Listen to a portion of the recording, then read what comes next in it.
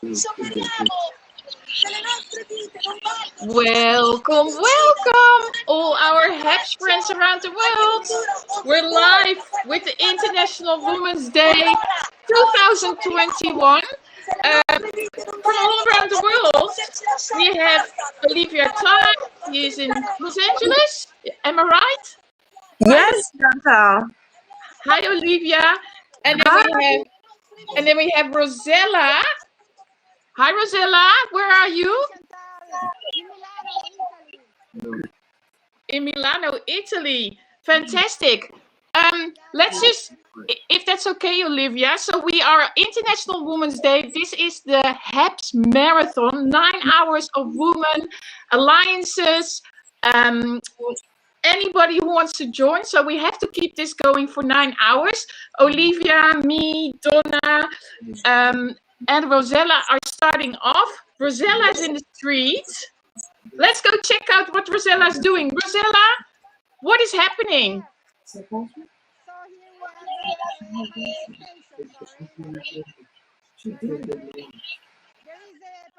We can't hear you so well, Rosella.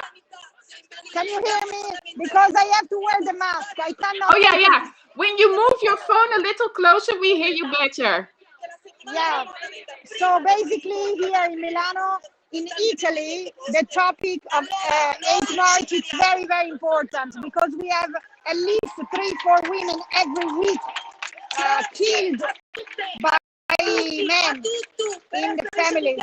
So also, if we are not allowed, a lot of women are here for a strike and a manifestation, as you can see. Oh, wow. And you're in front of the Duomo, if I'm right? Yes, this is the main cathedral, the Duomo of Milano, main cathedral.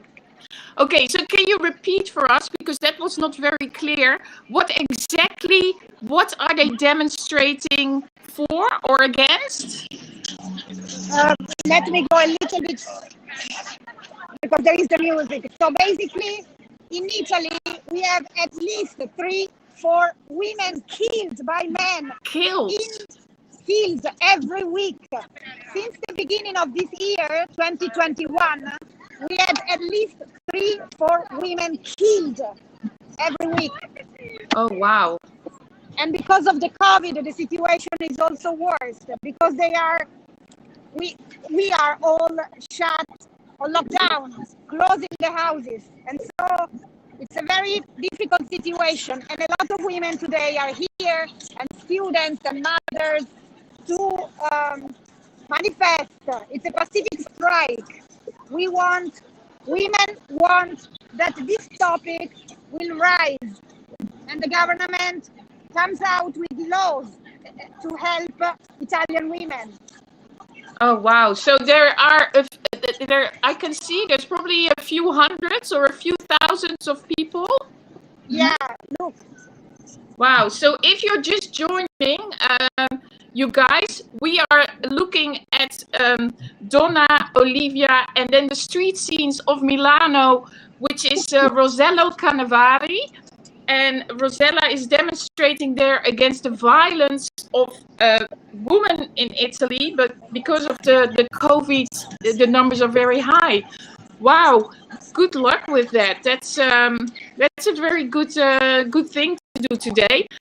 Do you know if there's anything happening as well in the States, Olivia? I am unaware of any protests happening here, but I am in LA, so there could be a protest at any time, any moment. Yeah. No, I know. That's like they were popping up here as well. And Donna, are you aware of any protests on your side of the East Coast, or if you're on the East Coast? I am on the East Coast. I'm in North Carolina right now. I'm traveling, so that's why I'm sitting in my car. I just pulled over for a moment. I have the future of international women, my granddaughter, in the car with me. Say hi, Gaia. Hi. And I have a lot of list of a few women who have inspired us along the way, who kind of set the stage for all of us, and international women who've led the way for all of us to to come and to move forward in our path of strength and peace. So, Bring it on. all right. So, like Elizabeth Blackwell became the first woman to earn a medical degree in 1849. There is, let's see, from Sri Lanka, there was Suryo Bandariki, who was the first woman elected to the head of a country's government in 1960.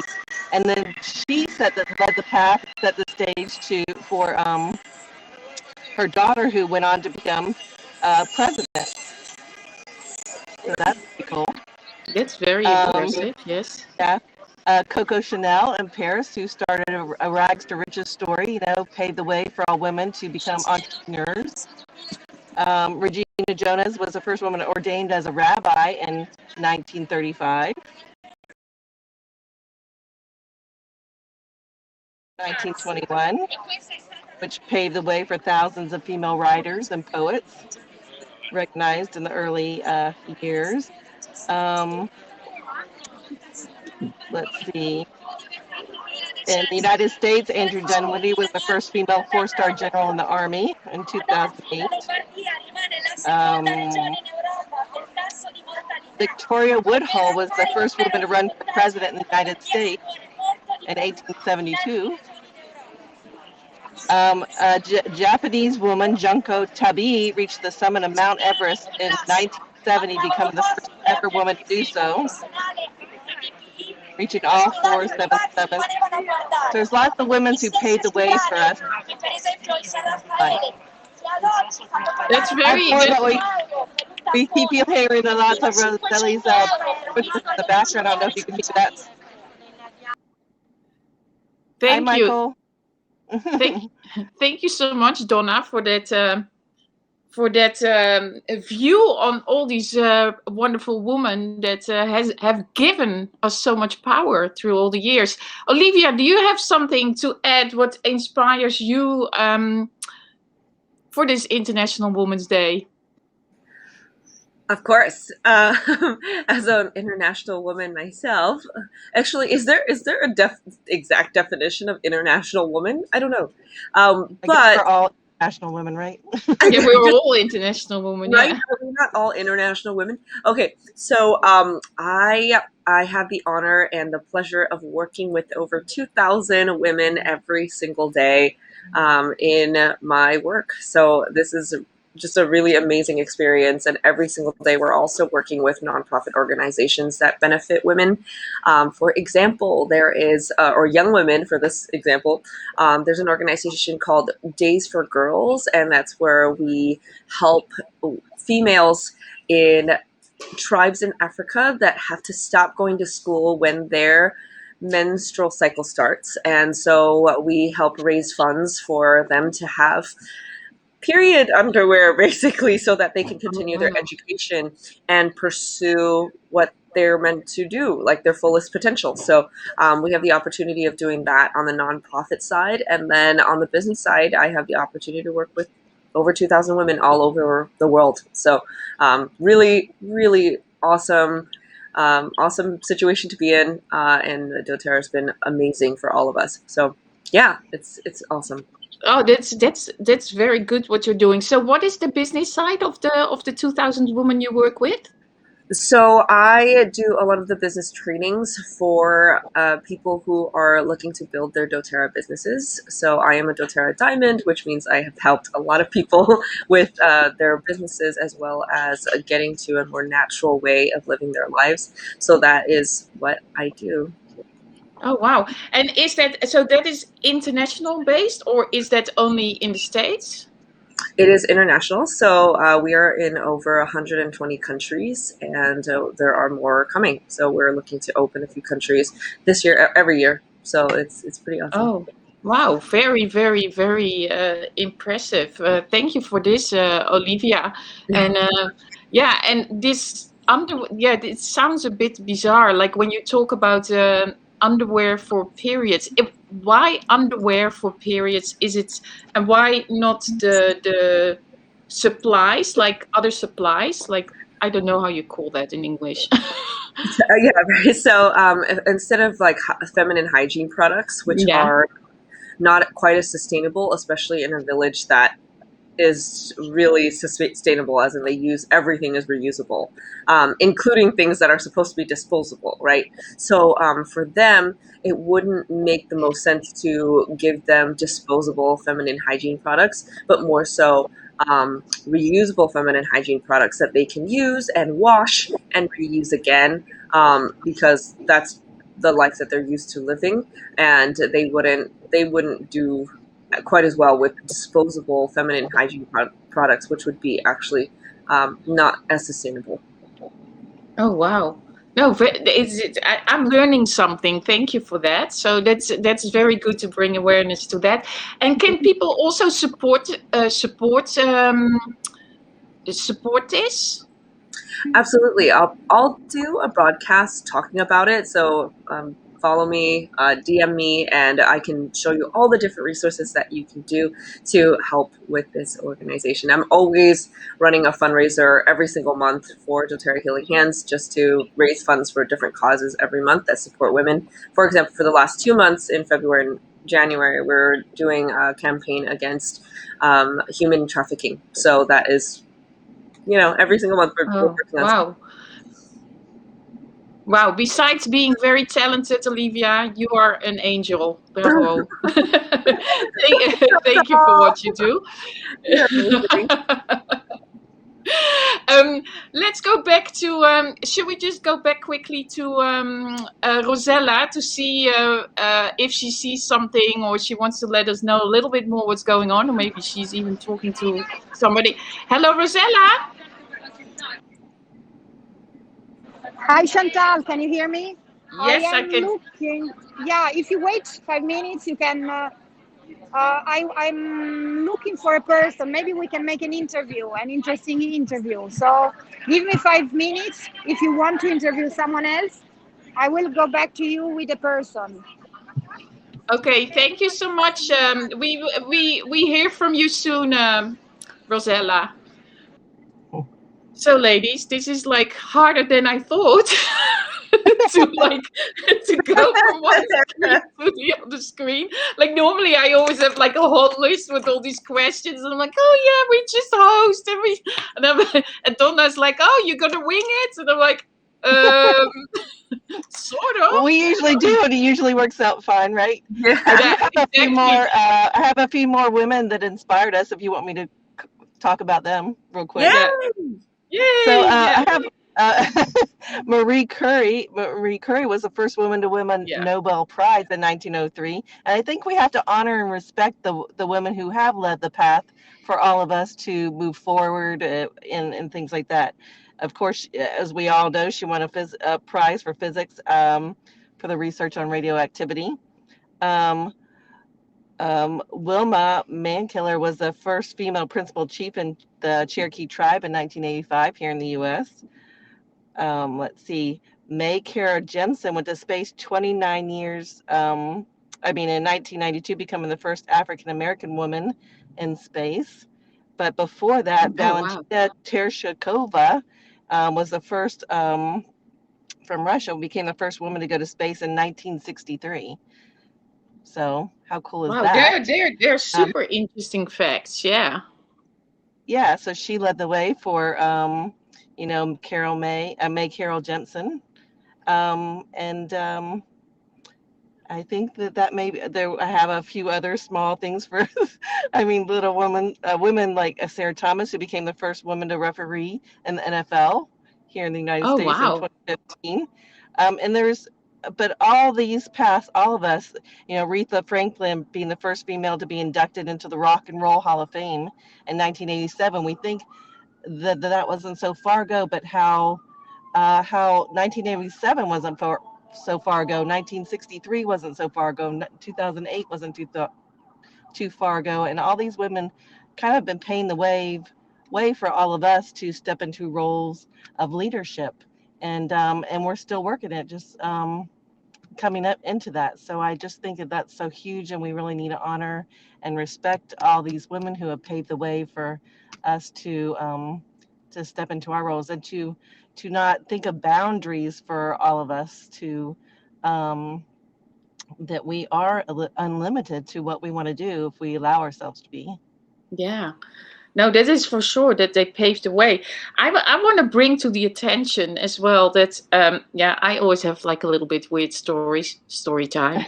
Um, I was normally going to plan to go towards the Eiffel Tower because at the Eiffel Tower you have the platform of the human rights, and every manifestation that has to do with human rights always starts there. But as we have a curfew at 6 p.m., which is already passed, I was like, okay, I'm just going to be at home. But I just saw that, of course, the Eiffel Tower, we all know the shape of the Eiffel Tower and what it stands for and what it kind of like is.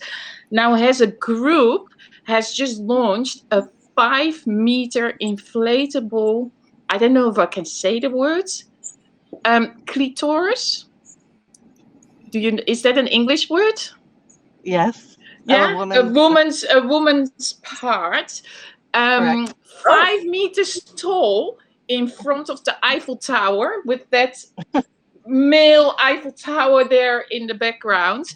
And they have done it because 25% of the girls in France are not aware that they have this because they can't see it. So they want to make people aware of it. So that's my little story time. That's what's happening now. Hi. Okay, let's go to Milano. Hi, girls.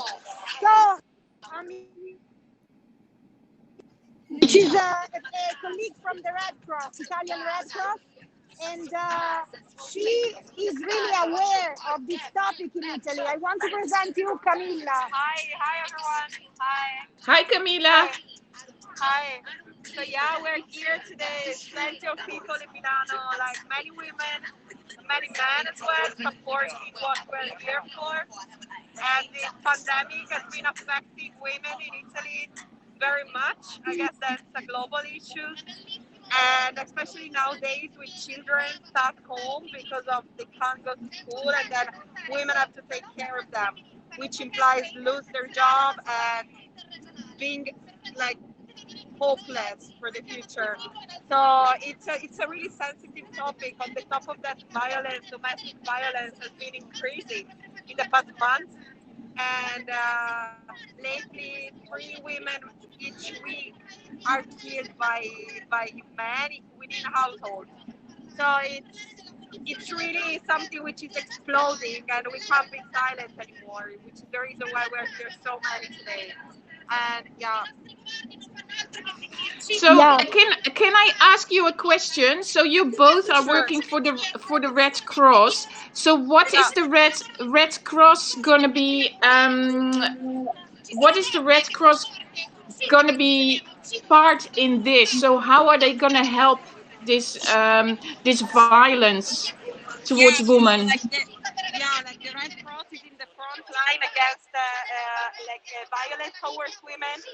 So there is a hotline like women can call, and then they will get help if they are victim of any sort of violence, whether it's physical but also psychological.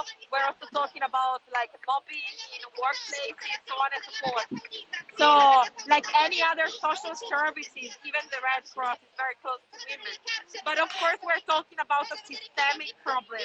So even if there are many like social services which are dealing with the issues, it's also about like the public sphere needs to do something in order to put money for like a female employment as well as any sort of social protection, and increase the welfare measurement for women, which is also like more money for the kindergarten, for the public schools, so that women can go back to work. So it's really to empower the woman. It's very good. Thank you so much for this. Thank you so much for this little interview. And just one question. In any country, when there is this violence, can they always call the Red Cross or a number like that to ask for help? Yeah, I'm fairly sure there are like equal numbers all over the places. And I'm sure like the International Federation of the Red Cross is providing hotlines in any country, but it's not the only institution doing that. Okay, thank you so much. And ladies, Forza. Forza It's the not woman easy there in to Milano. speak in here. It's not easy to speak now because we have music and It's very crowded. yeah. I But hope you thank you can so hear much. us. Yeah, but thank you so much for this donation to the HAPS Marathon, Rosella. That is really, really fantastic. Thank you so much. Thank you. And we wish you like a very good demonstration. Go, go. Thank you. And power to the women. Woo! Bye, Rosella. Ciao, ciao. Ciao, Ciao, ciao. Milano. Yeah. Wow. Isn't this cool, Olivia, that we can just like witness this? Like you're in LA, I'm in Paris, and we can just see this happening in Milano. I know, it's absolutely amazing, and I think that we can't do this, right, without HAPS. Like, this is Yeah, amazing. exactly. Without HAPS, Yeah, we couldn't do this on any other platform. This is incredible. No, I'm also like I'm so amazed and wowed like with what's happening already. And also I know we're going towards our time, so I think that the next host is coming up and the next guests. So Pablo, if you can let already Louise in, so we can give her the little stick over, then then we can give her little Pass the torch. pass the torch. Exactly. Yeah, I miss so many of those words. Oh, he's inviting them now. That's good. No, but Olivia, also nice to talk to you because we've never met like this. Yes, I've seen your channel, and I think you've seen my channel, but we've never been on one thing together. We should do this more often. Exactly. I love the energy. Exactly. We have to do a crossover and an invitation and do something fun and Absolutely. you know, like, because I always like to show my Eiffel Tower also to another country. And but the only thing is that we're locked up in France, so we have a curfew, so I can't leave the house after 6 p.m. So this is like, so now I'm stuck, you know. So that is at least for another 2 weeks or 3 weeks or 6 weeks or 5 years, who knows. I know, that is so strict, Chantal. 6 p.m. Yeah, it's really hard. We can shop, we can walk around, but we can't leave the house after 6 p.m. And I did hear some, you know, like screaming before also in our building. So the situation that I hear, like, you know, with the Red Cross and all, you know, I keep always my ear on it that it's not going too crazy. But I know, like, you know, from 6 till 6, 12 hours locked up every single day already for months. Oh no. Yeah, it's we're a little limited here. So Paris is, I think in Paris a lot of these cases are going on as well. So but anyway, yeah. I see some people like, look, hello. Hello. Hello. I think I'm still a bit early. No, you're on time. Very much on time. It's great to be here in such good company. It's so nice to see you. Deutschland, wie geht's? Es geht gut. This is here good. Okay. We really have people from all across the world here now. Exactly. Yes. We have the States, we have New Zealand. Kia ora. Wow, we've got international women here. Kia ora. Hey, welcome Louise, and hello Diane, of course. It is Louise's time to take this over and to host this. So there you go. Yes. There you go. I'm handing it over. Thank you, Olivia. This is such an international screen. This is fantastic. Look, somebody from from a different country around the world. It's really amazing. So welcome, woman.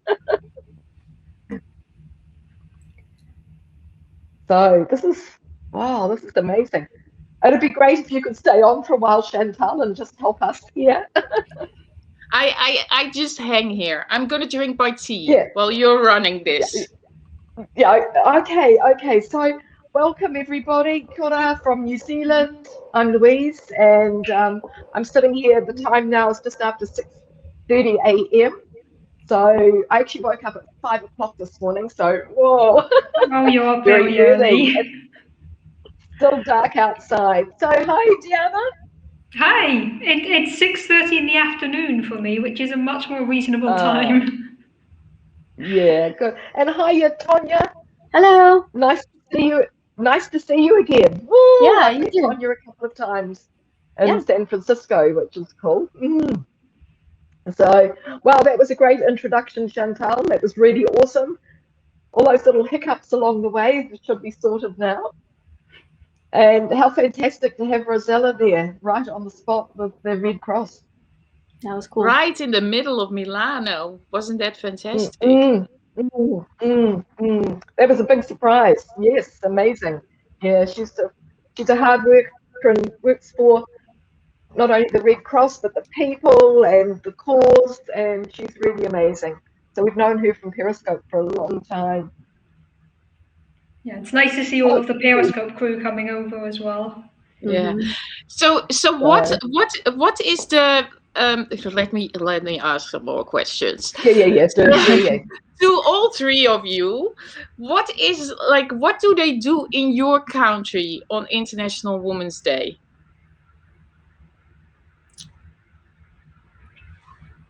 Don't Who know. wants to start? Sorry. I'm like, who wants to start? Yeah, I mean, I can talk a bit about that. I've lived in a few different countries, and it's interesting to see how different countries do or don't celebrate it. So I grew up in Spain, and in Spain, over the last few years, there have been a lot more demonstrations, especially because in Spain there's still a lot of violence against women, as there was in Italy. And in Spain, the last few years, there's been a big push to actually make the 8th of March a women's strike. So to show the world how much the world needs women and what happens if women just stop working for one day. So in Spain, it's now become like an international strike day for women. There's a lot of mobilizations, a lot of protests, similar to what we were just seeing in Milano. Now I live in Germany, and I don't see it so much. I think there are still some small protests organized. There are also things organized more at the workplace level. But it doesn't seem like there's such big protests and such big demonstrations taking place in Germany. So in Spain, it was definitely much more in the news than it is here, I think. But it is a holiday today in Germany, International Women's Day, or not? It might actually be. I technically work in Belgium, so for me it's not a holiday. I think when I was in Germany working, it wasn't an official holiday. We still went to work that day. Okay, because I just remember somebody was telling me, and I thought it was Germany, but it was most likely not another country, where they said it was a proper holiday, so a day of work. So maybe it was Spain, what you were explaining before. But yeah, maybe with their new strikes. I'm also a bit disconnected from what's happening in Germany because I'm splitting my time between two countries currently. But it was a lot bigger in Spain, I had the impression. And for you, Tonya? I was trying to think. I don't know. I mean, I might be a little insulated where I am, but I don't know of anything organized. I mean, I see it on social media, obviously, and people, celebrating it that way, but I'm not aware of any like demonstrations or any public gatherings, especially in my area. So maybe that's more work we have to do. I'm not sure. And who is the woman that inspires you, or who are the women that are inspiring you? Me? Yeah. Well, I was thinking about what I would say or what I would contribute this morning, and thinking about who inspired me and following all the links I've been seeing the last few days, and it's like there are so many that I felt like I felt bad if I left anyone out, and so I kind of came up with categories, and I would love it if you guys watching, if anybody comes to mind when I mention these categories of women that I saw, or not even just women, but just mention them in the comments so we can all learn about them and grow from that. But first of all, it was, like the men and women who've gone before us, who've worked to get us to where we are today. We've already heard you guys talking about some, and Louise, you showed the suffragettes, in New Zealand already on that walk. So if you haven't seen Louise's thing already, do that. But, just the pioneers in their respective fields who've gone, we've heard them talk about them. Olivia mentioned some, and Donna from the last half hour mentioned some specific ones, but just who've paved the way to where we are today. And then there's just the ones who live and work behind the scenes, who aren't necessarily in the public eye, but I just know, that the moms and dads and the who are quietly affecting people's lives, that need to be celebrated too, that aren't going to be in the public. So all of those, the people who've gone before have really, I've really been thankful for them today. And I followed links, like I said, the last few days to learn more about things, but there are so many men and women working around the world in regions where women aren't even seen as people almost, let alone deserving of rights. And they have nothing. And those, I just can't imagine working or living in a place like that. So those men and women just have really inspired me. And I probably will put some, share some of the links on my feed from the ones that I found. But, I'm inspired by the parents, moms and dads and parents who are raising the next generation of men and women to respect and honor everyone, no matter who they are. Everyone's humanity and everyone is deserving of respect as human beings. And so I see the parents who are really working hard at raising up the next generation, and I really appreciate that. And I'm thankful for women, a lot of whom we've already seen and we're going to see today, who to support each other and lift each other up without, denigrating anyone else, and who just make a positive environment for women to be safe, to share and to grow, and all of that. So I'm really thankful for all of you, and I'm thankful for HAPS as a platform, like you guys just mentioned, and all the other platforms that we have that we never had before. I certainly never imagined myself talking to any of you, let alone all the people who are watching. So that's progress, and it makes me hopeful for progress in the future. So now I'm looking forward to going through and seeing comments of all of you who shared, and continue to do that, everyone. Just the more we share, the more we become aware, the better it is for everyone. So keep doing what you're doing. Thank you so much, Tonya, for this nice contribution. And everybody's looking forward to the links you will be sharing. But Louise, this is your hosting time. Anyway, you're doing a great job. I'm going to hand it over to you after you answer this, and then you can continue with Jilly. But Louise, you did a broadcast before, and to be honest, I haven't watched it yet. I know this is a broadcast you do every year on the 8th of March. So can you tell us a little bit what it was about, just like in some lines, so that people can grab back later to watch it? So hi Jilly, nice to see you just first. Yeah, hi Jilly. So International Women's Day actually gives me the opportunity to share the fact that New Zealand was the first country in the world for women to get the vote in 1893. New Zealand women have always been great pioneers, Maori women, later European women. They've always led the way in New Zealand, and they've been the backbone of our country, I consider. So New Zealand women got the vote in 1893, but not on International Women's Day. It was actually in September. So usually we celebrate that in September. International Women's Day just gives us a great opportunity to acknowledge all of the women, not only in New Zealand, but around the world. So we don't actually have any huge celebrations here. I think there's a lot of individual ways to celebrate it here. There's not one big celebration.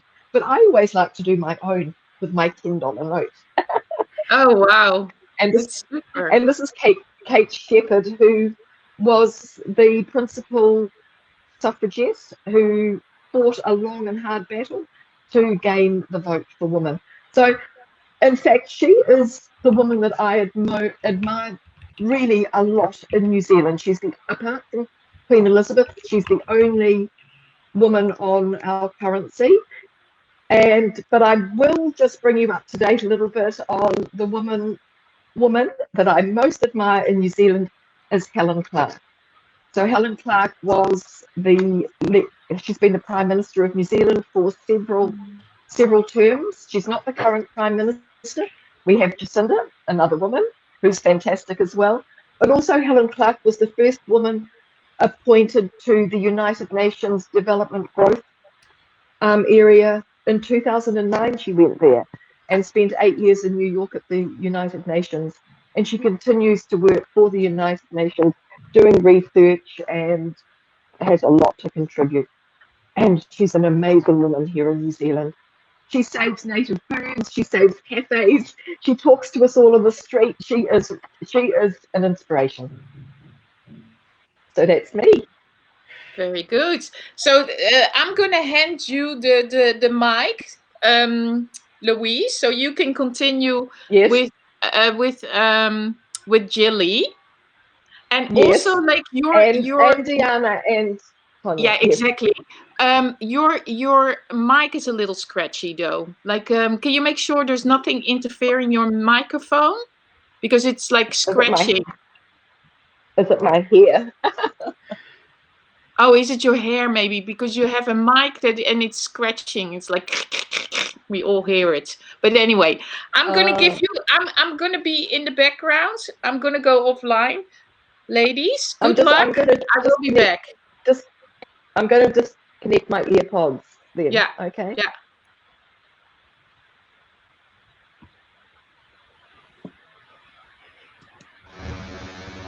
Oh! Now. It's even worse. Oh no, it's good. It's good. No, we can't hear you now, Louise.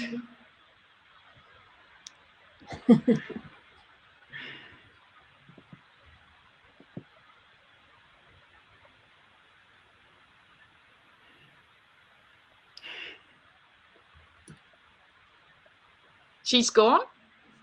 I got brought back in. Louise, refresh your browser and come back. Refresh the browser and come back. Refresh. She doesn't get it. Refresh. Just refresh the. Anyway. Bound to happen with so many of us connected all across the world. There's going to be some issues. Exactly. Okay, we continue. Louise will be back, I'm sure. Hi, Jilly. Sorry to let you wait there. It's okay. Like, I actually missed out with the time. Like, I didn't get what time I really should join. So I just you guys were here, so I just popped in. Like, I didn't have intention to join, but I actually yeah. So I'm here right now at the moment. By the way, happy Women's Day. By the way. Yeah, happy Women's Day. Where are you, Jilly? Oh, I'm based in Seoul, South Korea. Oh wow. I love your background, Jilly. I love all the books you have behind you. Thank you. Yeah, this is sort of my achievement so far. It's amazing. I think we're gonna get Louise back, because I saw some movements in her voice, so it seems to work. So she's gonna come back. There is Louise. Oh, here I am. Here. Now, is that better? Yeah, that's much better. Louise, I'm gonna give the mic to you. I'm gonna just take a break. I'm here for backup. Okay. Oh, fantastic. Okay, that's great. Okay, girls, sorry about all of that. Sorry to the viewers for my sound. I don't know what was going on. So welcome, Jilly from Seoul, South Korea. Hello. Thank you. Hi, guys. So Jilly, she's amazing. She's a graphic designer. I'm hoping you might just draw something for us today.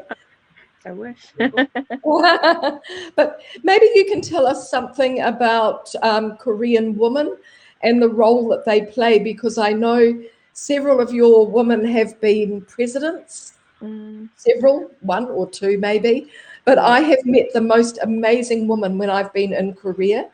Women that I really love, I've embraced them. They've really stepped up and taken control of their lives and their families. And I think women have always played a really, really strong role in society. Maybe give us a little bit of background.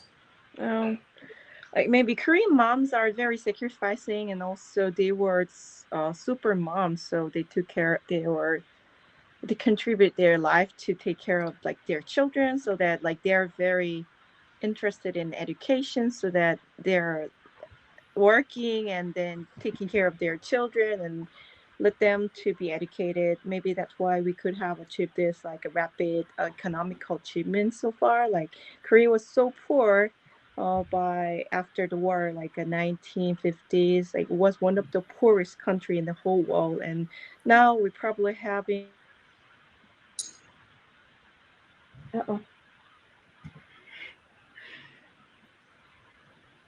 We lost her. We lost Julie.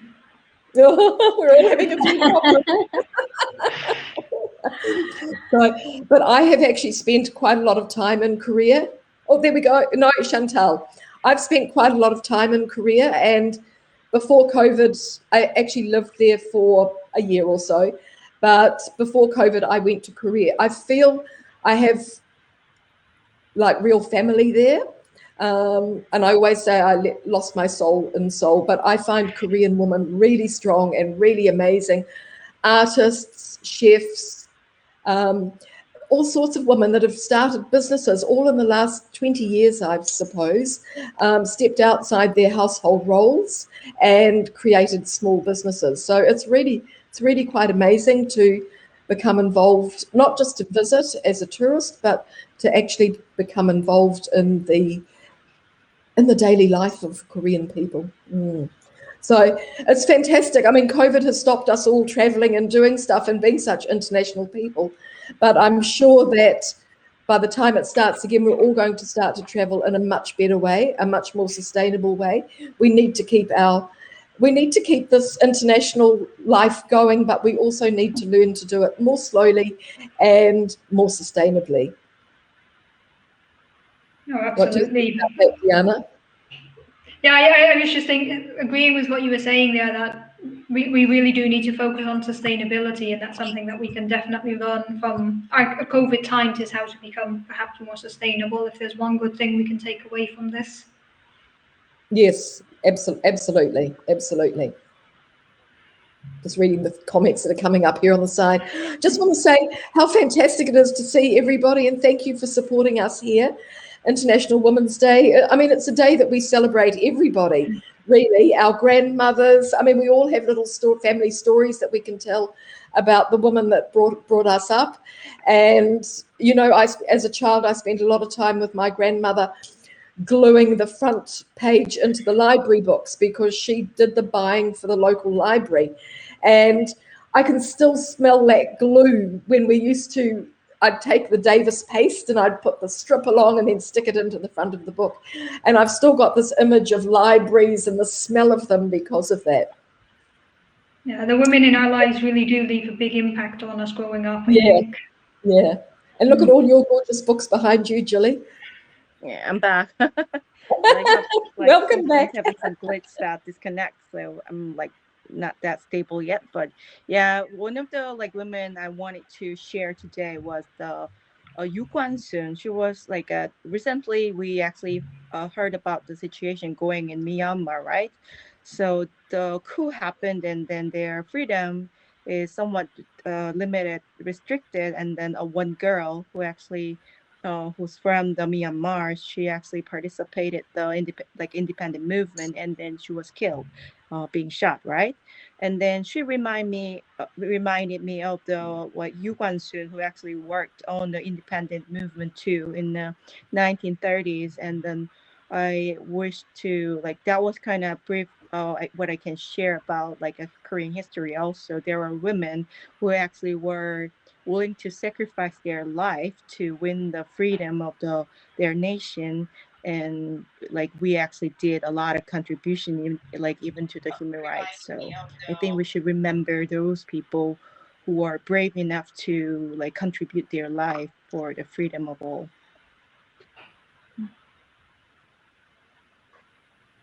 Fabulous, fantastic.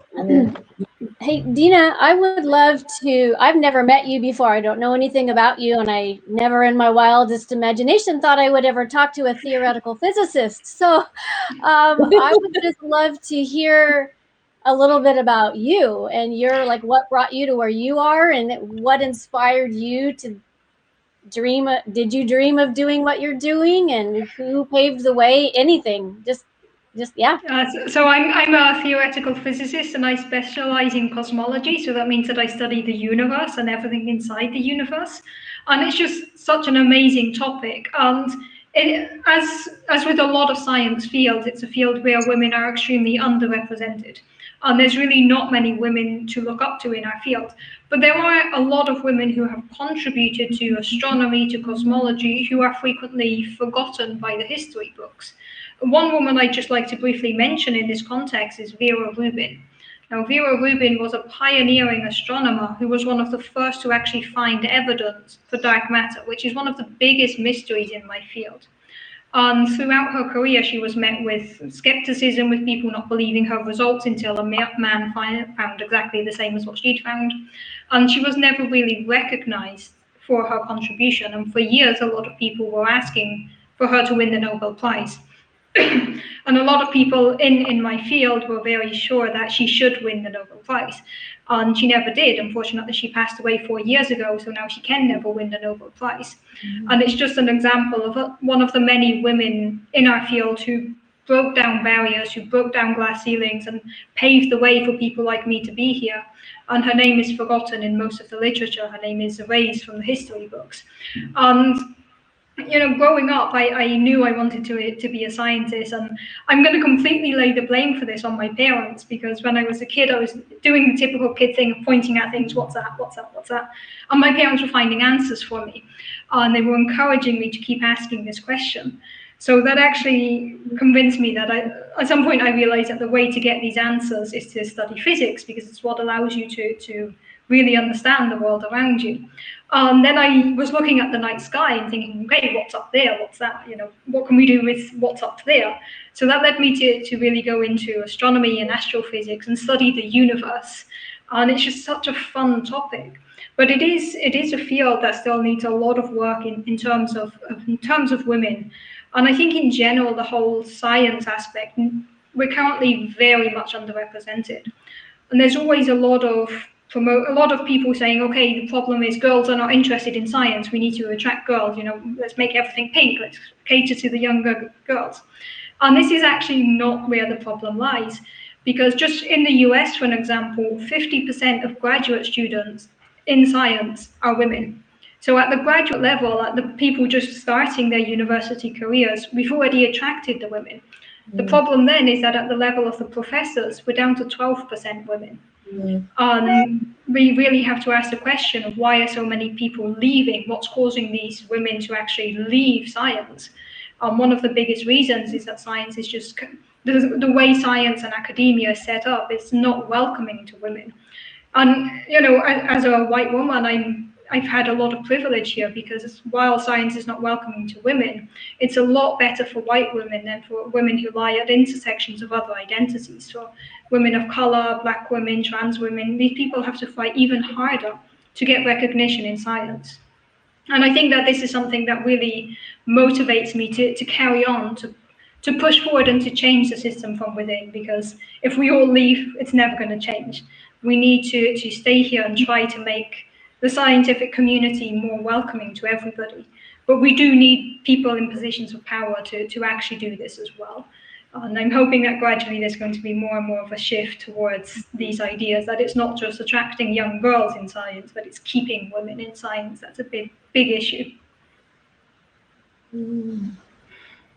Yes, yes. recognition. That is the thing, isn't it? So women do get forgotten a lot of the time. Oh, definitely. Mm. Yeah, it's like if you think of which famous women in science do you know, almost everybody will think of Marie Curie. She won 2 Nobel Prizes. It's a name we know. She is one among hundreds.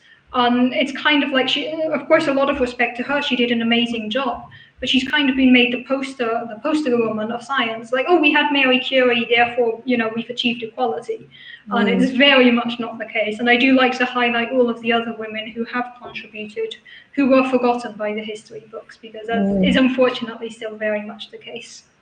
But I think part of it also is our job to make sure that these people are recognised and remembered as well. Absolutely. And we all face challenges in our lives, but it's up to us to challenge each other as well, to keep working together and bring all of these people to the forefront, expose everything as much as we can. Absolutely. And if I can just tie it back into a comment that was made early on in the broadcast in the comments, there's also an issue related to this, how women are not given credit for their experience. One basic case of this comes along with titles. Now, I will never expect people to refer to me by my title of Dr. Hooper. But if we're in a professional setting and my male colleagues are introduced by their title, if my male colleagues are introduced as doctor and then I'm introduced as Mrs. Hooper, this is something that does happen, and this is something that adds to this problem of not recognizing the expertise of women. There was a big debate about this recently when Dr. Jill Biden was accused, like, oh, she's using her title when she shouldn't. It's like, no, she earned that title, and we should recognize this. We should really recognize women's experience. And I speak from the position of having one of these degrees, but also women in all walks of life. We need to recognize women's experience and accept this. And I think this is something that there's a lot of work to be done here, especially in terms of how our male peers see our experience and always undervalue women's experience. So where are you based at the moment, Diana? So I'm working in Belgium, in Brussels University, but because of the pandemic, I'm hiding out in Germany.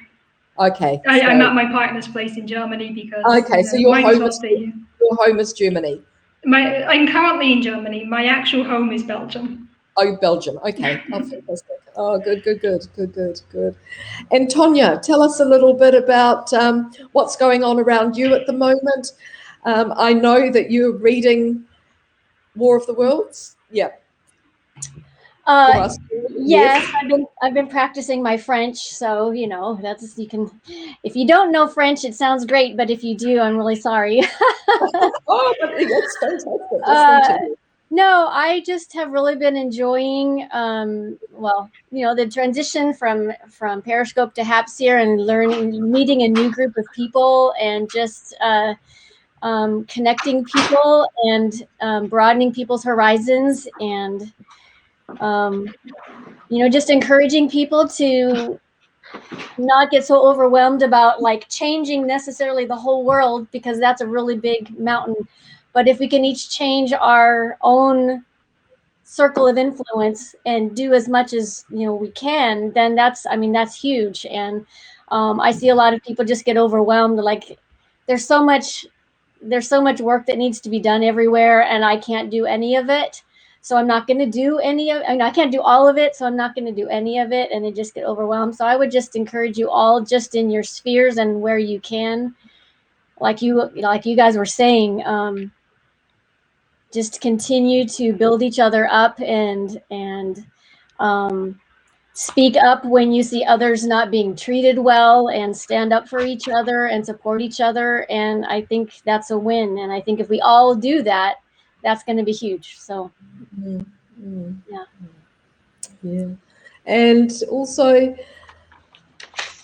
everybody has a story to tell. Yep. Everybody has a story. We don't know a lot about a lot of people, but it's really good to encourage people to tell their own little stories. And that's how we learn. We're going to make a world that is much bigger and much more open if we can share more of what's going on around us all.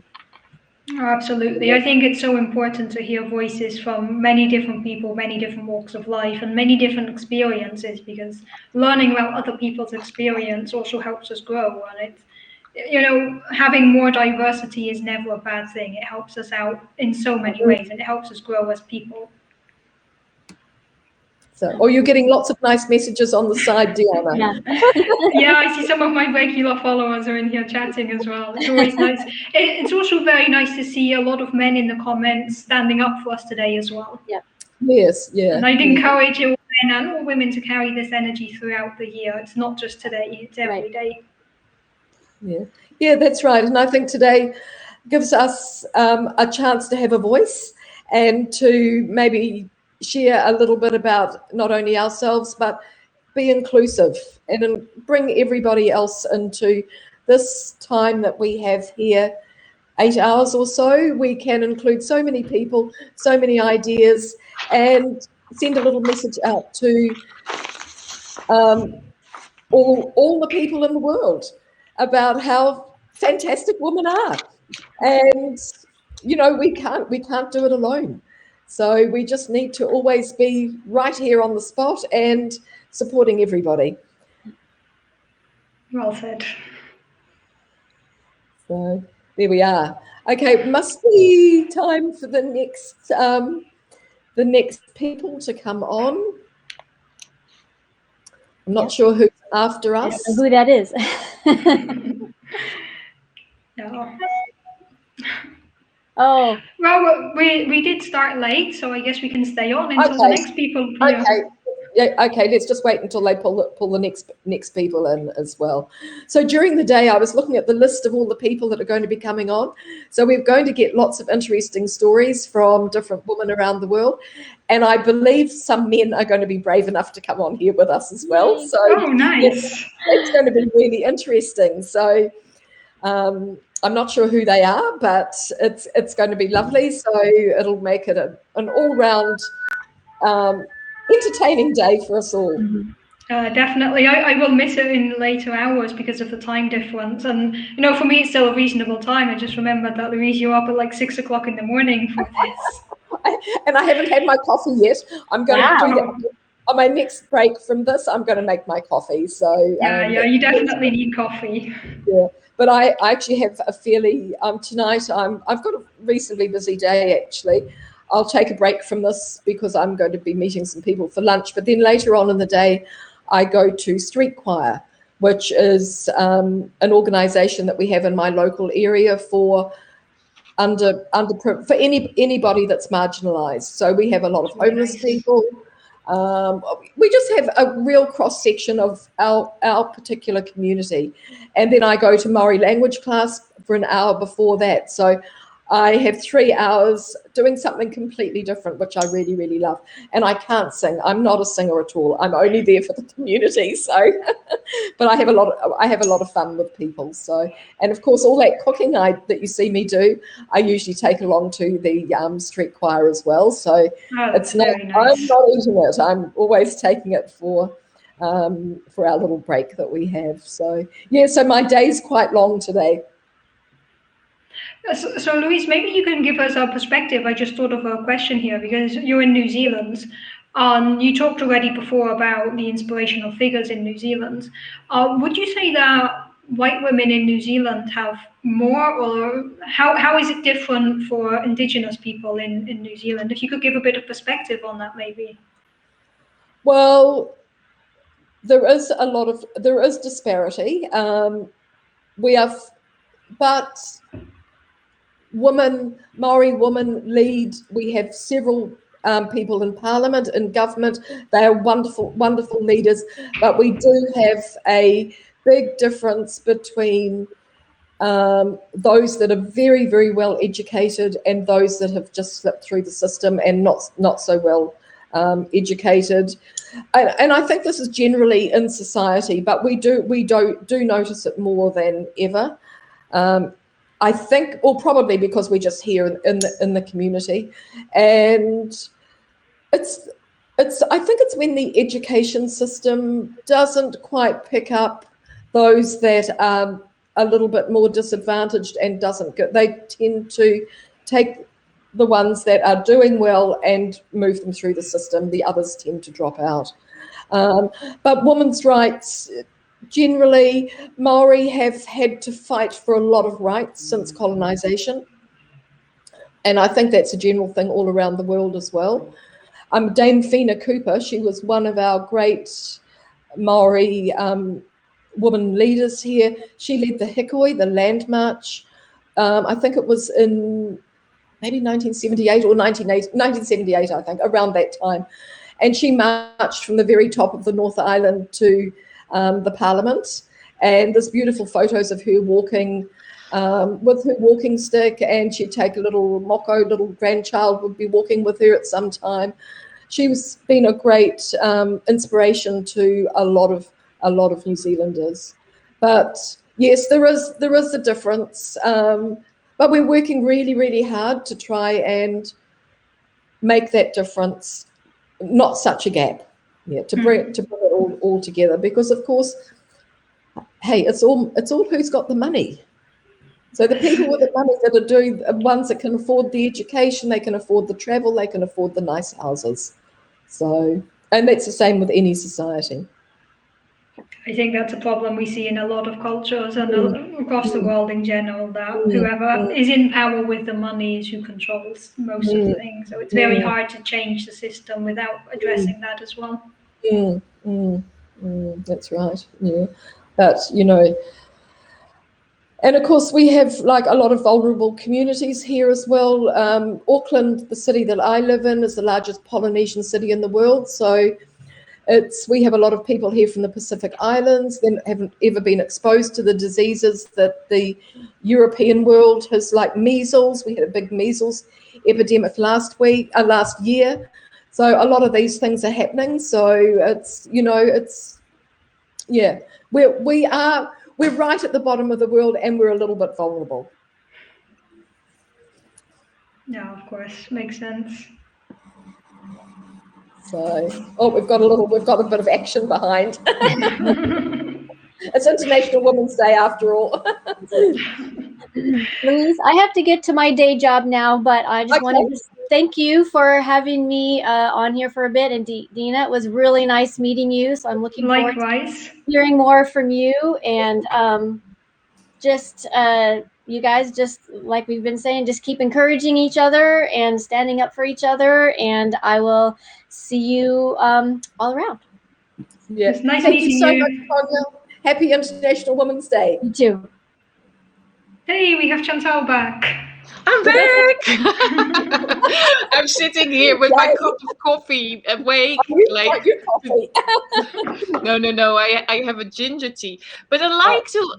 I heard the question about the indigenous people in New Zealand. I have to add something to that, because I'm married to a Maori, and what they have in New Zealand is they have the treaty where they have given the land back. I'm right, yeah, if I'm telling this story, Louise, that they gave it back to the Maori people, to the indigenous people, which is involving a lot of money. Okay, so all these tribes, they got these bulks of money, or what they get from the government, and they're put into I don't know how you call it, but where Maori kids can get funds to study. So into a trust.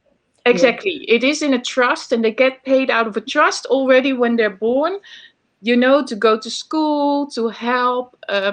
Also the people, like later in life, if they get troubles, they get the opportunity to travel, to learn about the world, to feel better. So these trusts are helping a lot, I have to say, because I heard that and I was like, so New Zealand is very advanced with the indigenous people in paying back what they took away from them. Okay. So the Treaty of Waitangi was signed in 1840 between the British government and the local Maori chiefs. And it was a well-respected document at that time. Unfortunately,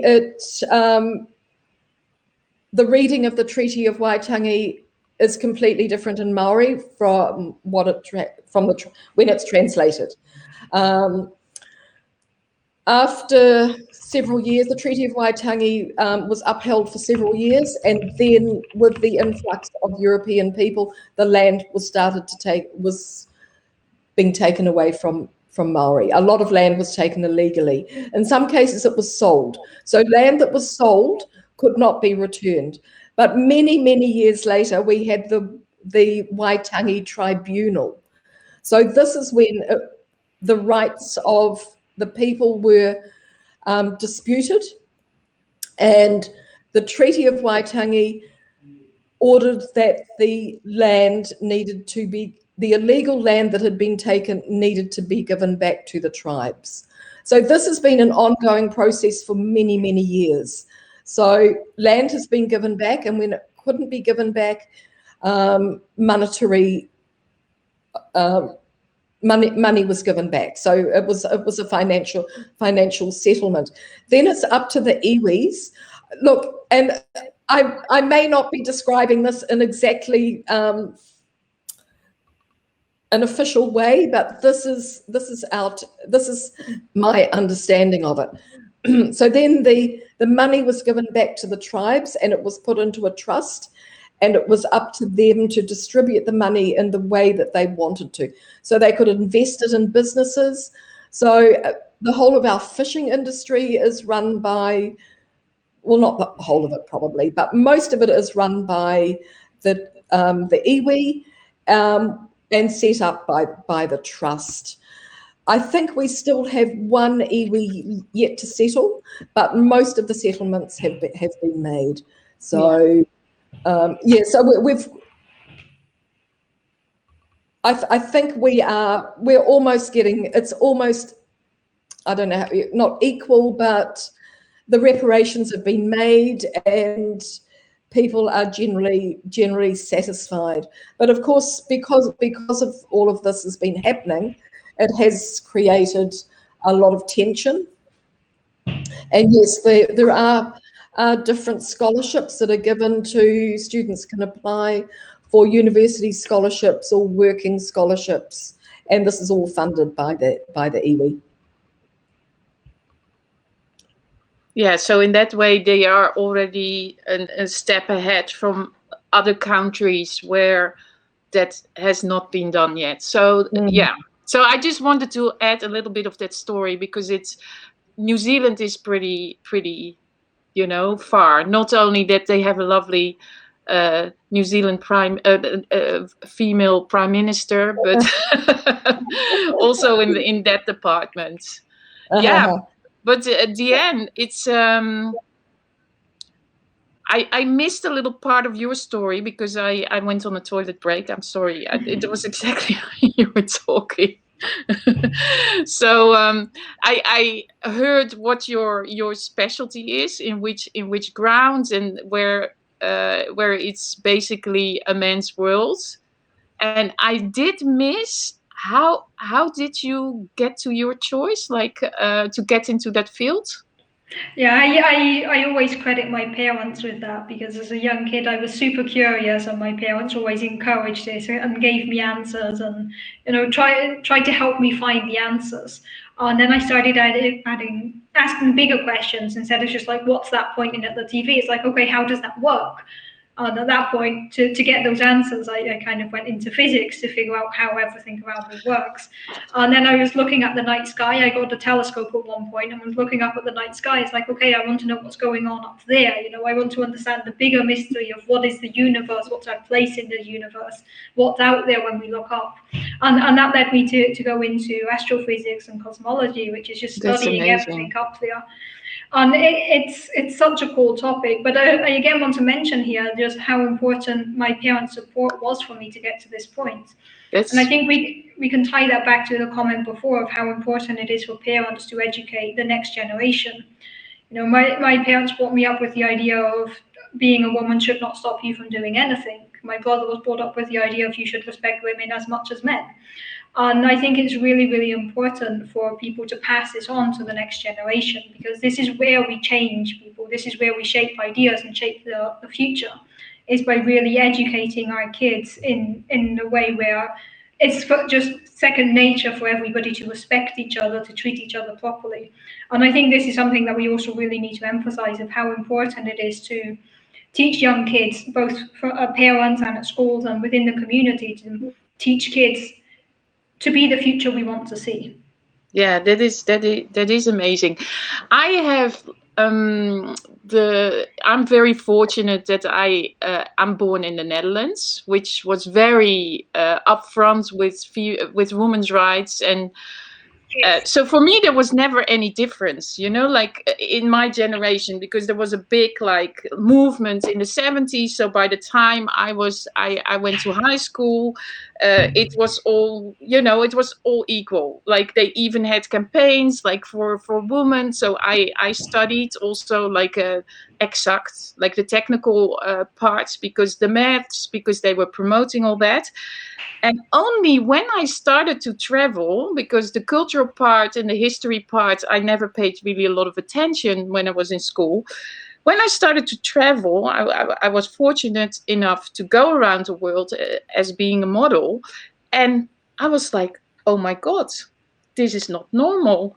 Where I'm raised on the same level, that everybody has the same rights, like men, women, opportunities. And I just, like I found in the end a New Zealander as a boyfriend, but I would go to Australia, and nothing against Australians, guys, but I realized that there was still a difference, that you do men things and woman things. Well, I was always like, well, there is no difference there is no difference. We're just all the same. So yeah, this opened my eyes when I started to travel, that not everybody had that easy upbringing as what I had in the Netherlands.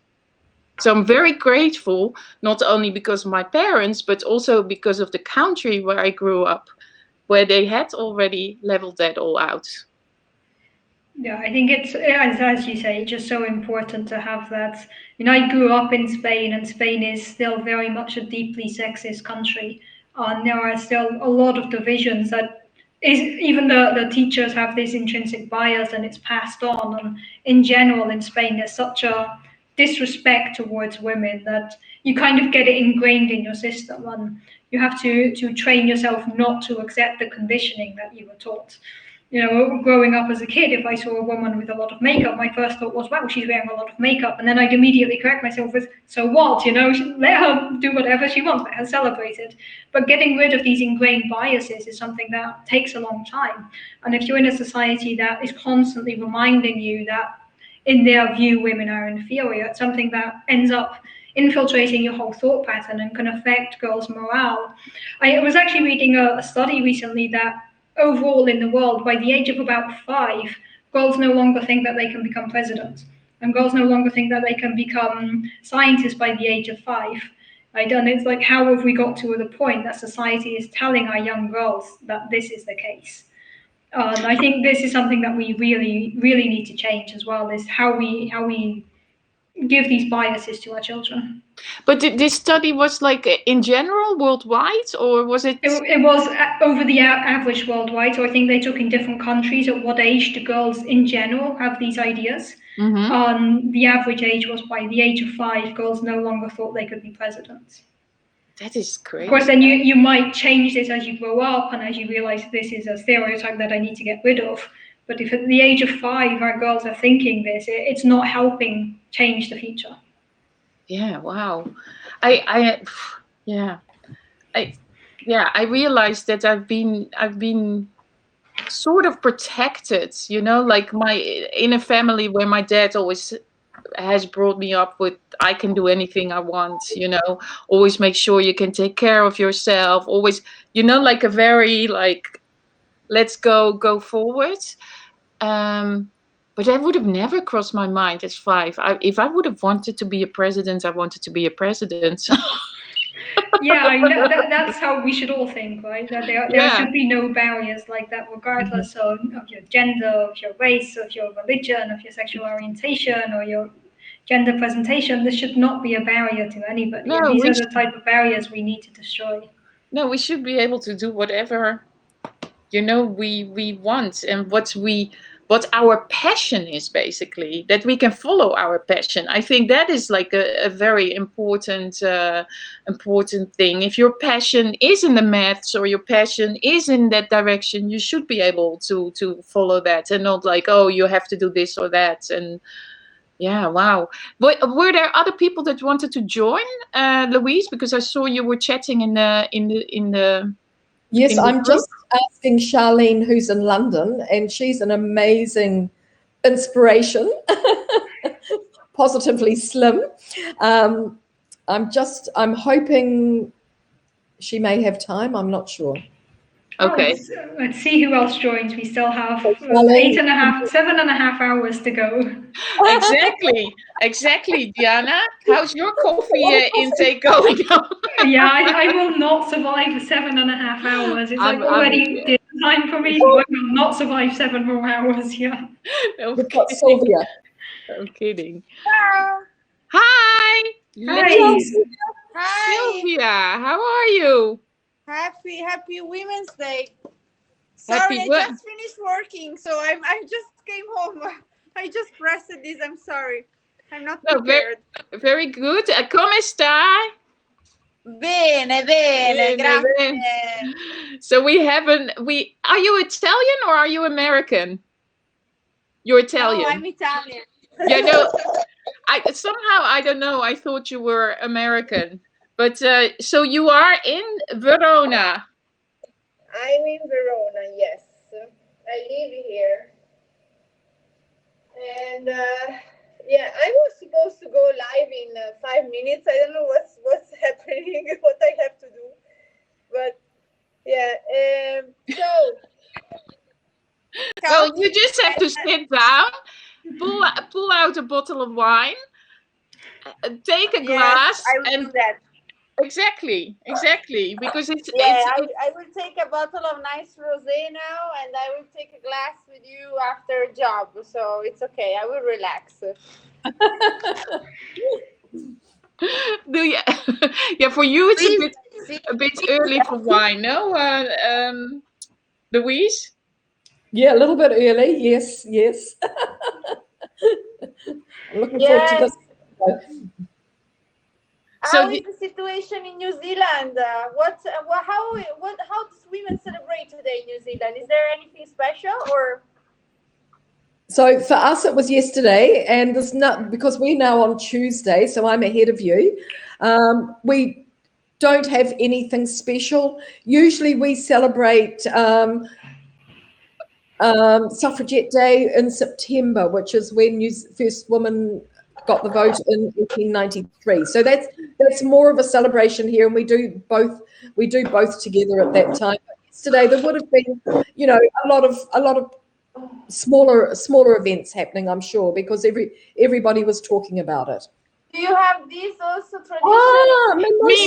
Ah, mimosa! It's the mimosa time, no?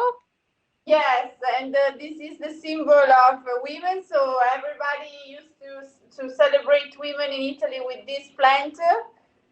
Sometimes I ask more equity than more plants, but it's fine because this is what my husband drew for me. Mimosa. Perfect, fantastic.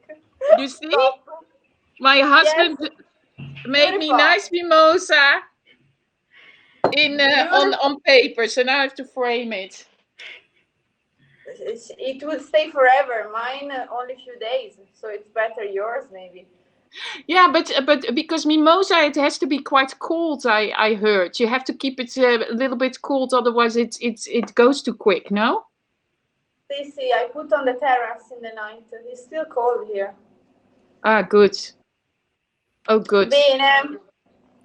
And I Glad think to see you, girls. Nice to see you. Give me a few moments. Wow, Charlene, everybody's here. Cool. So in a couple of minutes, I have my live speaking about women in the wine business, which is a very tough job because it's very machist. And so I Blinkyville, yeah, just subscribe it.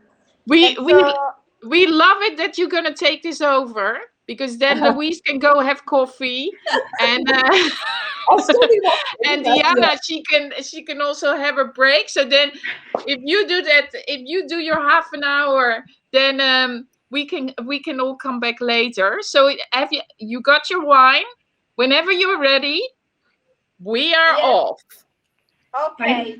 I think So Bobby I is see coming you up guys. soon as well. Nice to see you, and I talk to you later. And if you want to join me in the live with the wine, with the glass of wine, you're more than welcome. Okay. Ciao. Bye. Ciao. Ciao, ciao. Ciao. Okay. I don't know if there's anybody from HEPS here to switch me off. And Hello. maybe Charlene.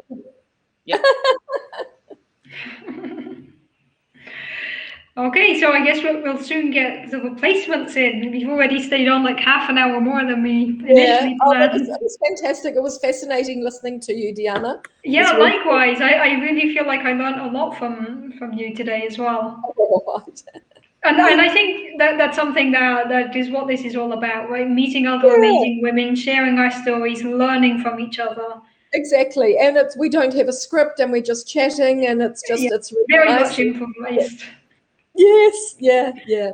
And I think Charlene will come on a little bit later. I'm just actually trying to read who's coming up next. I think Bobby is coming up next as well. That will be fun. She's always great fun. Yeah, there we go. Yeah, I think it's also great, just a shout out to the HAPS organisers for putting this together, because it's really nice that you've given us this platform for like 9 hours to just chat and have fun and get to know each other and celebrate women everywhere. So thanks to the HAPS team for setting this up. We're very, very happy about this. And I think we should go and leave Sylvia with her wine. I guess we should wait for the replacements to be in, so there's at least somebody on the screen. Yes, yeah, but Sylvia was there, so she's taken off somewhere. Yeah, she's getting her bottle of wine. Oh, she's getting it. Yeah, left to do her own. Oh, she's left to do her own broadcast. Yeah, she'll be back soon with wine. Okay, so maybe Sylvia left to do her own broadcast. Oh, we'll be back. We should get Charlene in. Yeah, I think she's coming up, and Bobby is coming up as well. They're probably just in the in-between phase of joining, so I think it always takes a few minutes. But yeah, it's definitely been fun. I think we've had 9 different people so far, and there's another 25 women scheduled or so. There's going to be so many amazing women. I will not watch it all live, but I will catch the replay tomorrow. There's going to be some really fun stories to listen to. I think a lot of people spontaneously might join as well, which would be really, really nice. Yeah, it will also be nice. I guess for a lot of people in the US, it's still quite early in the day, and I think in the evening it might get quite fun here with a lot of people jumping on. Yeah, that would be fun. It's also fun to do this over 9 hours, because then people from all around the world can join. I mean, for you it's very early. For me, it's getting quite late. But and it's nice. We're fortunate, in a way, that most people are at home at the moment. People are not out.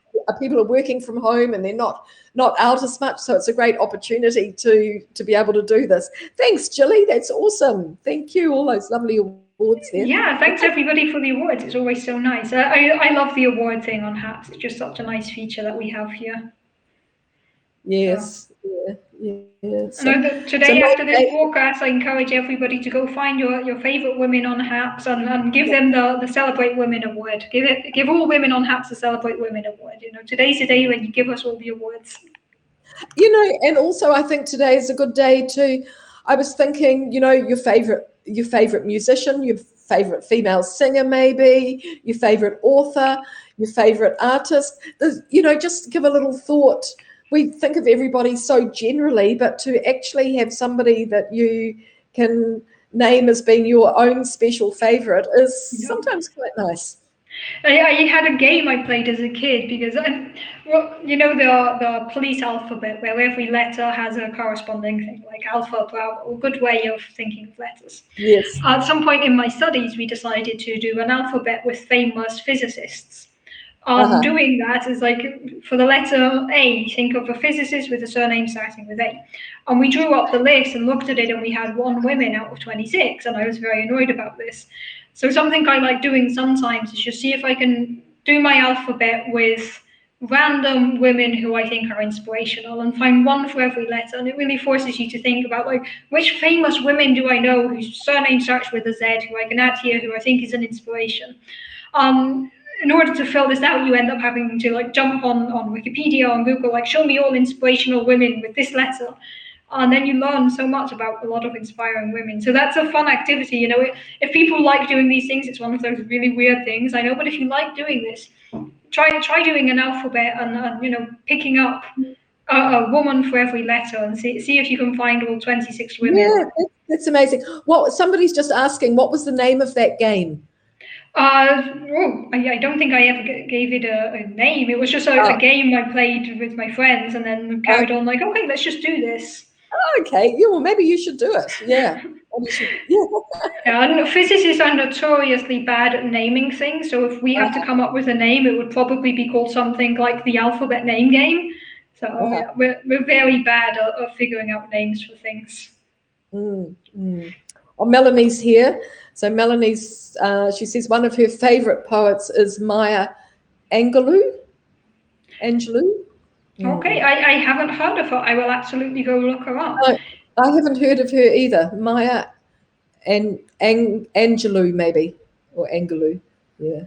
Jason's saying he loves Olivia Ty. Oh, I think we all do. I was in a broadcast recently where somebody started playing feminist poetry, and it was really, really nice. So maybe we could get some feminist poetry in here today as well. Yes. I'm just going to see if, Melanie, would you like to come up and read a poem to us? Oh, that would be amazing. That would be great, wouldn't it? I'll just, I better ask her before yeah. Because Melanie reads a poem every night. I'll just see. I'm definitely happy to have more poetry here. Yes. And I don't think she's too shy. No, I think we have Charlene joining us now. Oh, good. Yes, looks like it. Fantastic. Great. And Rita, awesome. Oh, and Rita, nice. Hi. Oh, hi. Hi. Nice to see you, Rita. Hi. This is my water and lemon juice. Every day I have a glass of water, start the day, water and half a lemon. Good thing to do. It fixes everything. Yeah, if in doubt, use lemon. Absolutely. Yeah. Rita, where are you from? I am from many places. I was born in New York from Italian parents. Lived a good part of my life where my ancestral land, which is southern Italy, and spend most of my time in Philadelphia these days. Okay. Oh, yeah. Okay, great. So, and okay, so Philadelphia, you're just coming out of winter? Yes. So it's been a cold winter, I'm sure. It has. It really has. Thanks to HAPS, we know exactly what the weather's like in every country around the world. Yeah, it's really good, right? We can figure out everybody's time zone and weather. I still get so confused with the time zones. Yeah, you constantly have to remember, like, it's this time here, it's that time there. Yeah, because everybody I'm ahead, everybody's behind me. I'm always having to count backwards. And that's even more confusing. Yeah, in Europe, you have to count forward and backwards, like, depending who you're talking to. Okay, I see we have a few more people coming up. Maybe Charlene is trying to join. Bobby should be here soon. Yeah, I saw somebody mention earlier that it would be a really nice feature on HAPS if we had like a clock for everybody next to our name and our location, just what time it is in everybody's location. Yes, yeah. Yeah, that would be very good. Eleanor has just said that the feminist poetry the other day was by Andrea Gibson. Charlene. Very happy to listen to that. Hey, Charlene, Charlene. welcome. Are you here, Charlene? Welcome. You're here. Can you hear Hello, us? I'm here. Oh, This is weird. Oh, oh lovely to Hello. see you. Yeah, you too. Where are you, Charlene? I'm a Canadian living in London, England. Nice. Yeah. Where are you? I missed that part. I'm in Germany. I live in Belgium, but I'm currently in Germany at my partner's place. Oh, nice. Nice. And how is everyone? We're good. We're good. It's 7:40 a.m. here in New Zealand. So 7:40 p.m. for me. But that's okay. I've got an early start to the day. I'll achieve a lot. Oh, that's good. That's very good. What's the time of just year, one Risa? thing. Yeah. So this is all new to me because it's my first time on HAP, so I'm very welcome. excited. Fantastic. Yeah. It's new Thank to us you. all. Mm. Yes, I know. So I'll just say hi to Dina D and Chantel because I've said hello. But I'm wondering if you can help me because I can only see comments. Is that supposed to be what my view is? I've not used it on the phone, so I'm not sure. I only use it on desktop. You're on your phone. Okay. Well, can you see yes. us? No. Oh. Okay. Well, we can see you. That's all right. Don't worry. I'll just play around. I don't want to stop the conversation. So keep going. Yeah. I'm just thinking because usually when because I'm always using my phone, I'm never using the computer. So, but usually I can see everybody. There might be something that you need to. There must be a button. Maybe somebody can help in the comments. If you're seeing comments. Yeah, that's all right. Yeah. So Rita, I don't think I know you. What do you do? Me? I was just trying to write it. Yeah. Charlene, So go ahead, I'll go ahead. Sorry. Go ahead, Charlie. I've been working in the fitness industry for about 27 years. So I've been personal training, teaching Pilates, leading wellness workshops in companies. So very busy inspiring people to find what fitness and activities work very well for themselves. Yeah, that's really nice. It's always good to have this like customized thing. Yeah, Rita, what I about think you? that's more and more the way that fitness and nutrition is going, is taking a much more individualized approach rather than a sort of cookie cutter approach. Definitely. Yeah, because we are all individuals. So even though there's research on many things in health and fitness and exercise, of course, we want to look at those things, but we are all individuals. We live in different environments. We have different values. We have different needs and wants. Yeah, so it's very interesting time, I think, in our industry. Yeah, definitely. And I guess currently in lockdown, a lot of people are going to come out of lockdown wanting to get back in shape. I know I haven't done exercise in such a long time now. So coming out of lockdown will be a good time. Yeah. Well, I've actually heard both sides. I've heard some people actually, because they want more structure, because they're working from home, they actually are taking the time to go out for a walk or a jog or a cycle or something as part of their daily schedule. Whereas other people haven't done as much because they don't have access to the gym or their favorite sport or any of that. So, yeah, I think there's been sort of both sides of the fence really on this during lockdown. I just saw somebody in the comments when you said the cookie cutter, somebody said, "Oh, cookies," and that is very much my response to that as well. Like my fitness is go bake cookies. Yeah, yeah. Charlene, there's a message here from Pablo saying you need to press the lock button off. Press the lock button off. Okay, you Lock- guys keep lock talking button. and I'll try and find it. Yeah, lock button off. Yeah. Okay, thank you. So Rita, do you want to tell us a bit about yourself? Sure.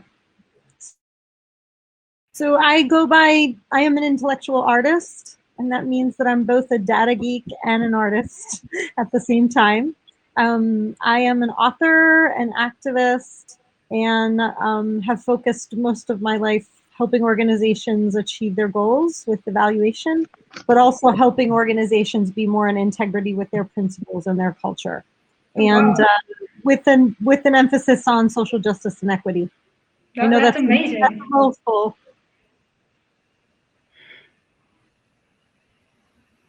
Sorry, I think I cut you off there. I didn't mean to do that. Just like, wow, that's so amazing No, that you're that's helping okay. people with that.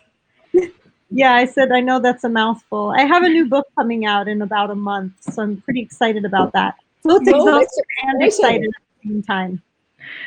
What's it about? The book is called Digging Up the Seeds of White Supremacy.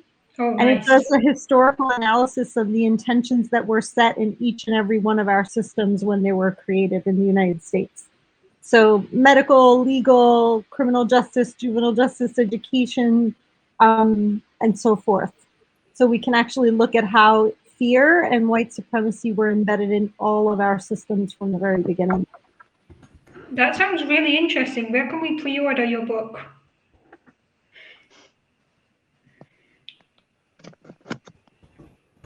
You can add yourself to my newsletter, which is where I will, I'll put it in the chat.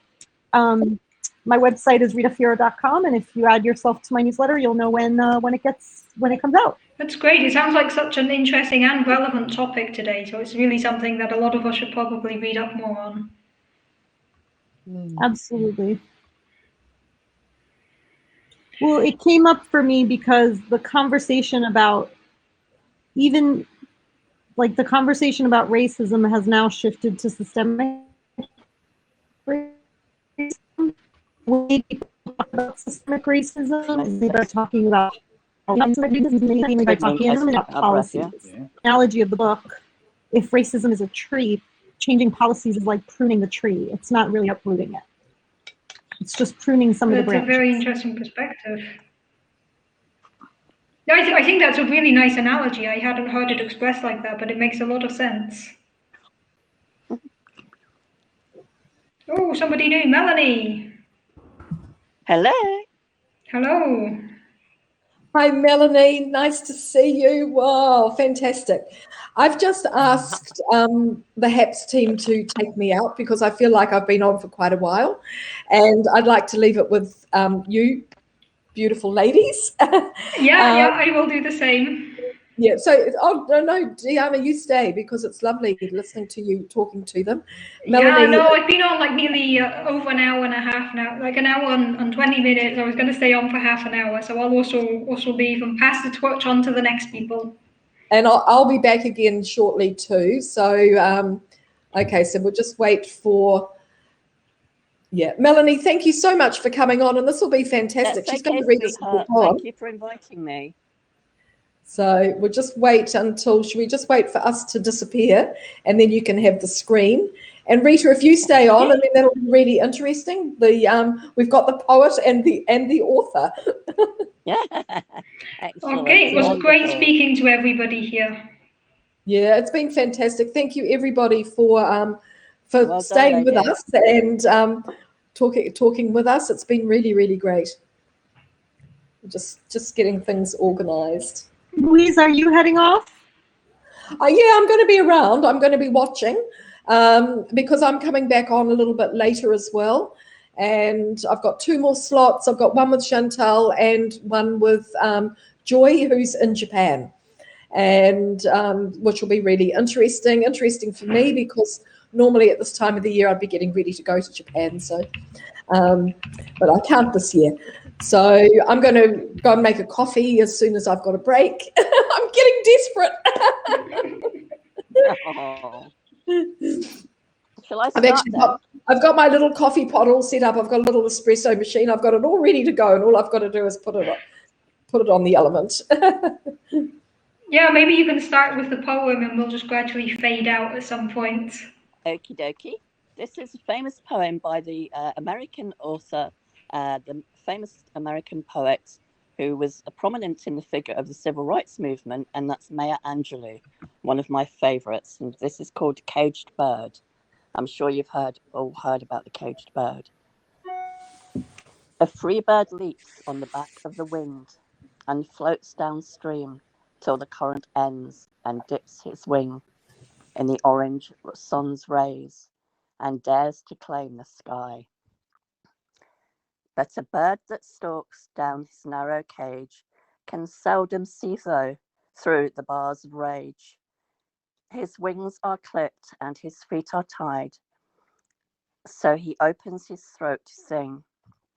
The caged bird sings with a fearful thrill of things unknown but longed for still, and his tune is heard on the distant hill, for the caged bird sings of freedom. The free bird thinks of another breeze, and trade winds soft through the sighting trees, and the fat worms waiting on a dawn bright lawn, and he names the sky his own. But a caged bird stands on the grave of dreams. His shadow shouts on a nightmare screams. His wings are clipped and his feet are tied, so he opens his throat to sing. The caged bird sings with a fearful thrill of things unknown but longed for still, and his tune is heard on the distant hill, for the caged bird sings of freedom. I'm so sorry, I was so nervous. Sorry about my stumbling, but I was a little bit nervous. Hello, can anybody hear me? Oh no, don't say you didn't hear me. We heard you fine, Melanie. Thank you so much. Oh, that's good. Oh, wonderful. That's good. Bobby, you're on now. Oh, hello. Good evening, everybody. I'm just texting my guest, Petula Skeet, the 5-time Emmy Award winner. She's gonna join us here. So I've invited her. So happy International Women's Day. We celebrate Women's Day every day, really, because we are women. But let me say that men are not, excluded from the celebration, because you have mothers, you have sisters, you have daughters. Pretty much is a celebration for everybody, because you're celebrating the women in your life. But thank you for having me here. And I am happy to be on the Hubs account. I haven't seen what has been going on during, this past hour, as I just literally arrived home. I was out with my son celebrating. So we went shopping and had, a bunch of things bought and sat in the garden just chilling and tasting like Korean drinks and food. So I've had a lovely day so far. So I hope you had a great day as well. Hello. Who is here? I am just trying. Hi, Rita. Hi. Bobby, sweetheart, I'm going to leave now. Okay, let somebody else come in. Already? Yes, it's okay. Oh, I'm not even in view. Oh, I'm there somewhere. It's okay. I mean, you can make me smaller. I can just come closer, I suppose. Yay, Bobby Baker, Melanie. Hey. Hey, Melanie, how are you? How's everybody doing? You. How are you? Yeah, I'm good. How awesome is this? The Hubs is organizing another marathon. I have invited a few guests. I know that I am up 10:30 p.m. GMT, so that would be, I don't know, what is that, 7:30, I think, PST? I have a couple of slots because my guests come at different times. So Petula is joining us in a minute, and yeah, she was working, so she's kind of rushing, has a bit of time. So I thought I'll introduce her. I had a coffee chat on my channel a few days ago with her, and she's so inspirational and started her journey. I mean, from She's an island girl from Nevis, and now she has 5 Emmys under her belt and works with big names and celebrities. Well, women, inspiring women, let's say, because celebrities are just women like us that are high achievers, or are in public eye and are seen most. So that's why. But all women are amazing and unique. Oh, doggy there. So yeah. Hello, Peter. Peter, how amazing. I need to give Peter a shout out, okay? I'm sorry. I need to give Peter a shout out because he set up this GoFundMe page for a woman, one of us, a member of our community, a beautiful woman that was one of my first sponsors and the first people to welcome in here after Pablo and Peter kind of took me away from Periscope. But yes, Lucia, that is going through difficult times now, and he and the Hubs team set up this GoFundMe page, and it was lovely because then I did a marathon to kind of gain that last bit of chunk of money that Lucia needed to raise. And it's just beautiful when the community comes together. And I want to say thank you to everybody that joined forces and came in with your donation to help one of our family members, you know, to just rest, don't have that headache of financial strains, and, you know, go there and focus on healing and get better. But thank you, Peter. You are amazing. And all the Hubs team, you guys rock. I mean, like, they're just so kind and have shown it over and over to us, to all of us, you know. So that's what I wanted to give a shout out, because this is the Hubs account, not my own account. I did all that in my account. But good evening. Hello, Eleanor. And happy International Women's Day, and happy birthday to you. Is Eleanor's birthday today. How awesome, you know, it's like women and birthday at the same time. So, sorry, I've taken over. Rita is just there sitting. Did I step on a conversation? No, Hi. it's just my first time here, and I'm still trying to figure out how it all works. But I am going to. For doing honors. Absolutely, Bobby. Agree with her. You're doing the honors. Oh, your audio kind of gone, or is it Peter taking that off? I'm not used to not being director on a broadcast, having just somebody else direct. Pablo is, big shout out to Pablo, you know, and he's just amazing. You know, he's always behind the scene helping us all, and everyone else who, yes, amazing, right? Oh, my sister is here. I thought you were, do you want to come up? I know she's coming at 10 o'clock, but yeah, my sister is here. She's calling students at the moment because is in Albania, actually. 8th of March is Mother's Day. So that's why I was out with Mother's Day. I celebrate 2 Mother's Days. So it's the British Mother's Day and Albanian Mother's Day. I don't know, somewhere there in the world, do you guys celebrate during the International Women's Days like the Mother?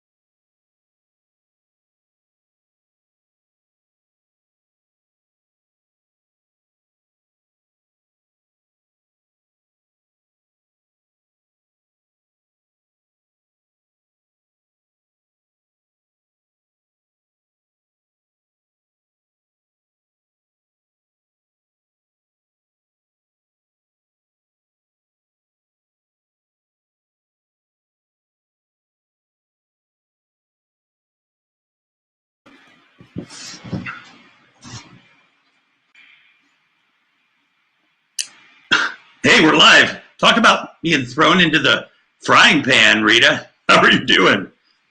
Yeah, I'm not sure my connection. Can you hear me okay? I can't hear you. Hey, my name is Revolution McKinnis, And we're just having a couple of technical glitches here, so I just jumped in real quick. Rita's a friend of mine. We do work together at the nonprofit that I'm a part of. Rita does social justice, racial equity work. She's got a book coming out, and she's just it's really great. Rita, I think you would really love this platform as a way to connect, with women and all kinds of folks. And you're brand new, and it's crazy right now doing one of these marathons. But also get a little bit about your book and what you have a podcast too, right? And talk about women and power, that kind of stuff. Because I'm going to be quiet. Just a general question. Just small question, Revolution. I expect nothing less of you. So, can you hear me okay? Because it looks like at some point that I was freezing. And Bobby is like she's like my co-host on our show R&B. So Bobby might be able to answer the question too. But go ahead, Rita. Oh, we lost her for a sec. I'm here. Hey, Liza. Hello, Go ahead, Liza. Rita. Oh, Liza should come up here. Oh, Petula is here as well. Hello, Petula. We have another amazing woman right in here. I am so happy you could make it. Wow, you look so beautiful. I love that. So bright. Happy. Hello. Hi. Welcome. Thank you. How are you today? I'm doing well. I just got off from work and now I'm here, excited and pumped. It's International Women's Day. Why not? Be pumped. It's our day. I know, but it's our day every day, girl. I mean, whoa. I mean, we're not stopping being women and having all women's problems and everything if it's not International Women's Day. But this is a date that we can bring awareness. So let men know some things that we go through, men that don't know. But women from across the world can raise their voices today and talk about all issues. So highlight issues that's going on, and maybe people in power, can make changes, Yes. So yeah, Petula, I think there is some noise on your computer. Either put the voice down, or because I can hear some noise, background noise on your computer. You're better. It's better now. Hello. Yeah, because it was like a background noise and it's distracting. You're looking very beautiful, by the way. And we have Rita here. And Hi, Red. Rita. Hi. Hi. Guys. Nice to see you. So Petula is one of my sister's friend, Donica, that is here watching us. Even though she was supposed to call kids at school, she's here supporting. For Rita. What? Oh, okay. So pretty much she introduced me, and I had to invite her on my channel to introduce her to a HAPS community, and especially just to bring her on HAPS because she's so amazing, so motivational, and I'm sure she'll inspire so many women out there and young girls especially. And she's got this saying, you know what? I'm gonna let you say it because the lovely motto of yours. Should I say it, or will you say it? Well, Creating your signature look. Yes. And you go. Creating your signature looks by styling your confidence. Awesome. Isn't that awesome? So yeah, she's you know what? Shall we go from there? Because I know some people didn't come during my live broadcast, and here we are. I wanted to say, can you introduce yourself a little bit to the HAPS community on this channel, just in case they missed our interview? You guys can catch interview on my channel, but I'll let Petula just introduce herself to the world out there. So take it away, Petula. Give us an introduction. Thank you once again, HAPS, for having me. And Petula, who's Petula? Petula is a mother of two, a beauty expert, a 5-time Emmy Award-winning hairstylist, and a motivational speaker. But before I wore all those hats, I am from a small island called Nevis. It's 36 square miles. It is so beautiful. I always tell people it's the size of a dot. Like you could put a dot voila, you in Nevis. But growing up in Nevis, you know, I had so much confidence. I can remember when I was like 3 years old and I had an afro and I was feeling good. But when I turned 6 years old and went to school and started being with my peers, my confidence was taken away from me. I was robbed because they told me I was an ugly girl. I was a very tall girl and still tall. I stand 6 feet tall if I stand up right now, and very dark, as you can see, and I had big feet. So they didn't know what to think of me, so they just said, "Oh, you ugly." So when they told me that, my confidence was taken away from me. And my mom, when I went home and asked her, "Why do I have to look this way? Why?" And she said, you know, in my accent, I will tell you, she said, "Petty, you a beautiful girl. And when you grow up, they're going to want you and you're not going to want them." So that was in my head. I was wondering, how can I purchase beauty? I wanted to look like my peers. I wanted to have light skin because some of them was lighter than me. I was the darkest one and the tallest one. So I wanted to have light skin and I wanted beautiful hair. So that's how I started. When I moved to America, I went into the beauty field. And that's how I started my career. So, that's pretty much a little bit about me. And then I told myself, I didn't just want to be a typical hairstylist. I wanted to be a hairstylist with a purpose. I wanted to help other ladies that got their confidence taken away from them, or who look like me and it felt ugly, for them to discover themselves, to let them know that they're one beautiful human being. And that's how I really started in the beauty field. I always tell people I started by default, but it was one of the best default that ever happened to me in my life. Amazing story. I mean, like, you shared more of it on my channel, but as I said, guys, have a look at that interview. But I love how kind of when you share your story, it does connect, but it gives hope to other young girls out there, because how the social media is these days, so much pressure. There's so much pressure to look a certain way. We all like editing photos, and we are told that, that is from the magazines we see. Like, me and you work in the beauty industry, so we do a lot of that, the makeup and the glam and glitz, but behind the scenes, everybody is just a normal person. Remove all that makeup, we're just humans pretty much.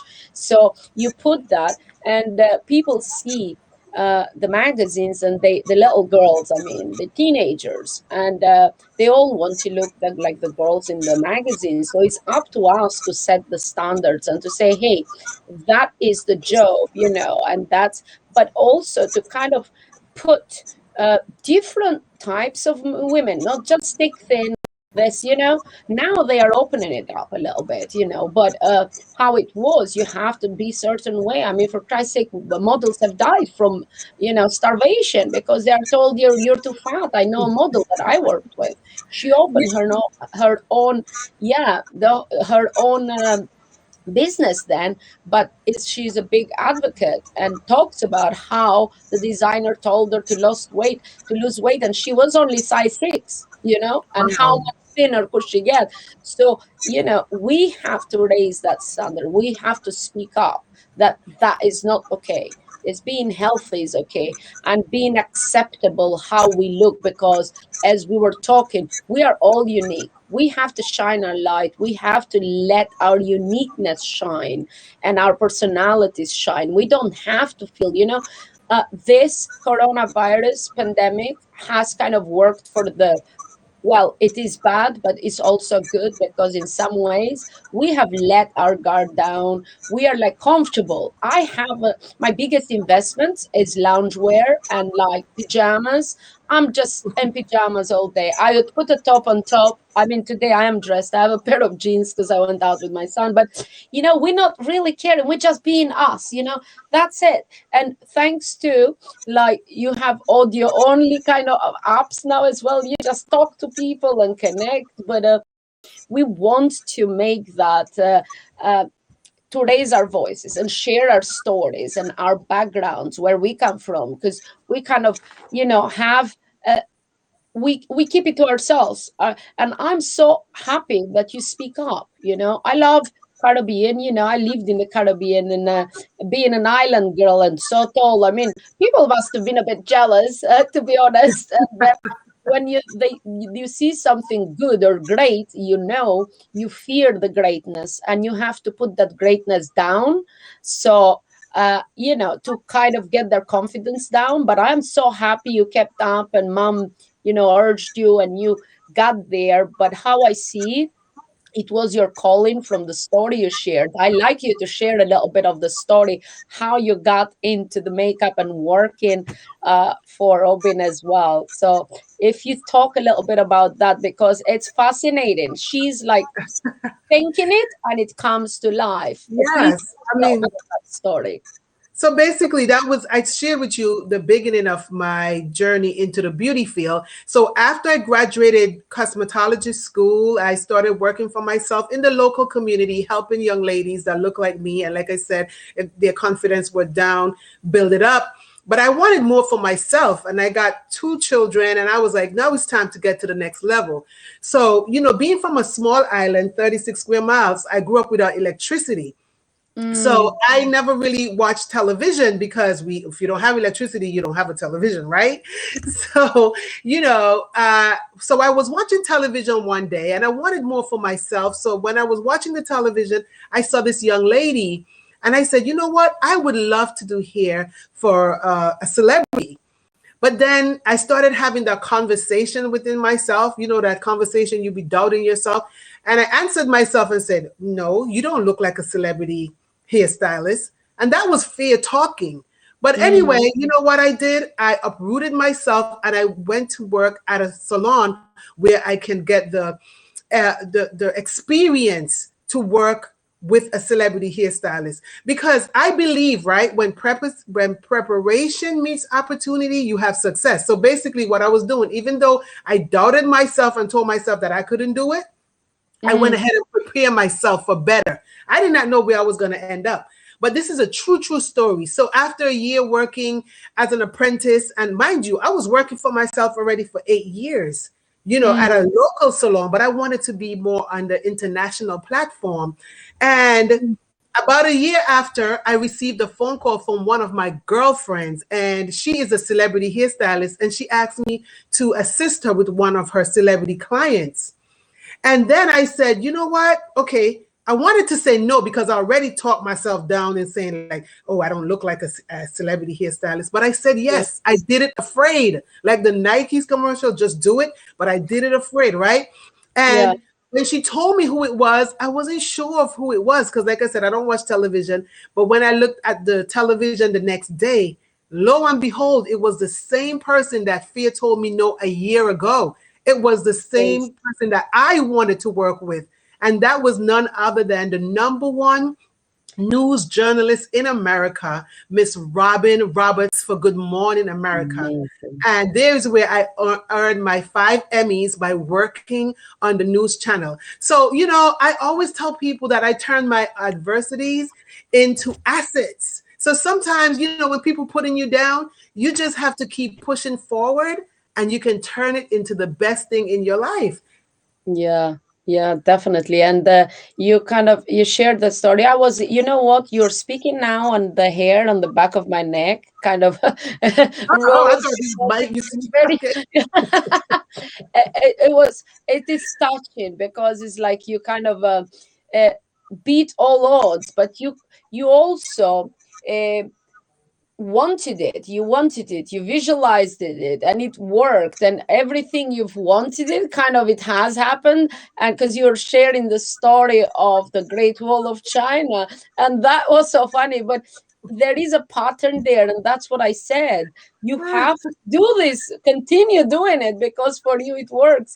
Your angels are looking, you know, upon you, and it's so good. I'm all about, you know, Bobby, I'm all about speaking life. You have to give life into anything that you want on this earth. Whatever you put out is going to come back to you. They always say karma, and I believe in karma. So whatever you put out, if I want something right now, I'm going to speak it, I'm going to sing it, I'm going to believe it. And eventually, some way, shape, or form, it happens. And sometimes we get upset with ourselves because we think, oh, it's just not happening. It's not our timing. but you just have to be ready when the time comes. That's why I always say you have to prepare yourself, because you never know when that opportunity is going to arise. Exactly. You never know. Yeah, So it's all about, same. putting it out to the universe and let something happen. Yeah, that's what I do. I mean, like anything I want. See, I've had that since I was little. I just visualize it. I put it out there in universe, and like my hubby says, you got the luck of the devil. I say no, I got the angels and God looking after me. Because everything I've ever wanted kind of just comes to fruition, because I think it, I believe it, but I speak it. I say, okay, God, I need this now, and I know it's gonna come. So I believe it's gonna come, no matter what it is. I don't know how, but I know that God works in mysterious ways. Oh yes, and it just comes to me. It's just so funny. I was like speaking to Donna until 3:30 in the morning, and we were sharing all these stories and things that how lucky I am. And I know I'm lucky, and I know I'm loved. God loves me. And she says, it's because you are the angel of peace. That's what my sister calls me. I am the angels of peace. And she sees that. I got the white light, apparently, the angel of peace. And yeah, I don't know, but yeah. Oh, I'm listening to you, girl. Yeah. Oh, yeah, Donna is here as well. But pretty much, I just speak it, and opportunities, when they arise, right? We think, God, why are you not sending me?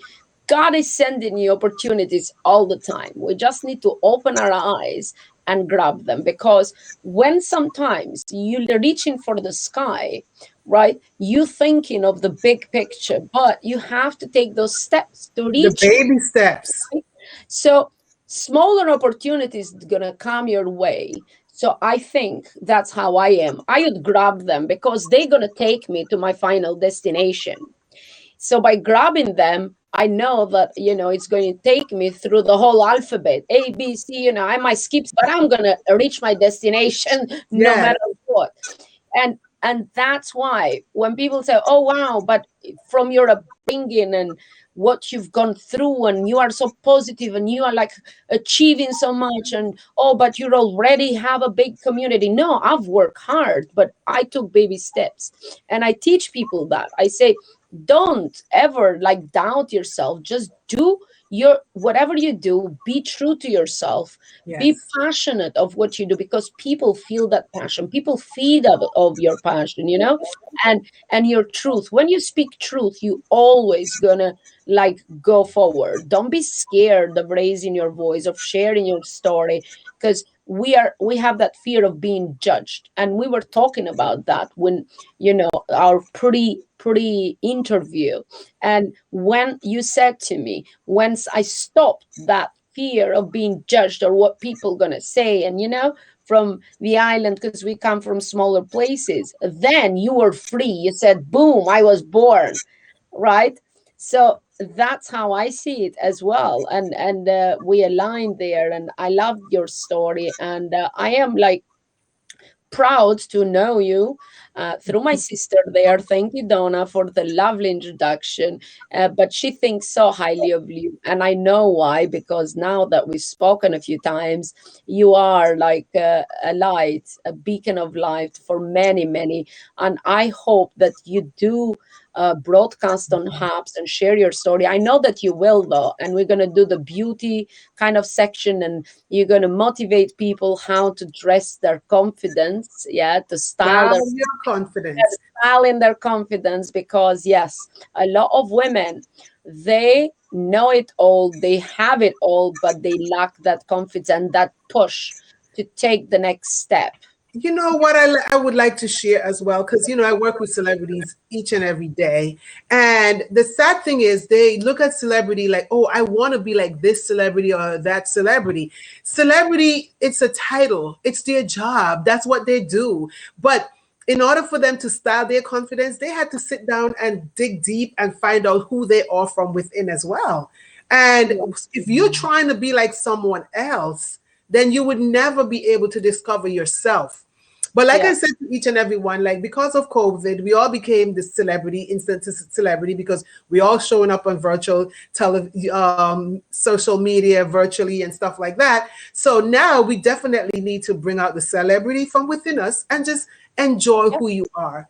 And the reason why I love talking to women and like sharing and helping and uplifting women is because I'm a product of the product. I've been there.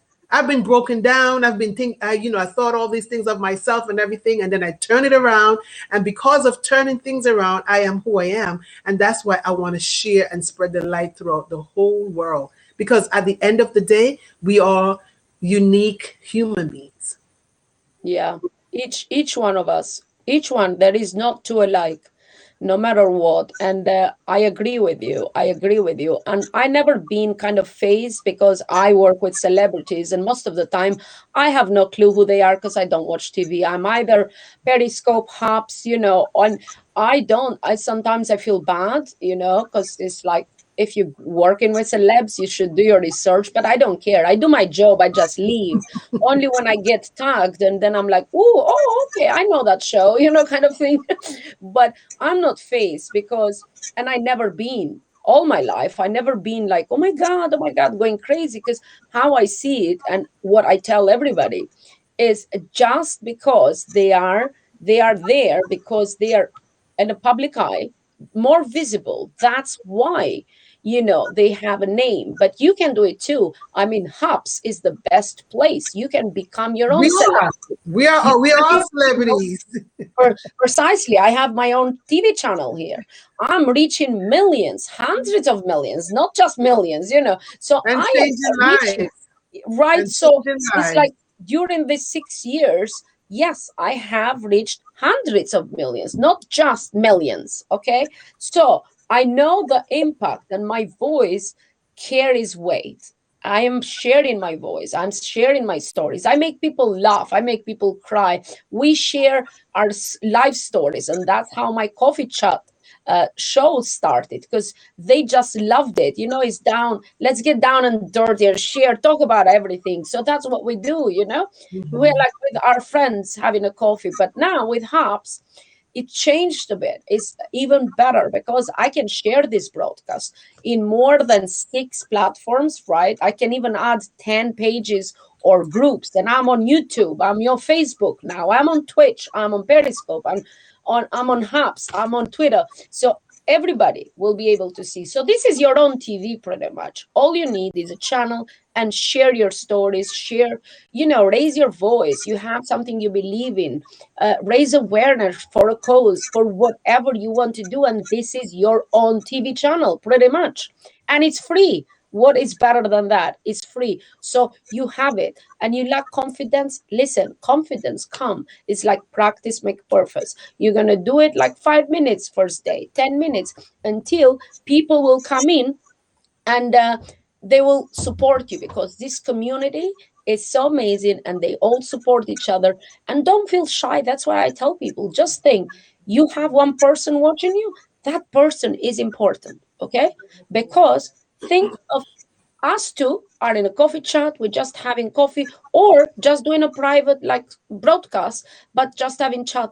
And we're going to have each other's attention because we need that to communicate and to relate. So it's the same. So don't be fazed by the numbers. Numbers grow when people, if you are honest and you be true to yourself, people will love you. People will support you in your journey, and they are more forgiving than you would think, because this is a raw news. This is right there, like, I don't know, my green screen could fall right now and I'm like, whoops, showing all my background. And this is, people love that. That's why they love the social media. But as I said, now you can be your own personality, your own celebrity, your own TV station to raise your, awareness. Your awareness, yeah. Talk about anything you want pretty much, because you have the opportunities. That's what I say. Awesome. Don't be fazed by the status of a celebrity. Just because somebody is more visible, it doesn't mean that they might be like good people either, because we can meet people, is bad people and good people in all areas, in all walks of life. But how I see it, a platform, I try to help, because I've built this platform from ground zero, from having 1 and 5 people watching. Now I get 50 and 100,000 and 200,000 people watching, you know. So pretty much I use that because now I have gotten there. I'm using it for good. I highlight amazing people, stories. I bring in, you know, because I can do that now, because I want to elevate others. Okay. I work hard to build my community, but now I want to offer to my community, you know, a little bit more. I want to showcase other people's work, not just mine, other artists, other amazing people like yourself, to highlight your achievement, to, you know, just say, hey, well done, Petula. And I'm so proud of you. And you know, it takes a village to build a community. You're building a village, and you're building strong communities, and that's what we as women should all be. Just build that village one by one until we build that great community, and then we go over, take that community and start building villages all over the world. And it's just spreading the love, spreading the light, sharing. Those are the things that build the village that turn into great communities. And I'm so happy, and I'm just glad that I'm from, you know, a small island. It's very small, but it's very, very beautiful. And if anyone wants to go there right now, you can go for a staycation, because you could, I call it a vacation, meaning you can work and you can have a vacation at the same time, you know, because of COVID. But just because being from that small island, I've learned to be so humble, and to know that, you know, just I forgive my peers, because they didn't know any better. You know, society said one thing, and when you're from such a small island, you just figure what you see or what they're saying, what the masses are saying, you run with it. And now I was able to get out of that island and be able to educate myself and learn more about what is beauty. Beauty is not about hair and makeup and accessories. Beauty is a gem that lives within you, and you just have to uncover it and just make it shine. And I was able to do that, and that's what I do. I just spread the light all over the world to help ladies who you know, are in those areas that need the help. Yeah, uplifting each other, not tearing each other down, because sometimes us women are very, I mean, well, a lot of women, very catty, and we like try, because I see that happening all over social media, you know, tearing each other down, and like, oh, she's too fat, she's too thin, her hair looks like that, her teeth, you know. We have to stop that. We have to uplift each other. We have to kind of push each other and celebrate that diversity, because we're all unique. It has to start with us also, you know, being kinder to ourselves, first of all, because unless you love yourself and completely accept yourself with flaws, love your flaws. Yes, I love my love handle. Yes, I love a little bit of wobbly, you know. Tummy, I don't mind, because that reminds me, I gave birth to a beautiful, beautiful, amazing son. So that is my journey, you know. And it's like getting wrinkles. I would love my wrinkles. You know, why not? Because I laugh a lot. It shows that I've enjoyed my life. My sister always says, because she's a dermatologist, because I have a couple of, it's not like it's a frowning line. I never let her touch, because I'm scared of needles also, but I never let her touch my face, right? I only use creams. I love my frowning lines, because first of all, I am an expressive person. I'm like, oh, with hands. But yeah, I frown if I'm like looking like what, you know, or if I'm laughing a lot, of course, I'm going to have my wrinkles. And pretty much, I accept myself with all the flaws, with everything. And I talk about my flaws. People laugh. Oh my God, you're just talking about what I was thinking, but I can't say that. Why can't you? I mean, I talk about everything, because those are daily things, daily challenges and things us women go through, you know. And why shouldn't we talk? Why should we keep it like hush hush? Because by us talking, we make it normal. We make it the norm to talk, or about mental illness, or about anything we go through. Because by us talking, everybody else will talk, and it's all gonna become like, hey, let's go pop to the shop and buy some bread. Talking about, hey, you know, I fell down, I'm suffering from depression this month. But if you say something, they're going to say, ooh, she's a lunatic, or oh, you're scared that somebody's going to take your kids and put them in foster care because you're not capable of raising your child. So a lot of women don't go get help, for mental illness. So it's a lot of work to be done, I think. What do you think about that? Well, there's a lot to be done. And, I was just, while you were talking, I was just thinking, because I looked at a comment and someone said they used to run a place for a homeless shelter for 7 years, and they used to go out and teach the ladies how to dress. That was really, really good, because for me, I did my charities Uplifting You. Like, I love to uplift people. And what I've been doing, I've been helping young ladies who are incarcerated, the teenagers pretty much. And I go in and I did it a whole year. I went in and I teach them how to style their confidence, because I wanted them to know that they're not alone. While they're incarcerated and waiting to come back into society, I teach them how to have a presence in the world, because maybe no one never really helped them out. So sometimes we see people and we judge them, or we don't really take time out. But what I do, I try to go into the trenches or into the villages and the areas where I see that we should plant a seed into lives. And so that's what I've been doing. I try to give back to the community, to let them know. I teach them, dining etiquette, how to have a 3-course meal. Like, if in case they're invited somewhere, they know that they have a room at the table. I teach them about how to present themselves, how to accept themselves, how to love themselves. Because maybe some of us were born into hatred or poverty, and hearing all these words, the negativeness. We're born with negativity around us. So we have to stop the curse somewhere. So that's what I truly believe. And like I always tell people, I'm a product of my product, meaning I was never being incarcerated in, locked up in jail. But sometimes you're being incarcerated in your mind because of the things that you put in your mind. You put yourself in jail. And I've been there because, accepting society. Fear. Yes, fear is incarceration. Accepting what someone say about you and you didn't even really look into it to know if it's the truth is incarceration. So it's like, while I'm unlocking those things and freeing my mind and be liberated from those things, I am also learning how to liberate others as well.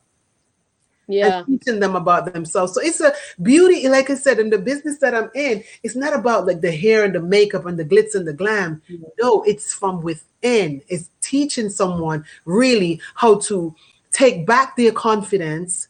Do not let no one take it away. Don't let no one judge you and tell you who you are. You judge yourself. Because most of the time, you'll be so confident. And then when you go outside and someone is telling you, like, oh, why did you wear this? Or this doesn't fit or whatever. But if you're not really 100% confident within yourself, you start cutting off your nose and you're spoiling your face because someone is telling you this or telling you that.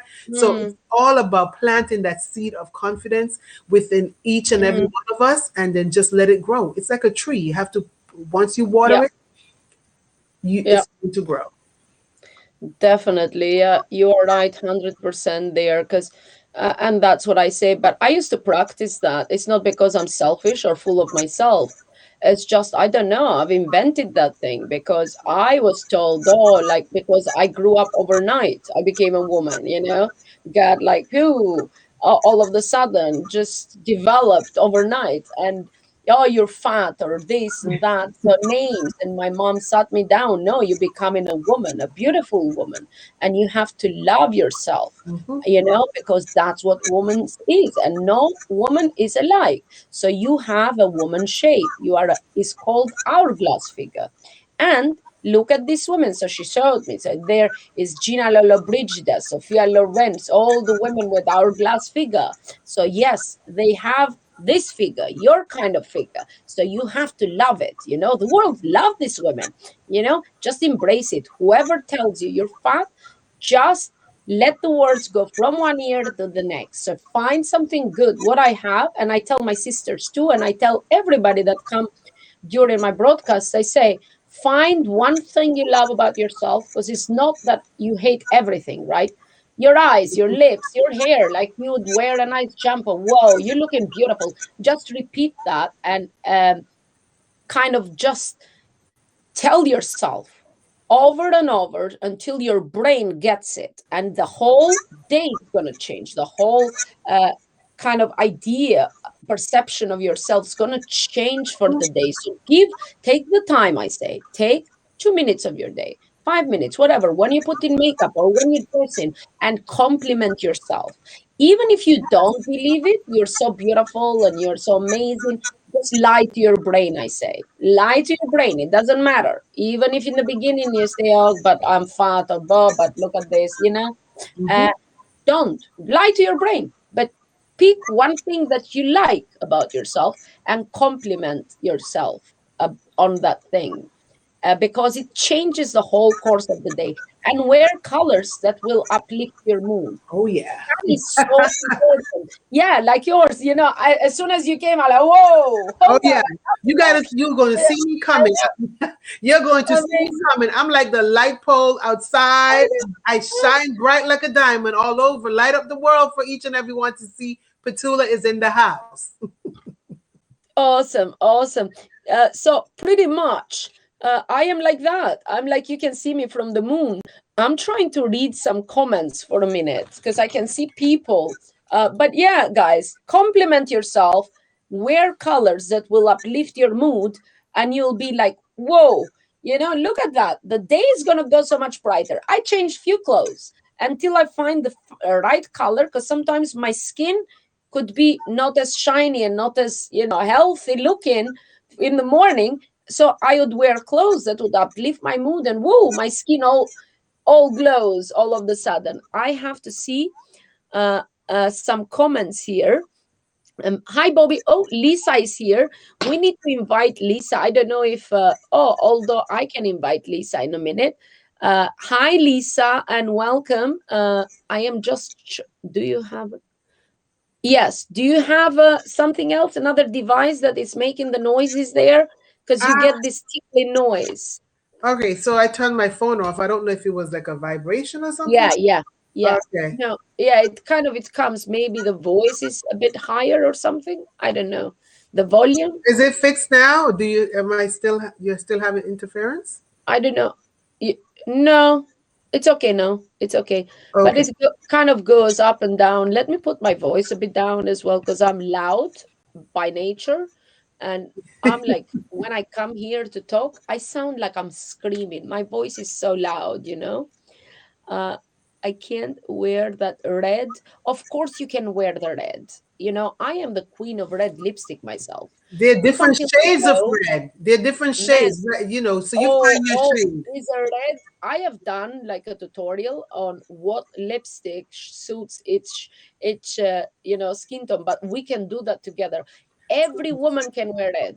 I say, if you slap on some red lipstick, you'll feel good to go, you know. But yeah, you have to find the right shade of red for each skin tone. You can rock red. Anybody can rock red, okay? Yes. What do you think? I love red lipstick. I'm the queen of red. I mean, like, my logo has red lipstick and big hats and big glasses. So I'm always, you know, I love red lipstick pretty much. There you go. You wear cherry red. That's awesome. But then again, she's like vibrant right there. I don't know how much time you have. Have I kept it too long, Petula? Well, I'm good. I have about another 10, 15 minutes if you need me. If you're really having a good time, just, you know, empowering women on this beautiful day. And like, you know, let's not wait until March 8th for the International Women's Day. Like, you can create your own International Day. Whenever you feel international, or when you every day should be Women's Day, because we are mother every day. We do work every day. We show up every day. So celebrate yourself. Don't wait for anyone to say it's time to celebrate. When you feel like celebrating, celebrate. It's, you know, the best time to celebrate yourself is when you're feeling down. You know, you're feeling down, but just celebrate. No matter what, because if you're feeling down and you put in your mind that you're feeling down, you're just going to go lower down the rabbit hole. But if you're feeling down and you're telling yourself, you know what, I'm down, but I'm not staying there. I'm going to pump myself. I'm going to push myself back up. You're helping yourself. So just learn that you should celebrate Don't wait for someone to tell you it's a day or it's a moment. You create it for yourself. And that's what I do pretty much for me. You know, Christmas comes whenever I feel like it. Like my birthday comes whenever I feel like it. I celebrate myself whenever I feel like it because, you know, in this day and age, especially what we're facing in this, you know, COVID, and today's something and then tomorrow is the next. We don't know how long we have here on this earth. So why not celebrate the moment? Celebrate it. So right now we're having a celebration and I'm having a great time. So once again, thank you, Hops, and thank you, Bobby, for having me because it's all about a celebration. Awesome. Awesome. You know what? I can't wait for you to start your channel and uplifting other women. Well, I'm sure men too. Oh yeah. I think you're jealous, but that's all right. We share. Yeah, we are going to do something with the male grooming as well, and talking beauty and confidence. And I will, yeah, we're coming up with something, but she has something with my sister going on, but it might be added my confidence behind the lens, you know, into live streaming, while Petula will do dress your confidence, and my sister, she just teaches people to do confidence. She is like awesome life coach and chakra healer, and she cuts cords, and she's like, it just does mindfulness with a purpose. That's it, loving yourself within. So yeah, these powerful ladies have joined forces, but this other powerful lady joining forces too. And yeah, we're gonna do something awesome. But I can't wait when you kind of start, because you belong, how I see it. You've been so much behind the scenes on TV. Is ABC, right? So now, yes, ABC, #1 morning show, Good Morning America. But you've worked with many other, you know, successful and powerful women out there that are inspirational. I know that, who was it? Hold on. Michelle Obama. I love her. I know you know her from ages ago, but yeah, I love Michelle Obama. That is amazing, isn't that? And pretty much, as you said on my show, that it's just women. It's just women like us. They give birth, they go to work, do their own thing. So pretty much it's awesome to kind of hear your stories, and I'd like to hear more of them, because I know you're not gonna get everything on an interview, but I like to hear. It's like, you know, grab a coffee and let's gossip, you know, behind the scenes. It's amazing. It is amazing. Yeah. Okay. Well, that has been awesome. We have some other guests. I know that I've invited Lisa as well, but I didn't not know she's an artist. I did not know if she was free, but she has arrived here. I don't know if she wants to come here. And we have somebody else. Hello, Lucia. And Lucia is here. Hi, Lucia. Oh, hi. How are you? There you go. That is Lucia. Lucia is an amazing HAPS member, team member, an awesome lady. We did the other night, we did like a broadcast for Lucia, raising some, you know, funds, because she needs an urgent operation. And we sent her lots of healing and prayers, healing vibes, and good energy, because she needs it. But I am like really thankful, I was saying earlier, for the community of hubs that came together and just being so giving and so kind and so lovely. So pretty much that's it. It's like, I love this community, and I hope you will love this community just as much as I do, and be part of it. I am like blessed that you did open an account. That's it. My aim is having people join, and once they see the love and the support from this community, you'll be stuck here, girl. You'll be here. I'm stuck already. I'm stuck. I'm like, stuck. Hey, yeah, Well, that's it. You are like coffee chat with Petula. Let's Alrighty. stress and confidence today. But yeah, that's it. I mean, like, you are free to leave anytime, my love. Thank you. Thank you. Thank so you. much for taking the time to come here tonight, you know, because I know you have a busy schedule, but I am thankful. Any last words to leave our HAPS community? Please feel free to go now. So, you know, to all the ladies out there, if this young lady from Nevis, 36 square miles, full of confidence, can make it in the world, and you can make it. From today on, stop doubting yourself. Make sure that you speak words of wisdom, words of uplifting, words that's going to take you places, because whatever you put out will come back to you 100-fold. So if you want it, speak life. Okay, so thank you once again. And I'm speaking life to Harp right now, that I will be on your platform sharing and giving tips and tricks and just building women from all over the world. And I'm putting it out there from my mouth to Harp's ears. Thank you so much. And thank you, Bobby, for having me. Thank you, Petula. Have an amazing day ahead. And hey, happy International Women's Day. You are one amazing, inspirational, motivational woman that kicks ass. I'm sorry I said the bad word, but yes, you do. All right, take care. Girl, and I look forward to catching up your broadcasts here on Hubs. All righty. Bye-bye. And here we are. Hold on. Hi. Yes, she's amazing, guys. Please make sure you follow Petula, because she's an amazing lady. And yes, she's going to inspire you all. She's amazing. She has amazing stories. Okay. You'll be mind blown. I know a few of those, but I can't wait to learn more. She's worked with some very, very, very big people, and I need to hear. I'm like the fly in the wall. What is happening? I want to know behind the scenes stuff. I love all the behind the scenes stuff.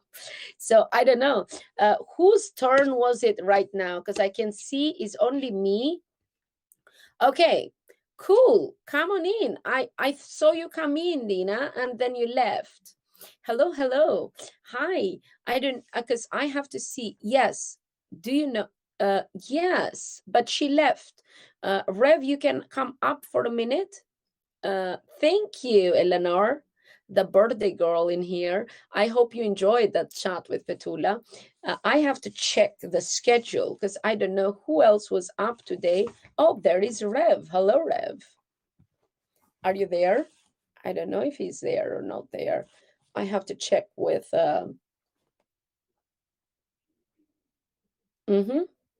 Okay.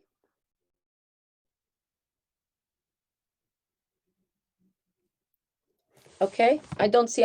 He's just loading. Are we still live? Because I can see Rev is loading. Are we having some difficulties? You guys hear me? Oh, she's coming in and going out, coming in. So it's just me here pretty much. And I can see my color has gone bonkers. What is this pink on my dress? Like, what? This is not good. Whoa. This is not good. I am. Hi, Bobby. Hello, you are here. Let me just bring you up. I mean, like. Yeah, happy to be here again. Yeah, I could see you there. Hold on a minute. Let me put you on number one there.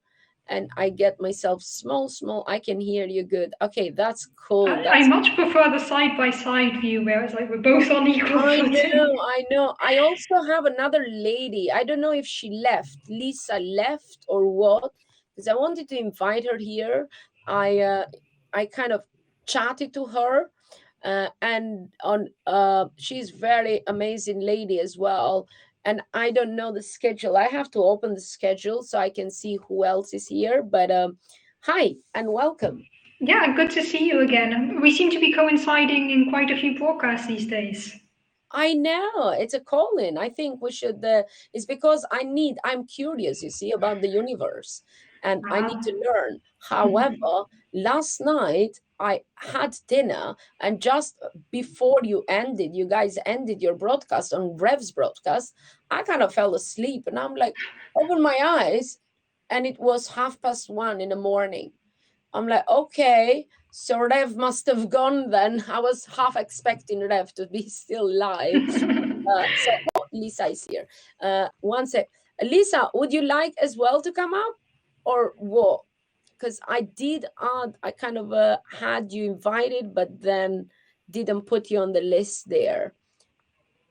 Rev, could you invite Lisa? Are you here with us or no? He's not here. I don't know. I'd like to invite more women on stage. What do you think? Yeah, just in the comments, Angela said that she's willing to come on board as well. Yeah, full transparency, that is my mother, and I'm very happy if she joins us. Yeah, Lisa. Okay, hold on. I mean, because I have to do the schedule. I think on the schedule there were people listed at 9, but I can't remember if anybody was listed. I know that I have a at 9 schedule o'clock my at time. 11:30, so it's my schedule. It doesn't Yeah, matter because you see, any women, all women should come. All women should come because pretty much we kind of have to celebrate each other. So whoever wants, I mean, like Angela is here. Oh, okay. Oh, hold on. Who is Angela? That's my mother. You? Huh? That would be my mother. No way! Oh my Amazing God. woman. If we can get her on broadcast, that would be great. Yes, awesome. Well, get your mom in here. Rev, are you here? Rev is gone again. Hold on. Angela, hold on. That would be cool. Yeah, the more people we get in here, the better, right? The more the merrier. Oh, I can't. Hold on a minute. I don't know how to.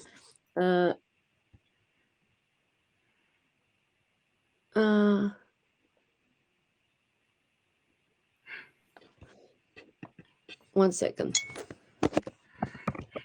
You can talk a little bit and about yourself and what you do. Introduction.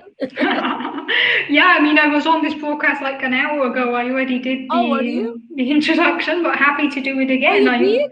Oh, no. Yeah, I was on for like an hour and 10 minutes already. This is my second go today. I'm trying to invite Lisa.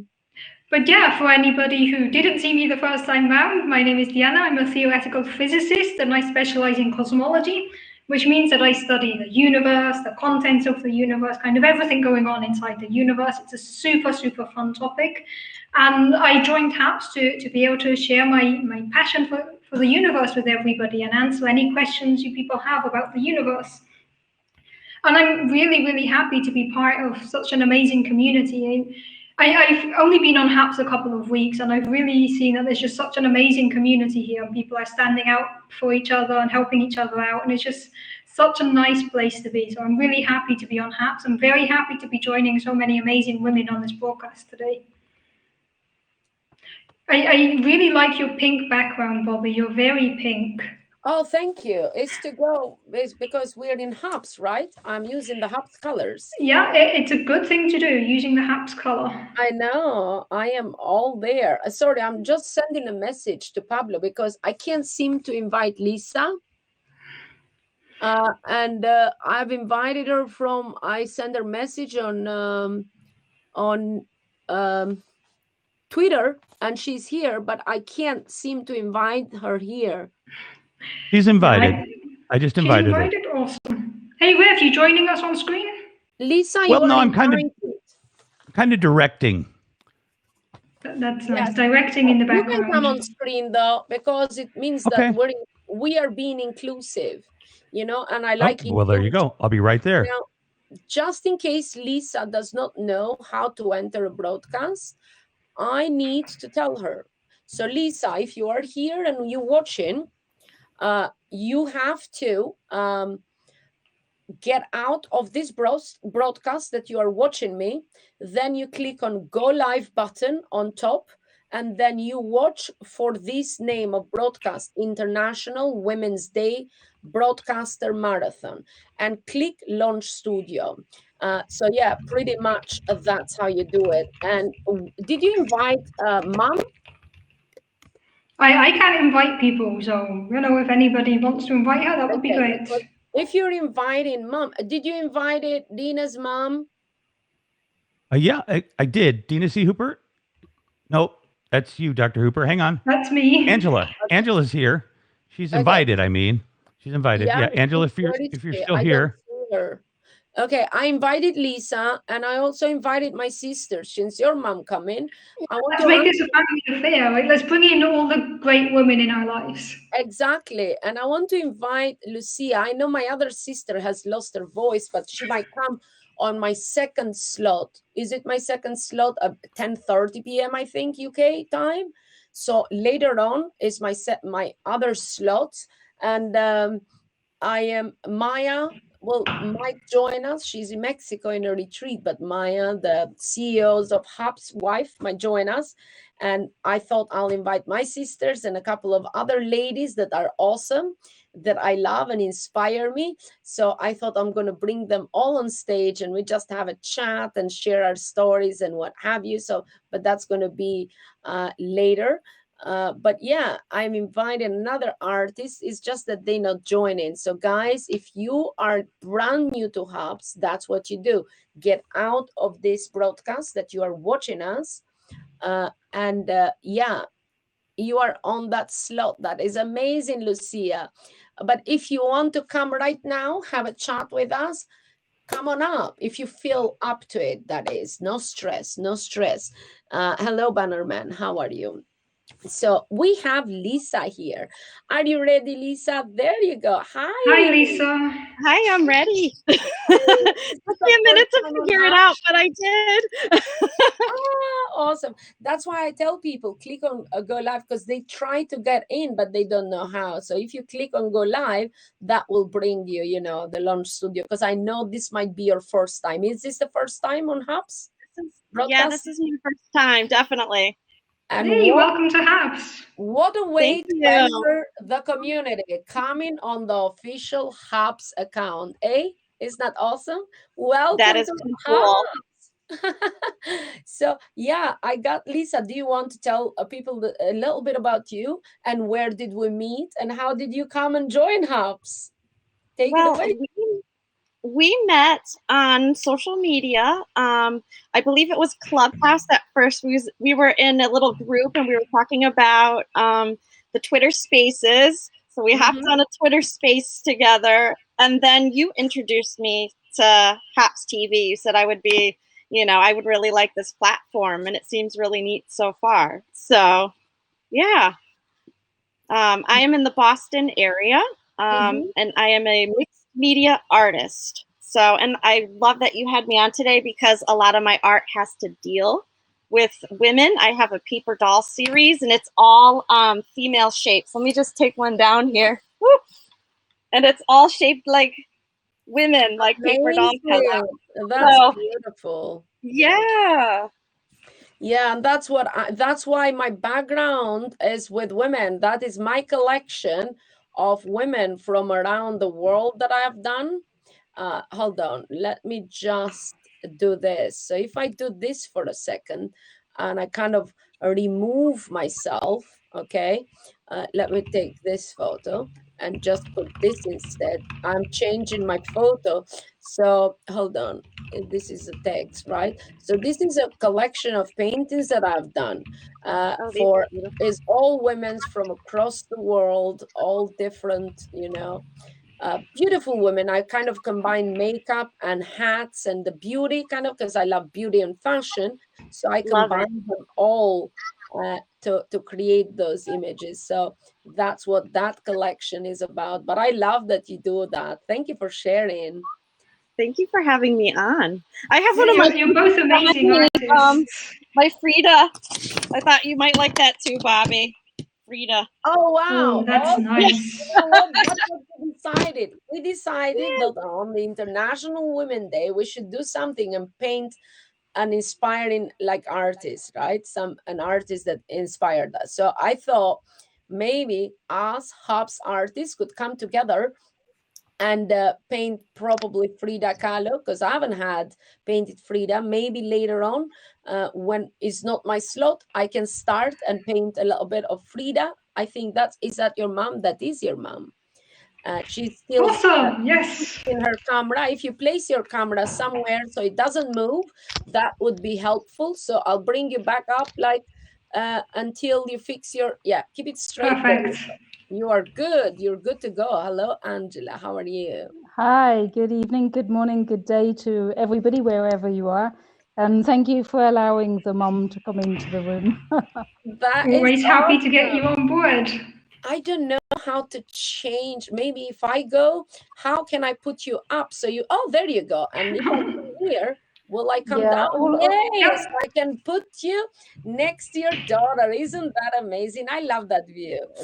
that's cool because all I see is myself super large, and that's not Oh, a great yes, it's sight. okay. So But there is another button because you are on the phone next to it, and it says live, and that will show you probably the live stream, what other people see, I think, because I Yep. usually broadcast on the computer, so I don't have that issue. And to be honest, I'm not so keen on the phone. Yeah, I haven't figured out how to use the phone for this yet The either. larger the better. Otherwise, I'm going like that. What is that? What did they say? yeah, I'm really hoping the way that I see the audience preview is not the way you see me, because it's kind of a little bit disturbing. No, it looks really pretty. It's really You look pretty. amazing. On your face, you look beautiful today. Thank you, thank you. I'm just jumping in for a second. Dr. Hooper's mom. Wait, Angela. Like, wow. Like your daughter is like a superstar. She's amazing. She is Yeah. indeed, actually. She's been Yeah. inspiring us since she was about 2 years old, maybe even before. So it's been quite an exciting journey watching her develop her career and just teach us everything. I've got to say that Right. I understand mostly about 50% of what she says, so Well, it's better than always me. entertaining. We need Well- to push that, gradually increase it. Get Yeah, more I'm people to gonna understand jump more back out. science. So I'm not the fanboy here, but yeah, Dr. Deanna Yes, you are. Hooper, Yes, you are. PhD. Yeah, you are. You like fanboys? No, Well, it's I'm okay. trying You know to. what? You can stay Go ahead, there Bobby. because it's more, Okay. it's better when we have a man as well, because we like the manly voice as well. Maybe you like to ask some questions or have, like, if you have like questions, you could ask there. But I want to kind of introduce Lisa a little bit, and I want her to tell a little bit about herself, and then we continue with mom and daughter convo, because I'm sure Lisa is busy because she's on Twitter Spaces as well and Clubhouse. Probably she's got other things because it's International Women's Day and everybody's so busy going everywhere. So I don't know how much time you have, Lisa. So yeah. Time. Huh? I'm not sure. I said I have a little time. I'm not sure where to start. I always have a lot going on. I start one thing and then I get excited about something else and I'll start something else and then I'll start another project. So yeah, on the spaces I'm trying to bring artists together. I know you do the same. I love artists. I love talking with them. I'm also a real estate agent. I got my real estate license. As part of, and that kind of inspired me to get more on the business side of art as well. Yeah, and I've been painting my whole life. I was kind of a weird kid. So, that was like my thing that I could do, that made me happy. And the women paintings that I have, my paper doll series, I have different series going on, but that was inspired by being a mom and having my daughter, and it made me think about what does it mean to be female? What does it mean to be a woman? And I really didn't think about all of that before. I didn't really, until I had a daughter, and like, what am I raising her to think about? What am I raising her to be? Am I giving her gender stereotypes? Like how do I raise her, to be open-minded and accepting and powerful and a strong female, So that's kind of like a journey. And I make all these, back here, I have tons more, and they all go in like patches for like a patchwork quilt, because that's amazing. Yeah, in American folk art, that would tell the story of a woman's life. They would do her wedding dress and make it into a quilt. They would do, baby clothes or whatever. And that really like intrigued me. And so I kind of making my own stories or my own quilt. So yeah. Yeah. That is it. It does shift a little bit, doesn't it, when you become a parent? And like yourself, I'm very I'm like a happy kid. I get so excited. Oh my God, new project, I must do it. And I leave that, and then I do get back though. But pretty much I love I just get excited very easy. And being a mom, it does change that kind of it shifts a little bit the way you do things. And I love creating with my son. I did so much art. I've done all his artworks. I mean, I started him when he was 6 months old. As soon as he started sitting on his bum, you can't wait for the kids to just sit. I used to put like plastic sheets on the floor and give him custard with food coloring. Okay. Right. And give paper there so he can make hand marks. I still have them upstairs. They are all stored, but I also made photo books of everything he's done since baby. I've saved everything, and I've done big photo books and saved all these artworks, right? And I have boxes and boxes of stuff, but I love like creating with him. And he's got many artworks, although he does not want to share and show, but his room is full, is like an exhibition. And I used to do like artworks with him. So he would make scribbles, and then I would go and we create together. So then I would make like different figures and I create something within his scribbles, or sometimes transformers, and he would scribble, and then I show him that, hey, your scribble, mommy can turn it into a transformer, or whatever he liked at the time. That's what we did. But yeah, pretty much. Yeah, I do the same. Some of my paintings are actually scribbles that they started, and I would fill it in, and I put my paper doll shape. So it's kind of like a collaboration with both. I love it. Yeah. Do you feel like being a parent makes you more creative in some ways, because you see the way they're looking at everything with new eyes, and then it's kind of neat. Yeah, definitely. Well, thank you very much though for being here and coming, introducing yourself to our Hubs community. I am glad to have you here, first of all, and I hope that you'll join our artist show, because we paint along, as I said. We are a beautiful bunch of people.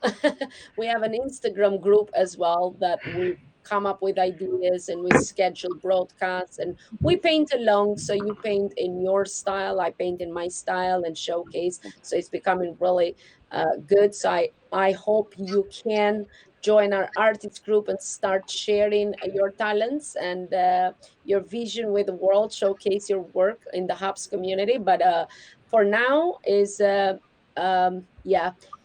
Chantal's turn to host, and me. I am going to go out of here, this broadcast as a host. Thank you, everybody, for watching. Thank you, Lisa. Thank you for getting out of this broadcast. You can just click the little phone underneath here that says exit, and we can exit together this broadcast. Thank you guys for watching, and I shall see you later. Hi, Chantal. Good to see you again, Bobby. Hi, Louise. Hi, and bye, guys. Thank you, Bobby. You did a wonderful job, and a happy Women's Day. Thank you so much. And also, I see the wonderful mom that was inspiring her daughter to go on these great studies. Absolutely. Now I just heard that Rev wants to ask 1 or 2 questions before Louise and I gonna continue. So Rev, take the mic. Take it away. Oh, wonderful to be here. Now you're back, Rev. Yeah, so Deanna, I think I was just kind of curious about what it was like when your bedroom was messy. I would blame entropy, right? Yes. Yeah, yes, exactly. I saw your broadcast yesterday, and I kind of grimaced at the question. When you have intelligent kids, it's probably a parent's worst nightmare, because you can't reason with them. You can't do the parents thing of because I said so, because they will come back with very smart answers. Deanna is the youngest of my kids, and her brother is in a different way, but very smart too. He's not in the same kind of academic career as Deanna, but he's kind of smart in a different kind of way. I'm sure Deanna will agree with me. And arguing with either one of them was just too much trouble. And I think they quickly realized they were the parent and I was the learner in the business from a very young age. Yeah, especially when we'd get gang together. Like if me and my brother agreed on something, that was that. If we were in agreement, that was what was going to happen. Yeah, poor parents. Being the parents of smart kids is a real challenge. Well, sure. I am just ecstatic that the two of you were able to be here kind of on your premiere together and on International Women's Day. And after just, I'm telling you, one of the most fun interviews I've had with your daughter. And I kind of hope you both might come on together sometime and we can, let's talk about smart kids and saying my room is messy because of entropy. I would have used that if I knew what that meant when I was 16. So I definitely appreciate you, coming on. And Deanna, thank you for being on standby to jump in here too. It was lovely. Really appreciated. And Chantel and Louise, we're going to let you take it away, but we're just a little behind, folks. We're not doing too bad compared to the last marathon. So if you're coming up soon, we're just maybe 10 minutes behind. So I'm going to jump out. Ladies, have a blast. I'm here to direct. So just let me know if you need anything. Nice to speak to you in person as well. I look forward to our next chat as parents of challenging kids. Excellent, ladies. Thank you.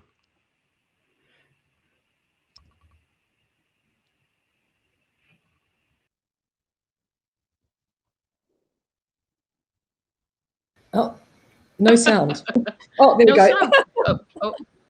No sound. We're okay. We're okay, Louise. Well, they're 10 minutes behind, which I know that we have a very prepared group after us, and we're not allowed to announce too much what they're doing, but it's about bad girls. Prepare it. That's great. I think we should maybe cut ours short by 10 minutes and then let them go because... Yeah, let them go on time because we already had our little turn and, and We can cover a lot of ground in 20 minutes. Exactly. I'm feeling a lot more human. I've had my coffee. and you have your beautiful red lipstick, Louise, especially for this day. For this day. So so it's good. Yeah. Oh well, this has been fantastic so far. I've been able to watch most of it, and I've really enjoyed it. So thanks to everybody that's already been, and looking forward to so much more to come. Exactly. So how many hours are we in here now? Like it started for me at 6, so it is 3 hours and 10 minutes. Yeah, 3 and a bit. Yeah. But I think that this is like the kind of nice idea with doing this like marathon that also the hosts are getting taken over because it is easier for the I think for the host if they change because there comes also a different energy and then they can come back and so they it's a lot of fun to see other people. And I think it's a great chance to meet a lot of new people as well. Just even Melanie popped in for a few minutes and read a poem. Charlene popped in from London. Jilly popped in from Seoul. It has been so international, and we don't need people on for a long time, but just to make a little impression. And that's the way it works. Exactly, because what was the name again from the lady that did a poem earlier? Because that was amazing. Yeah, that's Melanie Fay, and she reads a poem it's every day for me, but probably every evening for you. So it's sometimes just a 4-line poem, sometimes a little bit longer. She's pretty amazing. Oh, wow. So just for everybody that is watching, if you're watching on the HAPS studio or the HAPS.tv, the broadcast studio, you can go to the top and you see all the names of all the people that have participated already. So make sure to follow all these women that already participated, because it's International Women's Day and we are here to support each other and to share stories and to hear each other's stories. And so follow everybody that is in the top. And I'm sure the next 6 hours, there's going to be other wonderful ones. So you keep clicking and you keep sharing, and that is all really, really amazing. The coffee's coming. Let the coffees come, exactly. So they, there's a lot of rewards already here on HAPS. So Louise, so we're sitting here and we have to, please, all of your folks watching, please share your coins. Yeah, share your coins with the awards, share them up there and share them with everybody else.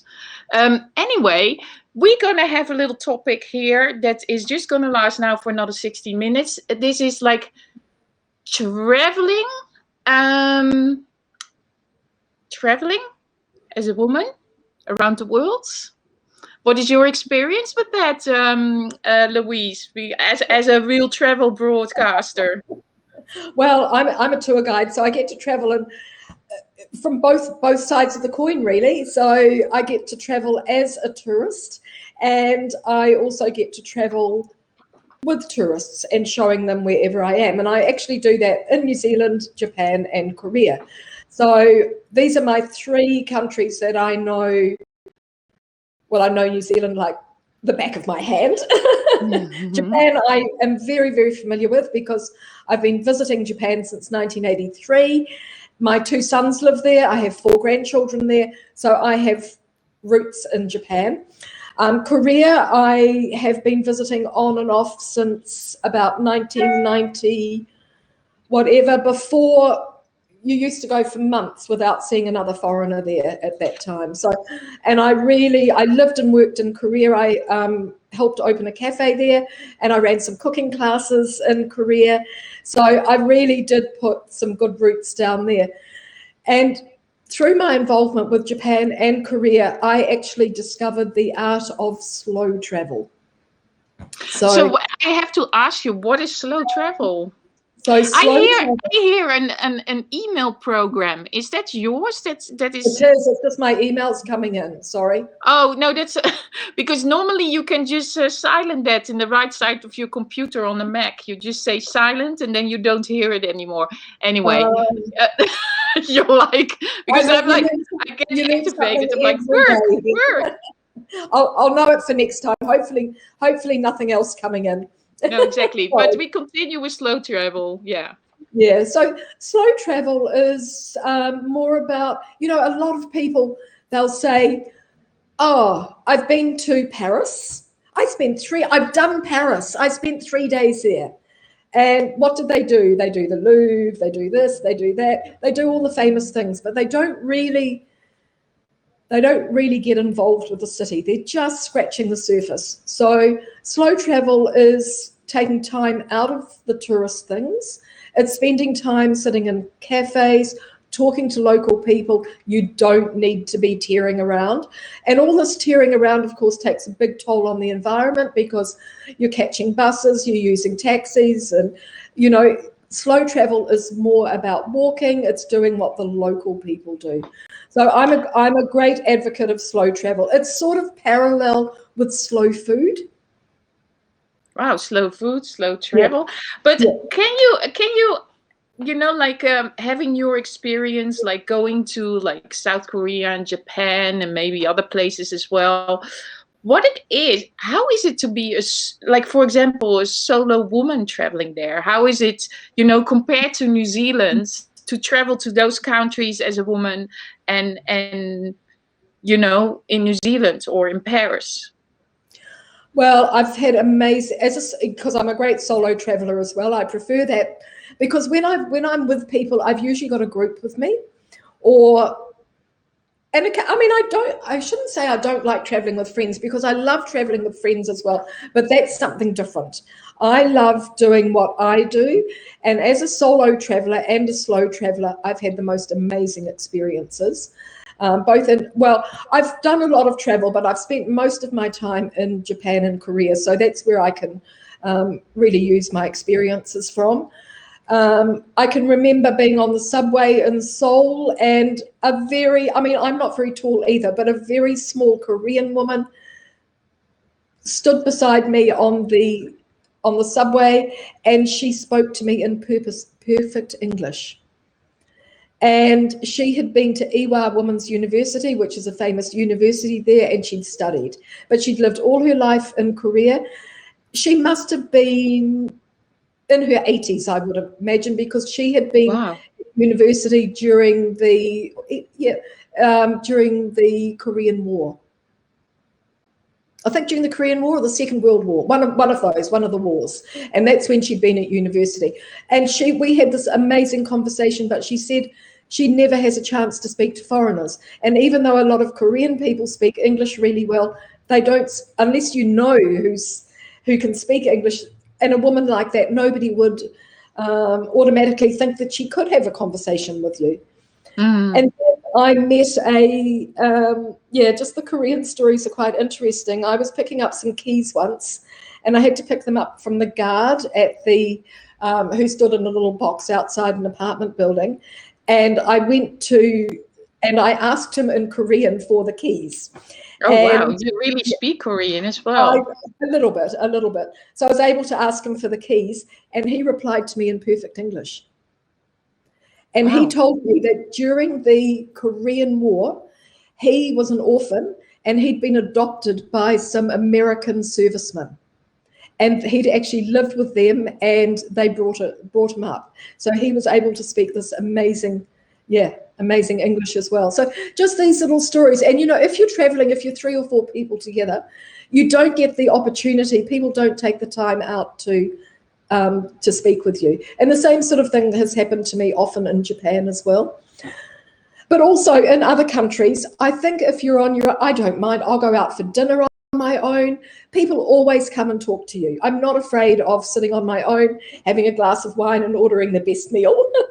In fact, I quite enjoy it.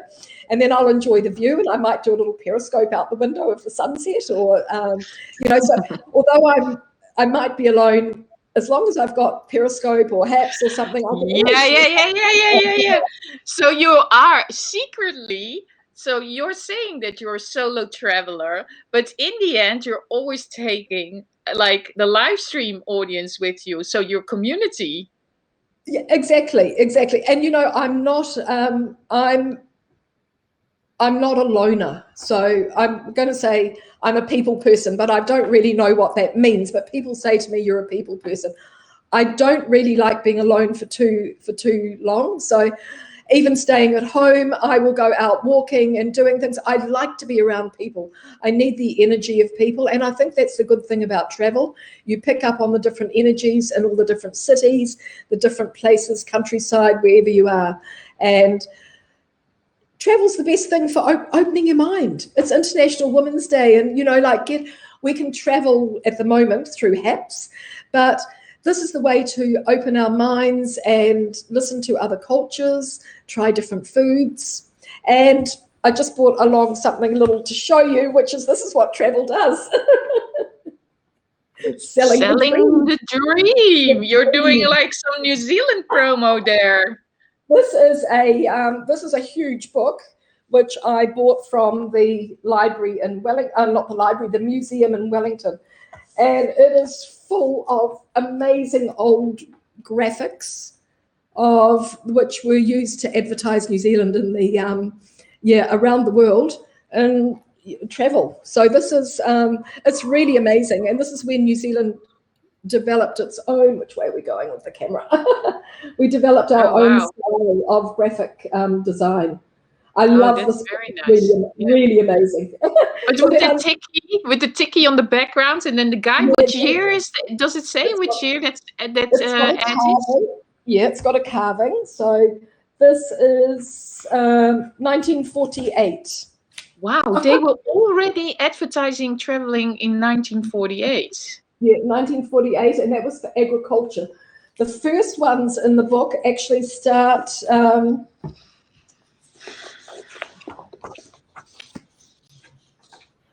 These posters are more than just advertising, they make people dream. Hello, Walt. First one. So look, I think they started around the 1930s. So. Oh wow, super cool. I Yeah. also like just Jay Oprah commented, for your information, Queen Seondeok was the first woman ruler in the history of Korea. I just read and then it's like, what a gorgeous book. It must have been so interesting, the info and illustration. And I see also Walter. Hi, Walt. Yeah, hi, Shiny Hippie. Shiny Hippie is here. She will be after us. Shiny, you have to wait a little bit. We're running 10 minutes late, but we're going to run like sort of on time for you. We're going to cut our time short. What 1905. 1905. I don't know which the camera's going the wrong way. There we go, 1905. Oh, wow, that's amazing. And that was for Christmas. New Zealand Mail, Christmas 1905. Price, what, 1 shilling. But like people would be traveling by boat in 1905. Yes. Yeah, or horse and carriage maybe. Horse and carriage, but you know there's water all around you. Or you mean from the north to the south island? Up and down the islands. Okay, that was like those horses have to swim. Yeah, it would all be done. It'll be done by barge and boat around the coastline, but probably horse and carriage up and down the islands. And of course, a lot of New Zealand was not developed at that time. Yeah, but so like that book is like, okay, that is from that time, but now kind of you have again, because of the virus and stuff, that everybody has to travel again inside the country. So it's again like the people moving in the country, you know? So it's kind of similar. Yeah, exactly. And, you know, New Zealand, we've rediscovered our country. It's been amazing. We don't have any international tourists here. So the local people have really got out and done a lot of things that they'd normally do and things that they thought were just for tourists. Yeah. So we have the same here around France, because we have no tourists now for 1 year, and everybody is discovering their own country. Well, I'm stuck in France for 24 years. So I'm also discovering like areas I've never been before. And I'm like, wow, and the history and how much it was already alive and all that. I'm just seriously, I'm so amazed. But the only thing that's missing here is the museums. They're not open, so I can't go to a museum, which is a shame, because that cultural aspect is very nice. Yes. And yeah, that is like what is a little disappointing. But yeah. Well, we've been quite lucky because we virtually over the summer we were virtually COVID free, and just the last few weeks we've had a few community cases. So we have had a 3-day lockdown and then a 7-day lockdown. Hopefully we're free again. One of the Air New Zealand flight crew came back with COVID, came back from Tokyo actually with COVID, and was out in the community. But because we were already in lockdown, they're hoping there was no spread. So, but it takes. But I mean, they should basically just start vaccinating as ASAP, and then it should be sort of safe. Yeah, we've got enough vaccinations for the whole country. So that arrived last week. So it's all rolling out. They have already arrived. Yep. We've got the Pfizer vaccine, and there's 2 doses for every person in New Zealand. Oh wow, that is super quick. Yeah. So because here they're still managing it. I mean, my turn is up soon, but they're in Europe. They're a bit slower, but it seems there is hope in Europe. There's hope. There's hope that this summer we will have a little bit more normality again. I don't think they will open the borders yet, but a little bit more normality. But traveling. So of course, because my family, my own kids and grandchildren in Japan, that'll be my first destination that I get to now, and that'll be fantastic. Actually, after this, I'm off to have lunch with. I was supposed to be bringing a small group to Japan last October, and of course we couldn't go. So in a couple of hours, I'm meeting this group. We're going to have lunch and we're going to discuss our next date, which I think will be October 2022 now. Oh, I think- so October 2022. Wow. And yeah, I think we can safely say, Yeah. yeah, because the plan is, yeah, I getting think that will organized. be probably around the time that Tim and I will have to go to New Zealand. Oh, good. Because because if we would go to New Zealand, we would combine it with Thailand, where my dad is as well. But yeah, because his parents are quite they're not young anymore, so we really need to start to travel as well. And we need to start to travel to them, and so I think also 2022. Yeah, actually, for me, it's been, I haven't found it too much of an inconvenience not traveling. I've found a lot of other things to do, and I think it's been quite good in a way, not to always having to be planning. I'm a great organizer and planner, and I've been able to take a little break from that. So, but once it starts again, I'm going to say, oh, how did I ever manage without doing all this organizing? Yeah, well, I'm looking at it now, like, is it ever gonna be back to like normal? So that's just the whole point. But anyway, we will get back to traveling. Yeah, we don't know what the new normal will be like. No, exactly. And I'm seeing that I see Shiny Hippie is already joining the broadcast. Maybe she can join. Maybe she can. Maybe you can let her in that she can already chat with us a little bit, Rev. Oh, there she is. Hi, Shiny. Hello, everybody. Hello. How are you? This is my first multiple person broadcast on my mobile phone, so I love seeing all of you in your little squares down the side here. Oh, you see us, and look, like Louise. I already pulled out a book because I know you're going to do something like with this subject, with the bad girls throughout history. You're going to be doing something with bad girls, yeah? Yes, it's Shiny. I'm here to cut for our 7th inning stretch. We need a little feistiness, and it's me. So that means we're going to be talking about all those girls that broke the mold, that changed the world by being bad, by being badasses, by doing the things they're not supposed to do. We're going to talk about ways to spot gender bias that you might not even notice. And Michelle, Native Graffiti, is going to be running the trivia portion and keeping Shiny grounded out here. So it should be fun. Shiny grounded. Have you both ever joined a broadcast together? No, we have not. This is our first time. I wanted to do trivia, and so I knew the trivia master, Michelle, and saw her and said, "Hey." Let's bring in Michelle, and then we can have like a 1-minute talk, and then we can hand over the mic to you guys. So let's see Michelle. Michelle, come in. Oh, there she is, Michelle. Do I click myself in? Oh, okay. Oh, yeah, there she is. Hi, Michelle. I can't see Michelle.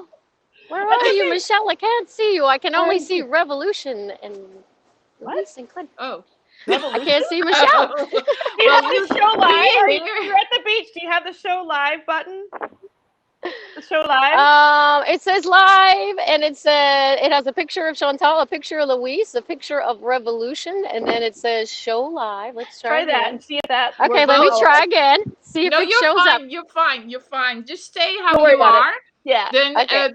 I don't think you will. Do you have to see each other, or you can just I guess we don't have to. We'll manage. I We'll can figure see it out. Yeah, we're fine. We're fine. And this is so great. I love Chantal. Exactly. I love Louise Puppy. And I love my Shiny Hippie. Oh my gosh. Exactly. And I'm so excited that you ladies are going to take over this broadcast. Woo! And that you ladies are going to do some bad-ass girl stuff. Yay, Chantal said it. Woo! Can I participate? Okay. Can I participate? Like, can I cheat in my book? How do I just fill it out? Do I type? What do I do? This is gonna be totally interactive. If you know anything about the two of us, we're both chatty. We both love to engage our audience, and we both love to throw stuff out at you and just love on the comments. So there we go. Okay. I'm gonna be in the comments. So Louise, thank you so much. Thank we you, Chantal. wrote this together. We got further. We're gonna do this again. So, ladies, it is up to you. Bye, Louise. Bye, everybody. Okay. Bye. Thank you, ladies. Thank you, Louise. Thank you, Chantal. What fun. better intro? We had such a good intro. What better How acts do can we we get follow out? than that? Yeah, and just so You you know, can't I have leave. my broadcast You can studio never on the leave. beach, so I've got. If I got the director control, I can bring stuff up. But we're gonna switch this around. We're gonna make you number one, lady, because you are the major person. I'm just your sidekick. I am like the Robin to your Batman or whatever. But you're also the stable influence with a laptop and things like that, because I'm literally hanging on the edge of the cliff. Let me show everybody where we are today. We are on the edge of Sunset Cliffs in San Diego, California today. So I brought you guys literally to the ends of the earth. It's not going to where I want to go. Sorry, give me a second. I cannot. I'm clicking on another thing so that we can see just Michelle, you. it's because you're not director. Sorry. Linda's here. I didn't think Hey, so. Linda. Oh, gotcha. Hey, Mark. Okay, Hey, Bobby. Okay. So what's happening? Are we starting? Should I start? Go ahead and start, but she wants to show the view, so go ahead and make her bigger. I can't do it. Apparently, someone else has to do it. So if you can Leave make her shiny bigger. as it is, says Haps, or we won't see shiny full. Because I'm on portrait and I'm outside. I'm always the problem child because I'm always. It never matters why. We always know this. Anyway, every Shiny Hippie broadcast, we start by creating a positive space, and International Women's Day is no different. It's time for us to create a positive space here for this conversation that we're going to have about these badass women and this gender bias. So wherever you are, sit up tall on the edge of your couch, on the edge of your bed, at your desk, or standing in your kitchen, wherever you are. Everybody take a big breath in of this Southern California air. Ready? We're going to breathe in big. I'm breathing with you. Exhale. I know, Michelle, you know you have to breathe. Okay. We got it. Okay, so we're finding our vibes. We have nice Cleveland air today. Our weather looks like about 60 degrees Fahrenheit. Oh, look at that view, you guys. This is amazing. I escaped Ohio for this. That's right. Michelle. Yes, I actually am new to Ohio, so that we have the Ohio in common. You we have some strong women from Ohio. Yes, we do. Woohoo! Okay, so let me start with, this is International Women's Day, and it's around the entire world. It's everywhere. It's been around for a long time. It's getting more in vogue now because of all the Me Too and things like that. We're finally ready to put some women in the spotlight.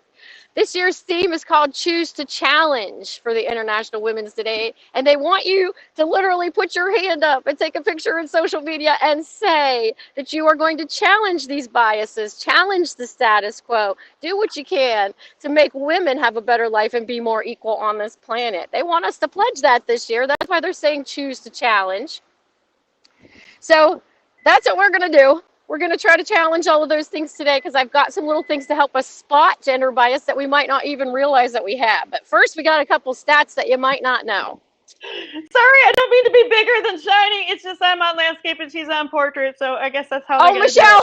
I'm like larger than freaking life, but I feel really like. It's okay. I'm louder. I'm loud enough to make up for it. So you have a bunch of we've talked in the chats and things, and Shiny here, she says she's got all this stuff on International Women's Stats, and I'm really excited about that.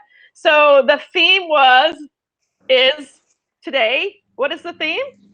Choose to challenge. Choose to challenge. In other words, don't be that demure little lady in the corner. We're not those demure little ladies. I love it. I love it. And I think that's, perfect for both of us. Because neither one of us are what we would consider the norm, right? No, we definitely speak our piece, definitely speak our minds. But that's what we want all the women to be. We want every woman to be being their shiniest self, being 100% of who they want to be, no matter what other people think. So that's what we're working on. Globally, women make up just 23% of all the governments, all the parliaments, all the governments worldwide. On average, we earn 25 to 40% less than men, even if we're doing the exact same work.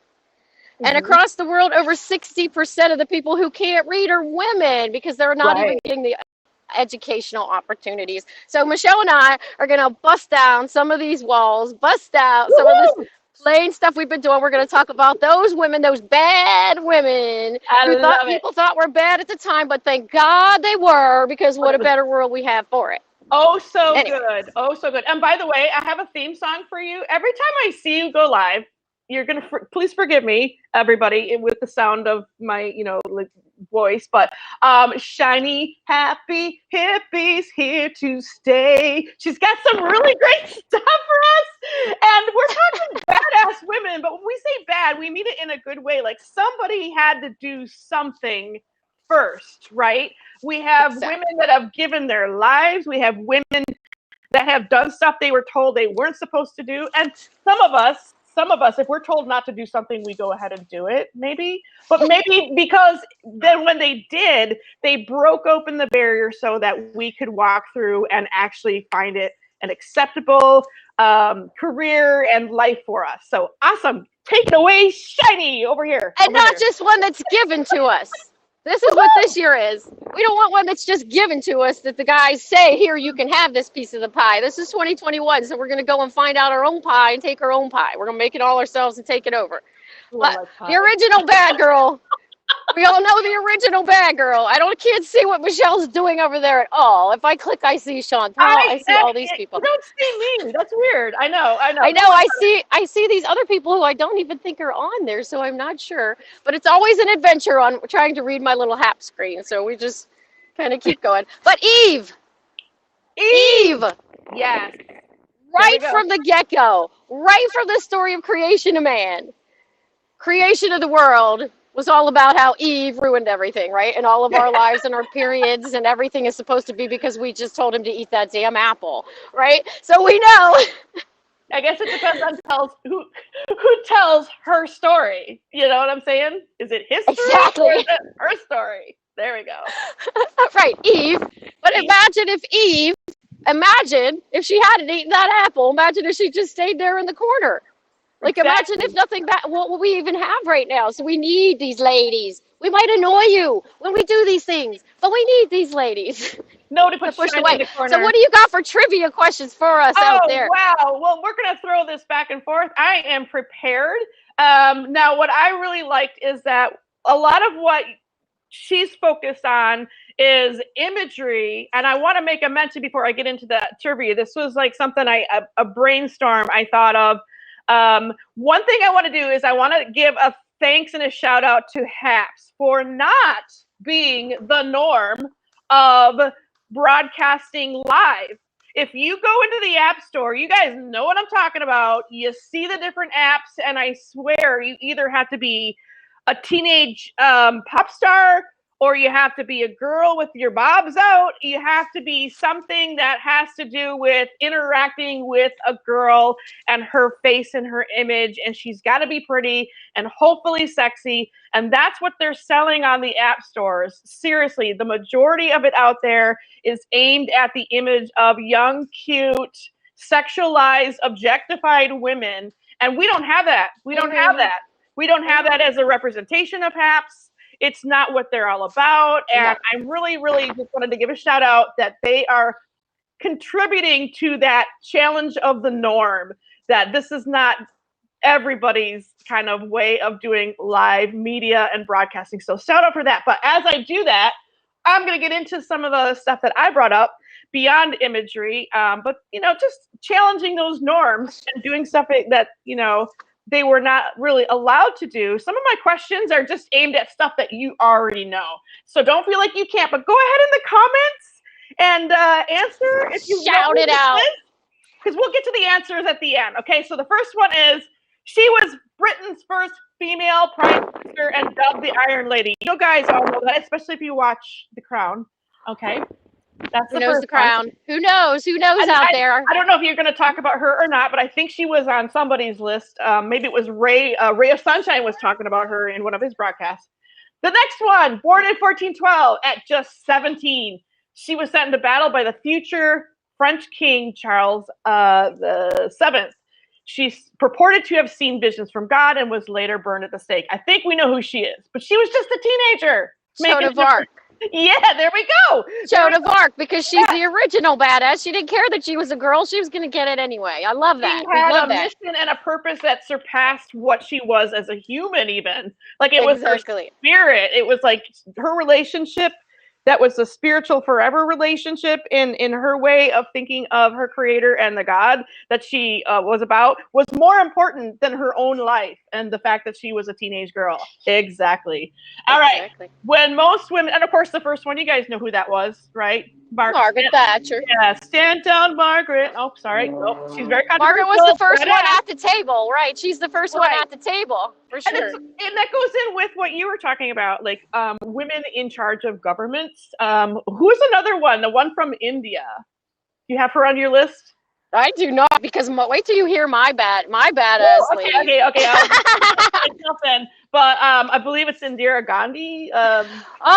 Yeah. We have all the I'm people. terrible at remembering names, but I can remember everything about them. But she was also a badass prime minister as well. And shout out to the Cherokee Nation.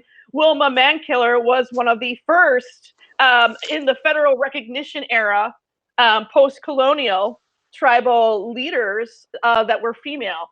They are a matrilineal society, and she was a long standing tribal governmental person of influence, not just for her own tribe, which is one of, I think it's the largest set of 3 tribes of the Cherokee Nation. It's the largest tribe in the United States. And she has long-standing national influence on Native rights, Native women's rights, educational rights, the American Indian Child Welfare Act, all of that. So shout out to Wilma Mankiller for also being one of those people. But anyway, I digress. No, that's good. That's good. But don't forget Cleopatra. Oh, there we go. Can't forget Cleopatra. Yeah. Way back when. And you guys shout out in the comments if we're missing people, if we can't like remember. She who they ruled are. Egypt. She conquered Caesar. She conquered Mark Antony, and she There looked it is. beautiful and had them carrying her around on a little portable throne while she did it. We know that's the way to do it if we're going to do it, right? Thank you, Indira Gandhi. Yes, Mankiller. Love that name. Yeah, well, you know, that's probably a proud thing to be. You know. I kind of get it almost like says feminist right there. Exactly. Rhodey. Hello, Rhodey. And there's a popular Native American folk singer from the 60s on into today. She's still very highly honored and known in Canada. I always say, this is my trivia question about her. I think I gave it to you when we were chatting. Her first name is like the vampire slayer, Buffy, and her last name is like the city that I'm from, Sault Ste. Marie. So Ste. Marie. So it's Buffy Ste. Marie. And I always like to call her the government slayer. Buffy the government slayer. There we go. So there we go. Yeah, we like that. I like that. Oh, somebody put in Eleanor Roosevelt. Great. Oh, Eleanor Roosevelt. I read her autobiography. What a fascinating intellectual like powerhouse beyond just being the arm candy of the president. Also, wait, I'm losing my ears. She's losing her ears, people. She totally changed being what the First Lady of America was to do. She actually had She busted that role out the window because, you know, that whole seen not heard thing whenever Eleanor came to be just went right away, right? She's like, what? Yeah. You know? And even past after her husband died, still actively involved in the United Nations and all of the stuff that she's done. Well, Amelia Earhart, somebody threw that out. Amelia Earhart's a good one. Yep. Okay, I'm going to go back to a couple of my questions now. Okay. Let's see here. Okay, here's one. This one is, she is perhaps best known for her 1949 treatise, The Second Sex. The Second Sex. Who wrote The Second Sex, guys? A text that remains foundational to the contemporary feminist movement. So now I go from easy to like, I start out easy, but then we get into something that, not everybody may know that one. But I'll give you a hint. Hey, Molly. She's French. Her name is French. She's French. Her name is French. Who's the French lady that wrote The Second Sex?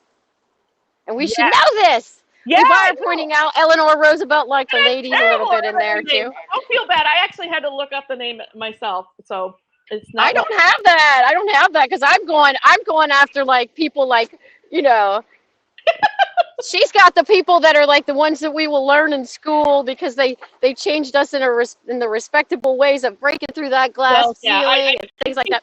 I did. Shadi's got Bonnie and Clyde. You know, Bonnie went on the thing. I got, you know, Elizabeth Taylor. You know, what you got is actually really key to like literature and now our literature, our movies and like series, right? But what you have are icons. You have archetypes, and a lot of those archetypes were very masculine, and these women broke out the hero journey of the archetypes in their own way because they were women. So I love that. I love that. So it is Simone de Beauvoir.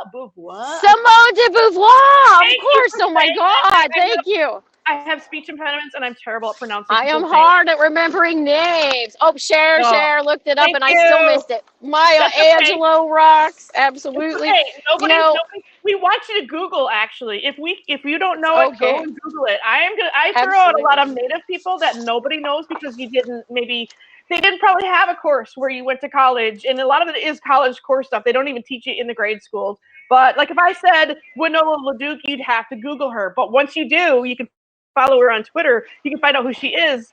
And she's an amazing, amazing leader of the Ojibwe Anishinaabe people in terms of like a role model for women in politics, in economics, in education, and in sustainable economy. She has probably one of the oldest what you call environmentally sustainable businesses, and it's right on the White Earth Reservation in Minnesota. And if you know anything about reservation economy, it's pretty lacking in economic support and jobs, and she found a way to make it happen there through her education. She went back, and she's just a badass. So Winona LaDuke is on there. So I digress again. I'm going to go back to my questions. Okay, I'm going to my shiny ones now. Go to your shiny ones. My shiny girls like Dita Von Teese, who gave us burlesque as an art form. Elizabeth Taylor, who treated men like tissues, and we didn't care. We loved her anyway. Betty Page, showing us bondage gear and bangs forever and a day. Nancy Friday, for writing My Secret Garden back in the 70s to let us know that women care about sex too. That's a Angelina Jolie. Mae West. What about Mae West? Now, Mae West is awesome. Go for it. You have Mae West in there somewhere? Well, I don't have her, but I just love her. I know we chatted about her. Tell us everything you know about Mae West. She is a documentary of her on Prime Video if you got it, but she's really fascinating. The fascinating thing to me about Mae West is I only knew her throughout my life as this, you know, witty comeback girl with the boobs. You know, I didn't know about her, but she really pushed it as a playwright, and she started writing a play called Sex. I think the name of it really was Sex. Yeah. And they went after her, all guns blazing, for corrupting the Ruth, for corrupting the youth, trying to throw her in jail, all this craziness. And she was standing up for women, fighting for our free speech the entire time. She wasn't just Mae West that seemed like she was busty and flirting, like happens a lot when we're in there. So we want to fill out these stereotypes and show you why. We remember their looks, but we forget that there's battle scars on these women. There you go. There's sacrifices that have been had. And one thing that is really interesting about Mae West is you would think that would be the end all and be all of her career. But let's just say that her career actually got started when she was, I believe, how old was she? I mean, we're talking like she's all about feminine sexuality and doing it in playing the role. But she was quite up in her years and still did that. She was breaking out the idea that a woman over the age of 50 could be sexy. And I love that. Exactly. And the other thing about her was that it actually improved her career. All the bad ass press she got, actually, she overcame. Kept her alive, kept her going. Yeah, exactly. Kept it going. Pam Grier, Foxy Brown, Pam Grier, you know, she's showing us right now at 70 whatever, she's still foxy. It doesn't matter, your age doesn't matter. They want we have to always consider the source, you know, young women are beautiful, old women are beautiful, every woman in between is beautiful, everyone has good characteristics. And what is beautiful? What it's is male. We're trying to get out of that male focused lens that makes us think that we need the, you know, prime baby making meat or whatever they want to call it, right? Or the plasticky boobs or whatever. We're trying to change those stereotypes. Exactly. Or limiting it to a male heterosexual, predominantly Caucasian idea of what is beautiful. Angela Davis. All right. Absolutely. Oh no, Angela We got Davis. Dolly Talk Parton about doing her. her bits in Power there to the too. people. Talk about Angela Davis. Talk about her. I don't have all the things to talk about her. Wait, I'm trying to get something here. So there's something I want to get into before we talk about movie people, because one of the things that I want to do with our time here, Michelle, is besides educating them on these strong women that they might not think of as strong, because you might have not even thought about them at all or didn't know anything about them.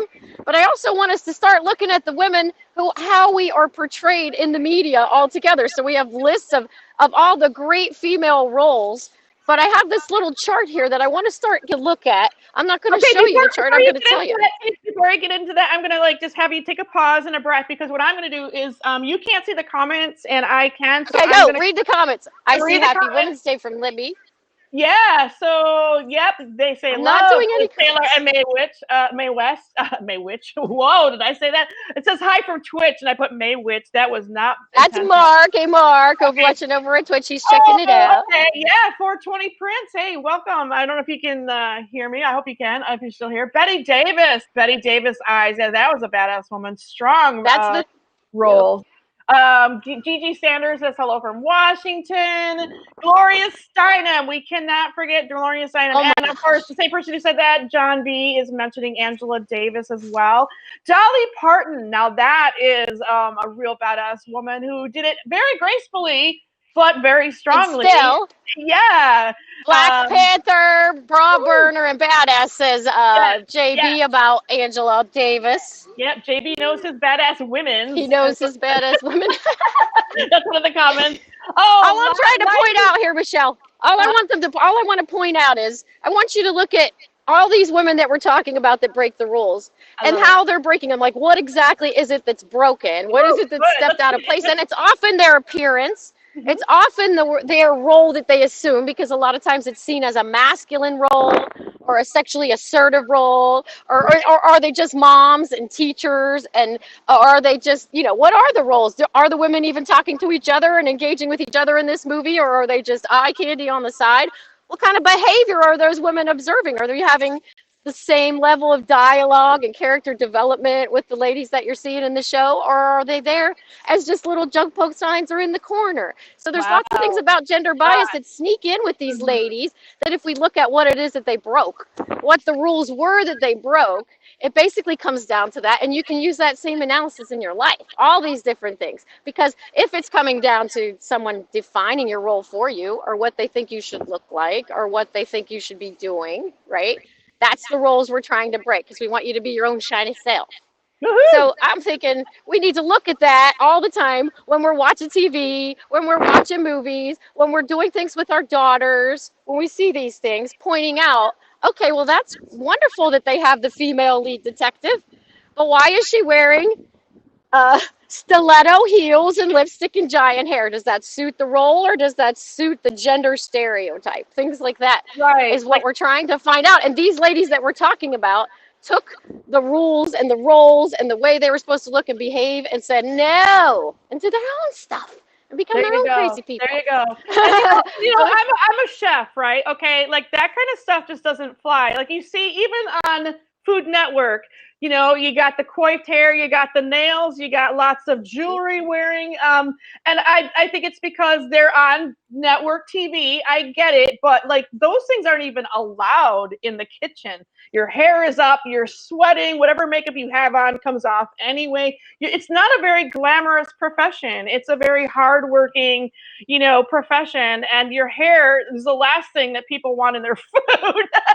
So, you know, this image of this idea that a female chef has to rock a great hairdo and has to have like great nails is kind of ridiculous to me. And so I kind of like go, whenever I see that. But I get it. They're doing a show. It's on TV, but in reality, it just doesn't work. And I'm going to. But the way we have to look at that. Great comments. We get some really great comments here. I hate to cut you off here. Okay, go ahead, keep going.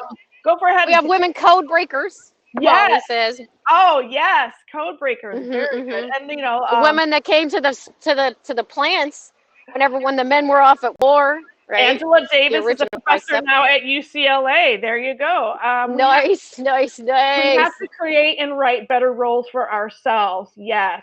Exactly. That's a really great comment. Where's another comment? In life here? and in movies. And in movies. Woohoo! Because it's not just. Go ahead. I'm sorry. So what we're trying to say is, okay, but you're talking about the cooking lady, right? And the cooking lady's all fancy on the show, but her hair would get everywhere. Right, do we still in 2021? Do we still want to perpetuate the gender bias by making the ladies feel like they need to go out and present themselves in this way in order to appease the male viewers? Or do we let them be what they want to be? That's all we're trying to do. We're trying to get you to recognize that maybe she doesn't even really want to wear that makeup. How many girls out there have been in a situation or grown up in a situation where you don't even want to do what they're telling you? I am one of those ladies. I mean, I am in a profession that is predominantly male. Women who cook are home cooks, that's unacceptable. Betty Crocker, that's unacceptable. Writing a little cookbook and having that kind of show seems acceptable. But when you're actually in an industrial strength kitchen and you're doing the chef and things, I'm telling you, women have to fight for a position of respect that we can equally be as good or seen as a professional with the technique. I always say the difference between art and craft is that craft is predominantly women-based arts. That's the difference. And that's why it's seen as less than. And I feel that home cook, where they have to distinguish between a professional chef and a home cook, the only difference is technique. Now, if you have a mom that has a great recipe and she's known for it, she's experimented and done the same thing over and over again until she's perfected it, just like any other chef that's out there. But it's really tough to break through that idea that I'm just as good. I'm not just some cook. I'm a chef. Right. Women are often seen as we are supposed to be in the caretaking roles, or our skills are luck and not skill, like with the culinary world. Like she's seen as cooking, like she's a mom that went and got a cook job and is showing off instead of like a chef from France where we watched growing up on TV. You know what I mean? We assign that to the women. That's what we're trying to point out, Michelle and I. We've made it that way. Shirley Chisholm, oh my gosh, yes. Who else do we have here? Mae Jemison, Barbara Walters. Oh my gosh, Barbara Walters. I love Barbara Walters. Hey, Alexis. I love my queer girl, shaved head, fluffy dress, petite coat, wearing steel stop your face boots. I defy my own role. Yes, you do.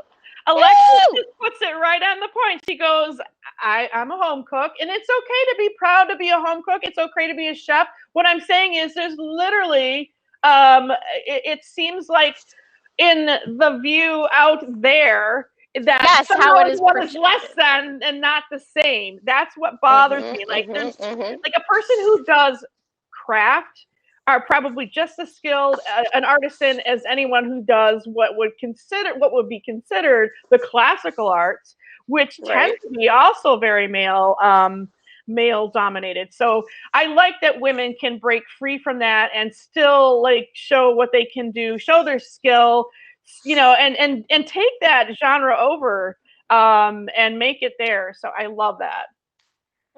Alexis, what I meant with the cooking thing too is that, you know, it's kind of this thing where women have to prove themselves on a different set of playing grounds. You have to prove yourself and prove yourself and prove yourself.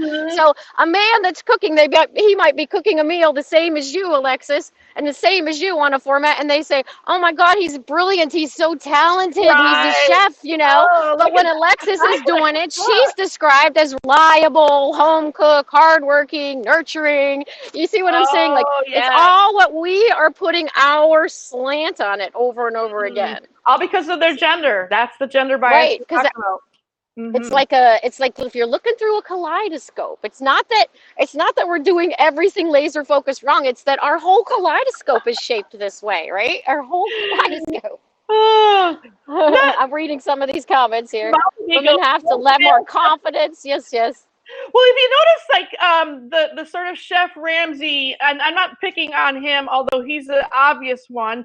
You know, it's like he's almost, it's like because he's so aggressive and so passionate, and he swears and all this stuff, and people go ooh, at what he says, that he's actually rewarded for that behavior. If I were to do that kind of shit, I'd be up for a reprimand. You see what I'm saying? Right. For us, we be demure. We should be demure, or else we're difficult.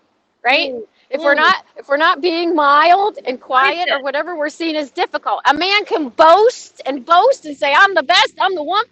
A woman does that, and it's viewed totally differently. So that's where we're trying to change it out. Like an imagine if the authoritarian chef yelling at everybody was a woman. What words do you think they would be using to describe? Would they all be thinking, oh my God, she is so smart. I value her advice, even though she's barking at me like a terrible person that makes me cry? No, they'd probably be like, oh my gosh, she doesn't know what she's talking about.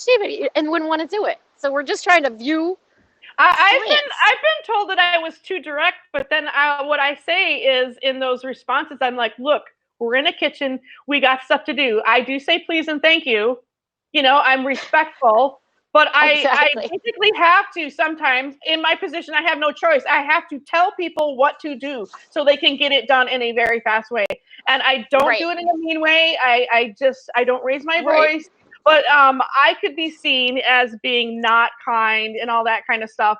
And a man next to me could be like, hey, get this fucking dish out of here, and nobody says anything, you know. And nobody says, "Oh my God, he's so horrible! Get that man out of the kitchen!" Oh no! Yeah, and all I like, hey, order up. Who's got number 22? Let's go.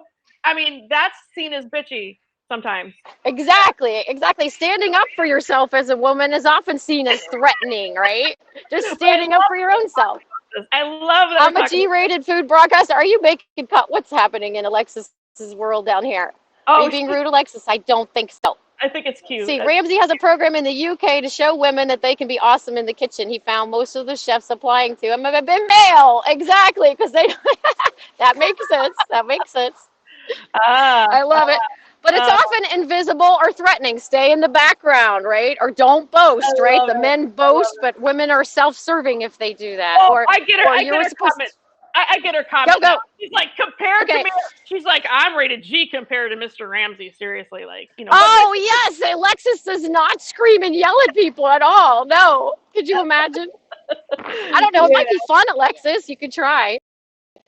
Do a special broadcast where we see what happens if you behave like Gordon Ramsay. We have a great comment here by Eleanor Marie. Bitch, neg, nasty, controlling. The list could go on for what they say about us.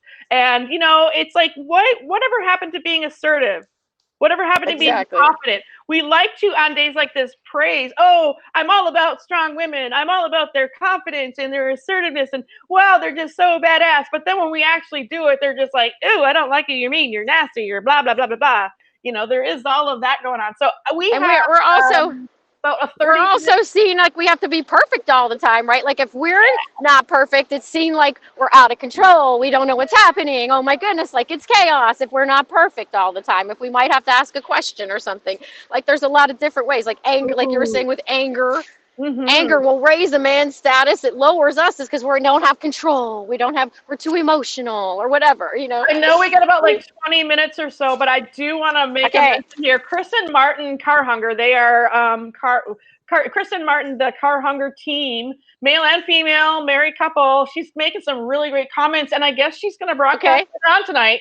Female ladies and directors, art directors and directors, female producers, they have the harder time. She's talking about in her industry, really, we're touching a button on, you could like put this to any career, even motherhood, which I believe is a career. Motherhood, if it's like a single dad versus a single mom, how single moms are called out, especially if they are of a not white race and seen as less than. But if it's a male single dad, it's like, oh, he's trying so hard, he's doing his best. I mean, there's such exactly. I mean, so great guys, great comments. But back to you, Hippie.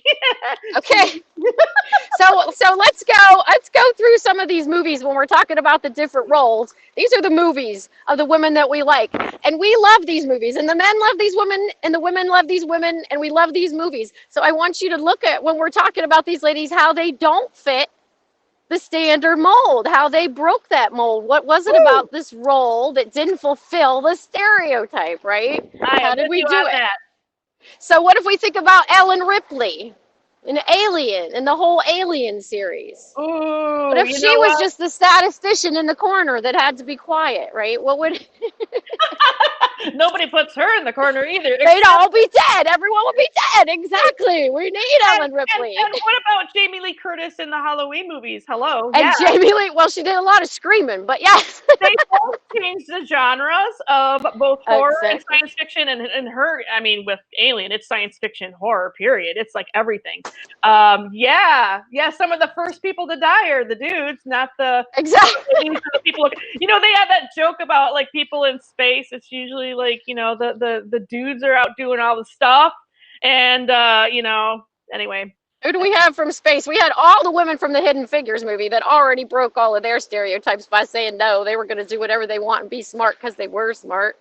We have Tess McGill. Remember in the 80s, Working Girl. Remember how Working Girl was such a big deal? That movie even was a big deal because the working girl back then was a big deal. Do you know, like my mom having a job when I was growing up was like, oh, she has a job. Oh my God. She's a single woman. Oh my God. Like all of these things that we take for granted. You watch the movie Working Girl and then you remember, oh my goodness, look at all they have to go through with their, while they have tons of hairspray, tons of makeup, high heels, fashion. And if I'm not mistaken, it was during a time where people were wondering if women could have it all, they could do it all. Like it was such a stress, and it was like pitting women against women at sometimes with that like whole argument of like, oh, stay-at-home mom versus a working mom. You know, I mean, all of that stuff, like trying to make room for all kinds of moms was really a challenge. Carrie Fisher rose above the additions to make Princess Leia stronger than life. Took years for her to incorporate the strength of the character into her own life. Yes, unfortunately, it got cut short. So we had Princess Leia, but Princess Leia, figuratively and literally in the script, had Rey, right? So now we have all the new Star Wars with Rey as the superhero, a girl, kicking butt, taking names, right? We have Wonder Woman. We have the old Wonder Woman who kicked butt, but she was just all like, we have the new Wonder Woman who's going to take them out, right? I got some trivia fun fact on that. Who brought back, back in the day, in the early part where it was Action Comics, before there was Marvel, before there was DC, there was Action Comics. And that's when they introduced, in sort of like the World War II era, Wonder Woman as a comic book strip. But somebody in the 70s, a feminist, who I think we might have mentioned, or somebody mentioned to her in the comments, actually brought back Wonder Woman for girls to have as an image in comic books. Who was that? Who was the woman who brought back Wonder Woman in the 70s? Gloria Steinem. It was Gloria Steinem! Yay! So I just wanted to throw that out there. But yes, I love Gloria Steinem. 9 to 5 was a couple people were thinking of 9 to 5. I was 9 thinking to of 5. Yeah, exactly. That's why we. How about young girls? We had Cher from Clueless. We had Legally Blonde. We had Elle Woods taking down Law School on Legally Blonde, right? Right. That was a good one. We had Erin Brockovich taking on The System. We had Charlize Theron being the Mad Max. Oh, there's Mad Max. Norma Rae. I said Mad Max. That's a restaurant. Norma Rae, that was a really outstanding role, and that was actually Princess Leia. This DDT was the Sally Field played Norma Rae, and it was a true life story, and it really changed her own career because before that she was the Flying Nun, she was Gidget, the little teeny bopper idol and all that stuff. But then here she is taken seriously as an actress in Norma Rae and like getting Oscars and getting better roles in Hollywood and all of that kind of stuff. Sally Field, yeah, there we go. How about Sarah Connor? How about Terminator 2? Who can forget Sarah Connor in Terminator 2? No one could have those arms. Those arms were killer arms for men or women. Those were just arms perfected. She was so strong, taking out baddies from the future and the present. Somebody mentioned Jane Fonda China Syndrome. That's a good movie. Yeah. Jane Fonda tried to change the world. No one is infallible, but no one has put herself out for longer and more and louder than Jane Fonda. Mistakes or no. And I'm going to just throw this out. It's not a question to answer, but it's something to ponder. There's a lot of buzz in Hollywood. Since we're talking about movies in Hollywood, there's a lot of buzz that there should just be an actor category for everyone. Like not actors and actresses. Think about it, yeah. But see, I'm a shiny girl and I love awards, so I'm inclined to think there should just be more awards. There you go. Maybe you make it the best role instead of the bestness, you know, some way for more people to be recognized, and then it's not such an obvious thing when they're all from the same racial makeup. You know what I mean? If we spread it out. Everybody is shouting out their favorite people. Silkwood, Meryl Streep, RGB. Oh my God, Ruth Bader Ginsburg. We cannot forget Ruth Bader Ginsburg. I also loved Katharine Hepburn wearing pants. Remember how she wore pants? She refused to do all of the things. She was an inspiration to Shiny. I love all the time. We have Elastigirl now. We have our own animated heroine. Elastigirl is the one that kicks butt and had her own Pixar movie. We have Hermione. And then isn't it on the CG series or one of those TV series, Batgirl, breaking norms there? Which one? Batgirl. Yes, yeah, Batgirl is the one. Yes, she's the first real prominent LGBTQ character in the DC universe to have their own series and all of that. So I think that's awesome. Speaking of the LGBT, don't forget we have Tallulah Banks. We didn't say her; she's real. So Tallulah Banks bringing that all to the forefront. I'm going to ask you some questions. Okay. We've got about 15 minutes, so we're going to have to wrap up in about 10. We got 10 minutes to talk and maybe a 5-minute wrap up. But you had gender bias scenarios. Have you been reading? Could you read some of that stuff off? Let's go back to that because we've been talking, you guys. Just to wrap up for those just joining you, and thank you for all the great comments and interaction with us. I love it. I love it. Wouldn't women be just pushed aside by the white male academy members, locked out of all the awards? Yeah, that's why it's such a controversy. It's like the bad and the ugly about it. But it's just a question to throw out there, like what people think about it. I love it. It's a great comment in response. But International Women, we went over some statistics about women. We have the theme about challenging the norms, and I know Shiny's got lots to say about that. And that's why she formed this whole thing about bad women actors doing what they had to do to break those norms and challenge them. Ellen, yes, somebody says Ellen. Ellen took a hit for everybody. Yes, we forgot Ellen. Women, movie heroes, TV imagery. We're talking a lot about body image in there, and I know Carter has a lot to do with that. I can't wait to see what she's going to broadcast tonight, talking about body imagery and specifically what we're talking about in film and TV and stereotypes.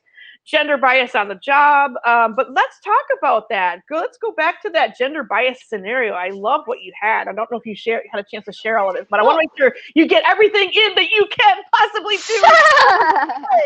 Well, I just had some scenarios that come up in regular everyday life that you might not think of, that they just skate by us like the status quo. We just accept it as it is. Like, how about if a woman is saying, anytime I'm out of the office for an off-site meeting or I'm out for the day, I'm always asked which kid is sick or is it another school holiday, because every time she's out of the office, it's determined that she must be with her kids, right? Or if she wants to work late, and they say, what about your kids? They don't say anything to the man about him working late. Same thing. That's actually kind of sad because there's, at least in Germany, they recognize, that men are also important to the family structure and the children and the raising of the children. So they give family leave to men to take care of children. They open that up, and I think that's not done here in the United States. But I have another one. What happens when you get pregnant? I've actually got pregnant on the job and was asked if I was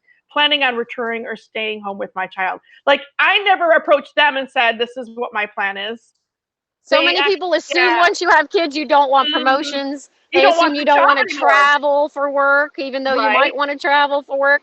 They assume everything that you're doing then is geared towards children when and I- not towards your Yep. career. And when I did get back to work, they were not assigning me stuff out in the field. It was like I was stuck in the office. And I'm like, man, when I was 5 months pregnant, you didn't have any problem having me go hike up a big hill, a big mountain kind of thing to go look at petroglyphs and to do a story on it. And I was 5 months pregnant. But now that I have a baby, I can't leave the office. What is going on here? It doesn't make any sense. And I think that unless we bring these things to the forefront, people will just think it's the norm and not even notice. Because you might not even think of it.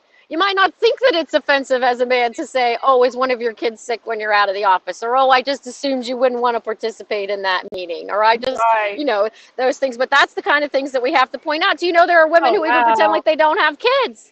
And speaking of, somebody's mentioning that they got pregnant in 16 in high school and they expelled her. Now, did they expel the boy that got her pregnant? Right, that's always the way, right? And I always think that. Don't get me started on that. No, we're being nice. All right, I don't want to get started on the whole idea of prophylactics and birth control, but that's a huge issue somebody else can bring up. But it just reminds me that it always seems to be on the woman not to get pregnant, but it's never on the man to not get a girl pregnant. Exactly. Just saying. And men take a lot of heat at work too if they are trying to participate in parenting and want to stay home with their kid or go do the things for their kids. They do take a lot of heat in the reverse on that. I will acknowledge, because they get teased like, oh, you're doing your woman's work, you're babysitting today, even though it's their own kids. Well, and then they work with their wife about if they actually have a relationship where they kind of co-parent or they co-this and that around the house, they're seen as, well, I'm not going to say it, but they're seen as, under the control of their wife. Exactly. They make a bad assumption about the wife. That's the point. Exactly. It's not an assumption about the men. It's an assumption about the wives always. So it is 4:19. I'm going to try and put myself on mute. I want you to go ahead and give a summary or whatever. Okay, thank you. All right. Go for it. And thank you, everybody in the comments. I see Rosa Parks. I see always on the women. About the birth control. But so that's the side story of the person who said about being pregnant. It was Eleanor. She said, but I homeschooled myself and bust my studies, and I got an actual before I had my son. So actual diploma 3 weeks. Good job. Good job. Tap those biceps. This is why Shani does that. My biceps may be lame right now, but I've been big for 4 years on Periscope about tapping that bicep when you do something good. Be proud of yourself, even if it's a teeny tiny thing or a life-changing thing or anywhere in between. We got to celebrate all of that and recognize your strengths. I love doing this broadcast with you. You are such a ray of sunshine, literally, in California. I have sunshine coming here in Ohio. Come back to Ohio and visit sometime. I'll be here. John took 6 weeks off of it when his baby daughter was born. I know you did. You were such a good dad. Did you catch shit from the firefighters for doing it, JB, or did they like it? I'm curious if JB got it. He was a first responder, saving us all, fireman for a million years. So I'm curious if they teased him. Getting math. Oh, you know what? Math and science. Someone says about the United States as a STEM. Yes, you got to study those things. You got to become capitalist. Don't assume that you have to be a teacher because they say so. Nothing wrong with being a teacher. I'm just saying, don't assume anything. You can do whatever you want. So many women in rock that said, there's women in rock. I didn't even get to that, but I love. You didn't even do the women in rock. What about Joan Jett? What about Stevie Nicks? What about Janis Joplin? Right up my alley. Well, because I'm actually going to focus on that a lot more in my own broadcast this month. I'm going to draw some portraits of people like Susie Sue from Susie and the Banshees. And one of the reasons why they're in that in the begin with is they are definitely breaking down the stereotype that women can actually play instruments. They can rock as hard as the men. And also, they did not want to be that stereotype. They said no. I want to do something very creative and different. I don't want to just stay at home with the kids. I'm sorry, but I've got more to offer in life. And they did it through a very male-dominated industry in music. So, and a lot of them, not everyone, but a lot of them do it without, showing their body and making it about their body. It's about their actual music and their musicianship. So, but there's a lot of tension. I still feel even today that women who perform music have to show their body as part of it. And it does seem like what Annie Lennox did and Billie Eilish doesn't, and Billie Eilish is kicking ass and she wears great big giant things. So it's happening. The changes are coming. Yeah, and the controversy could be a lot of feminists embrace Madonna, for example, because she took what was given her, the sexualized objectifying of her body, and she changed herself into this sort of chameleon and created feminist characters out of that imagery. Now, did she do it right? Did she do it wrong? She didn't give a shit. She just did it. And so I want to read this. I want to read this from Dean. I am not sure if I'm a house husband, kept man, boy toy, or just a bum, but I'm thankful for my wife for keeping me for 30 years. So he gets to tap his bicep for recognizing that he has a wonderful wife. He comes in. Look at all the monikers that we give men. Like, we're not, when we say gender bias, we're talking about all genders, the entire spectrum. Not, but you know, specifically, it's Women's Day today. But there is such a spectrum of gender. We don't even have the language right now to speak respectfully to one another about gender, even to this day. But the number one thing is, whatever gender you are, whatever you identify as, let's treat each other with respect and what people want to be called versus what we call them. Exactly. It really doesn't hurt you. This is what I never get. It doesn't hurt you. If you can learn to say John, Terry, Annie, whatever, if you can learn to say he, she for this, you can learn to say the names of how people want to be addressed. You can do this. It's okay. You just add it to their description in your head. You just make that part of their name and then you go. Shouldn't be a big deal. Okay. But I want to talk a little bit. I want to tell people a little bit about Shiny too here, because one of the things I do on Shiny Hippie Broadcasts is have these kind of conversations sometimes that we might not be that comfortable having, but we need to have. But we do it here on the beach. We do it on the rocks. We do it in a fun way so that everybody's having a good time. We also stretch and breathe and focus on taking care of ourselves. And as women, it is very hard to even put time to take care of yourself into the equation. We're so used to doing all the things for other people. So everybody has to find a time, find a space, find a place where you can focus on yourselves and the things that you want and who you want to be. And women especially, try to focus on who you want to be. Men too, but women have this innately. Try to focus on what you want to do and who you want to be without worrying about if it's a mom's thing to do or a teacher thing to do or a brother thing to do or a husby thing to do or a responsible thing to do or all the woulds and shoulds and all the things that the world tries to put upon you. That's what we're trying to do by eliminating gender bias. Maybe Michelle and I could do something about racial bias sometime too, because we've had some great conversations There's so many similar things there. You know, we just need to talk about these things so that there's no stigma anymore. Once you start being like Shiny and you just put it all out there in your life, you might not do it as loudly as I do. I got one more thing to say. It's 4:25. Like, we've got 5 minutes. I got one more thing to say, and then I'm going to be silent and let you wrap up for the next 5 minutes, however you want to do it. But the one thing I want to say in response to that, you've really hit a deep button inside of me, because to me, racial and gender bias kind of all goes together along with sexuality. We are more than just one part of our identity. And I talk about that a lot when I'm doing portraits and I'm doing life stories and I'm talking about my own life story. It all kind of makes sense because I'm a whole person. And here's something I want to challenge people to think of. How many things do you have to have in front of what you do? Am I a female artist? Am I a Native American female artist? Am I a Native American female bisexual artist? I mean, how many things do I have to have in front of the word artist?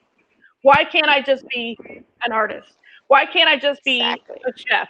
So thank you so much for doing this with me, and I'm doing this with you. I hope I was a good co-host. I hope that you were great. Thank you so much for coming to play with me today and helping spread the conversation, spread the word, and bringing your trivia to us. I appreciate it so much. I love it. Eleanor goes, I'm an Eleanor, all caps. Yay, Eleanor. She's named after Strong Lady. She's ready. Thank you, Louise. Thank you. I have no idea who's up next, but I'm just going to listen to you and learn from the Shiny. So Shiny Happy Hippie made me happy today with her Shiny everything. Thank you, Eleanor. Thank you so much. Thank you, Michelle. Thank you. I do have to tell me if you're off. I don't know. I can't tell. 3 minutes. Just keep going until somebody. Okay. So here's what we got to do, guys. We got 3 minutes to get our groove on. We got to get out here in a positive space. We got to greet the rest of this day in a positive way. So we're going to take that deep breath again. I'm going to show you this view again. You're going to start clearing out all the garbage that the world has put upon you. When you take this breath and exhale, I want you to exhale the garbage the world has put upon you. Okay? Wherever you are, however you're watching.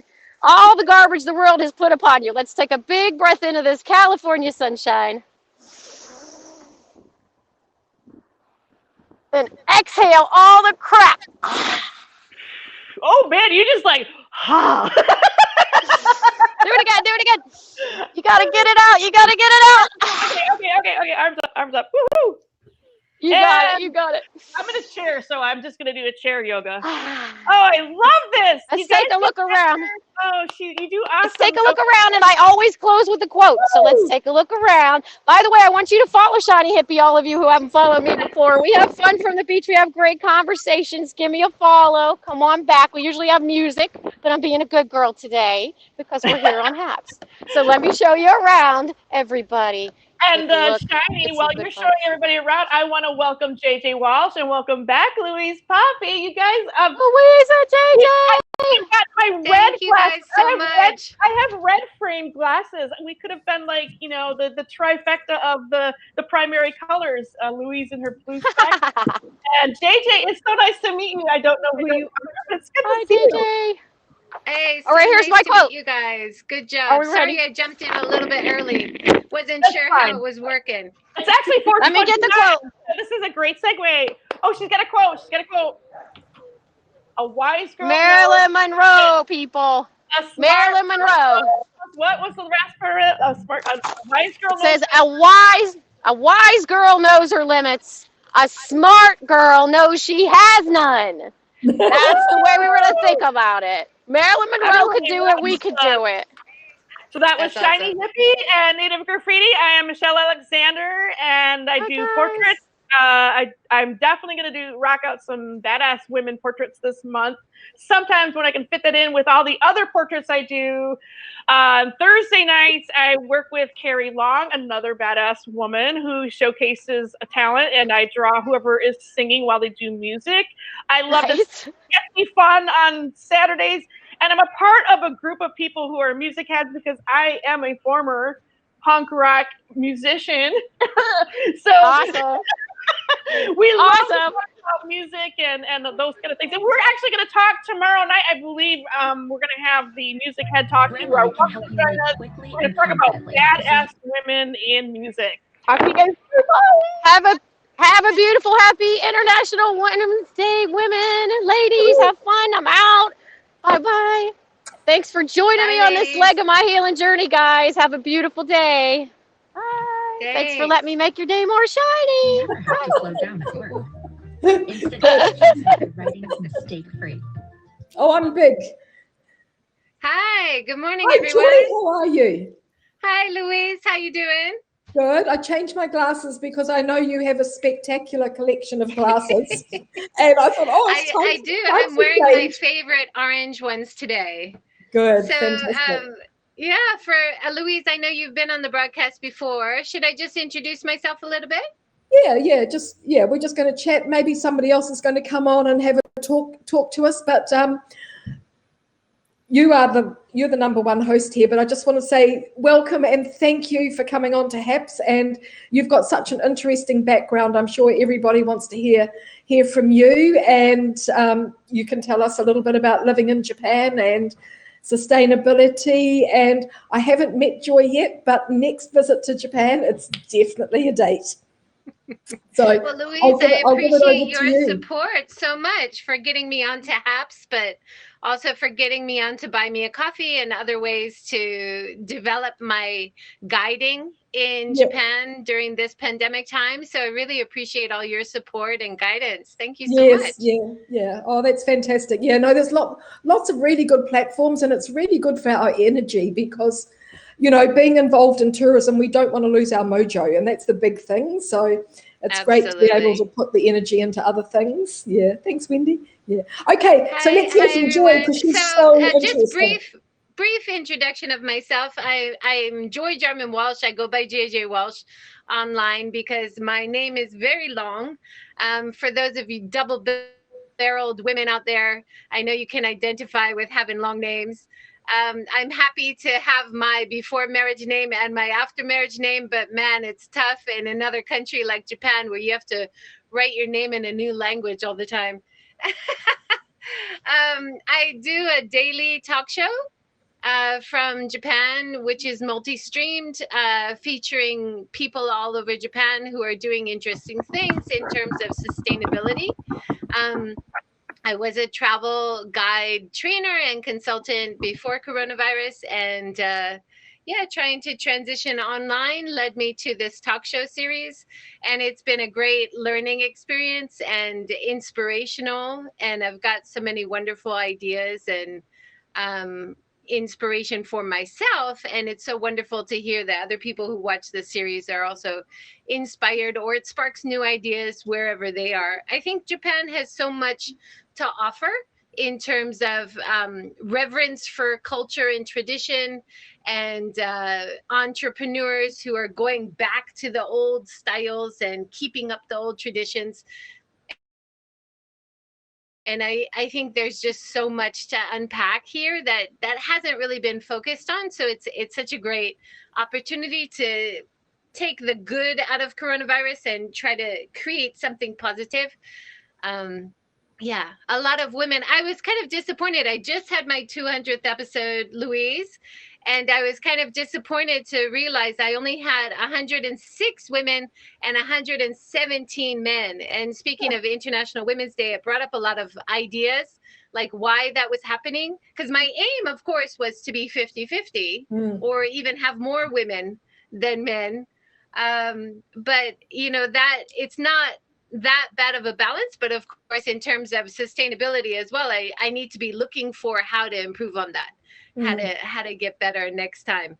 But you know what? It's probably a common thing around the world is that a lot of the women that I go to and say, would you like to be a guest on the show? They actually say no, or I'm not ready, or you know, maybe next month, or maybe once I write a book. And I think this is a common problem for many of us women, that we are our biggest critics, right? And we often self-edit and say, we're not ready, I'm not good enough, right? And we need to just put ourselves out there, I think, a little bit more. And so I really appreciate the women who've joined in my talk show series and really put themselves out there, start new companies. Japan has really horrendous rankings in terms of gender equality around the world.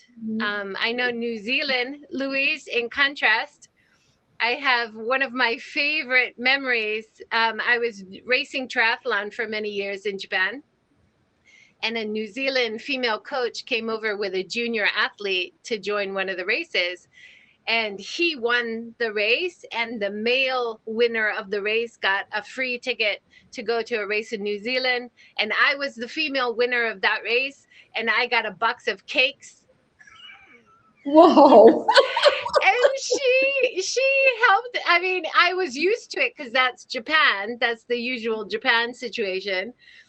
Even as the winner, if you're a woman, your prize is way less than the male winner. And we see this in professional sports too, all over the world. But yeah, so she came over and she said, this is absolutely not okay.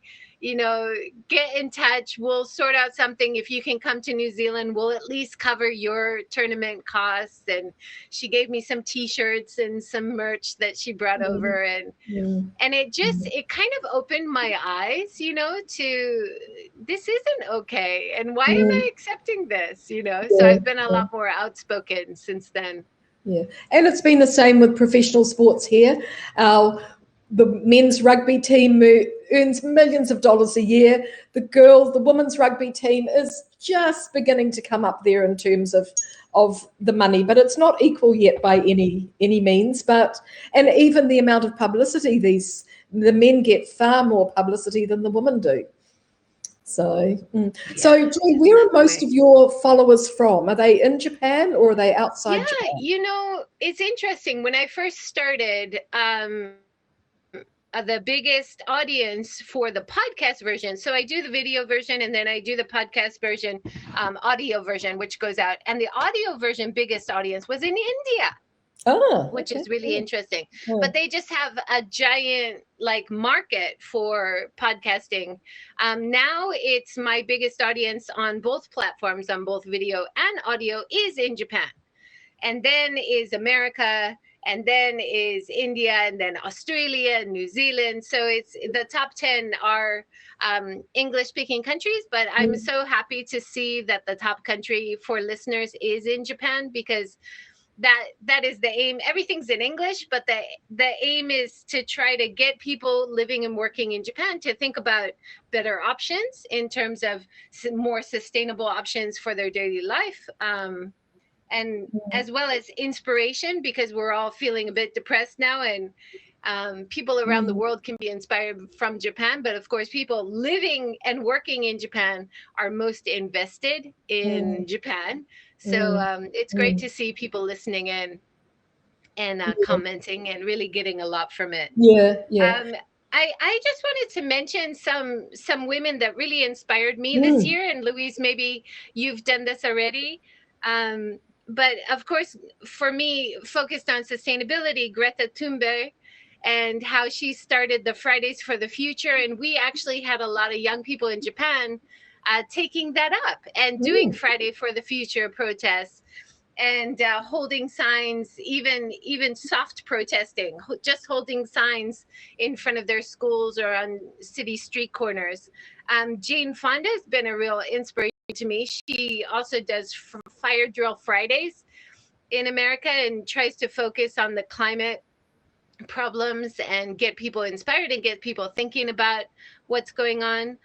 The women who started Black Lives Matter, Alicia Garza, Patrice Cullens, and Opal Tometi. And actually, we had Black Lives Matter protests in Japan. And Ayana Wise, who I interviewed in the series, she was part of the team setting that up, that getting the protest organized, making speeches and everything. And that's so inspiring. I think, you know, a lot of people were like, why do you need to do Black Lives Matter in Japan? But it raised a lot of really positive, important discussion, not only about people of color or people who are non-Japanese, but also about gender issues, about non-binary issues, about people who don't fit in, even Japanese people who just don't fit in to that expected box that a lot of kids are pushed into, you know? It gave people something to identify with, something that was different, but it was okay. Yeah, definitely. I'm just gonna move over because it looks like my battery's dying. In the dark. I had the same problem before too. The live streaming really takes it out of your battery, doesn't it? Yeah, it does. Yeah, you get to see some of my house here. It's very untidy. Oh no, but I think. But you're living in Hiroshima? Yeah, I'm in Hiroshima. We renovated an old house. And yeah, it's funny because a lot of the speakers in the series, we also talk about renovating houses because it's a passion of mine to renovate this old house, and I love it. And it's becoming really popular for people to move out of the cities into the rural areas. And that's also, you know, a gender issue because a lot of the farmers in the rural areas, they're women and elderly and not able to do as much of the work as they used to do. So it's great to see people moving out and reinvigorating these rural areas and rural communities. Yeah, and a lot of like single mothers finding more balance when they move out to the rural area. Yeah, it's really, I don't know if you have that in New Zealand, but it's hard to find childcare that you can afford. And then if you move out to the rural area, you have the same childcare, but a lot less competition for it. Or schools, you know, same great quality schools, but a lot less kids. So your kids get a lot more personalized attention. Mm. So And then, can I ask you, how old yeah. is the house that you've renovated? So it's a funny story because I used to do a walk around this area and I used to see this house and I was so interested in it because it has an old traditional farmhouse kind of look. It kind of looks like a Tudor style from the outside. And I was like, I love that house. And then I saw the signs go up saying it's for sale. And I said, I've got to at least look at it, you know. And we actually got a discount on it because it was you bought the land, but then you got a discount for having an old house on it, which is considered garbage, you know. Yeah. So that was nice. 50 years old. 50. But they're, yeah. It's just interesting because one of my sons lives in an apartment and the other one bought a house. And or they were both able, one bought the apartment and one bought the house. And it's one of those little, it's like a cookie cutter house, but each one's a little bit different. And he told me that they're only really made to last 25 years. And then you pull them down and you build another one. So there's nothing sustainable about this property. So, but I love is that in Japan or New Zealand? This is in Japan, in Hachioji. Oh, yeah. And Yeah, I mean, love Hachioji because it's a little bit countryside and you're walking around and it does have these beautiful old houses as well. And I think, what about insulation? Because these old ones are freezing cold in winter. Yeah. But there's easy insulation that you can do, which doesn't cost the world. We ended up remodeling ours and spending a lot less than people who had new builds. And then if you have an old house, you can actually do a lot better. Let me move to the other area. It looks like my internet is not good over here. Sorry, a lot of movement. Yeah, but we saved a lot of money. We had bigger land space. So we could keep bigger space inside the house. So I like that because you could have a garden, relaxed. The new builds have more space restrictions. Sorry. So you have a garden outside, Joy, I'm sure. Yeah, I can show you. Oh. So I've rescued these kitties. Yes. And we have a little garden out there. Nice. They like to watch the birds. You just missed the blossoming ume tree. Oh, gorgeous. Now, ume is another great thing which I want to mention because it's actually connected to gender equality in Japan. Ume is the Japanese plum. And a lot of housewives actually make their own umeshu. Have you ever heard of umeshu, Louise? It's my favorite drink. I've got a bottle in my fridge right now. I love umeshu. Yeah. Oh, yeah. wow. So a lot of, people yeah. in Japan aren't allowed to make their own alcohol, but because they're just adding fruit to alcohol they buy in the store and making I have a friend in New Zealand that makes it, and she provides me umeboshi and ume, and she makes miso paste as well. So so I have my own little supply. Yeah. So definitely, supporting local farmers, supporting, people who make their own products in Japan is such a gender issue as well as a sustainability issue, of course. And we know that if you support women, then you're supporting kids. If you support women, you're supporting more of the community because they feed it right back. Much more than, if you give a man a pay rise, he might not feed it back quite as much. And that's definitely true in Japan. I was talking to a guy yesterday who was talking about the history of home design. And we had a great discussion about how the home is actually the domain of the women. And, women are the bosses at home. So a lot of the Japanese homes that I visited, actually, you're not allowed as a guest or even as a husband to step into the kitchen. The kitchen is where the mom has all the power. Yeah. And, they also control the house budget. most women, you know. So there is a lot of things kind of under the surface where there is so much power by women in Japan, but yet Japan, in terms of promoting women or having women as leadership in companies, is ranked so poorly around the world, and it's so depressing. I've been here for almost 30 years now, and Wow. it just seems like progress is, you know, not as good as it could be. We had a recent scandal. Did you hear about the head of the Olympic Committee scandal? Yes. Yeah, but tell us what happened. So he was a prime minister of Japan before. His name is Mori, and he was the head of the Olympic Committee, and he made very blatant comment at a press conference saying that women in the group talk too much. And he was annoyed that women talk too much. And then a big outcry, a woman named Momoko Nojo started a protest group on change.org and now they have over 160,000 signatures to ask for him to step down, because this is not okay that he said this. And for me, having worked in like a university system and having to step away from that job, because I felt also really discriminated against, and Yes.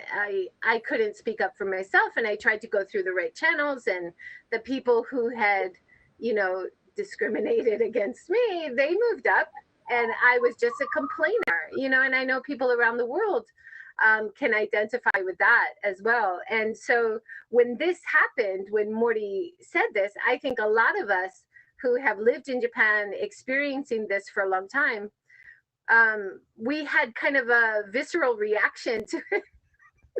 It was like PTSD, and we were all like, no, this is not okay. You cannot say this so blatantly. And so I was so glad to see young women like Momoko Nojo step up and get the petitions and get him to feel pressure to step down. Awesome.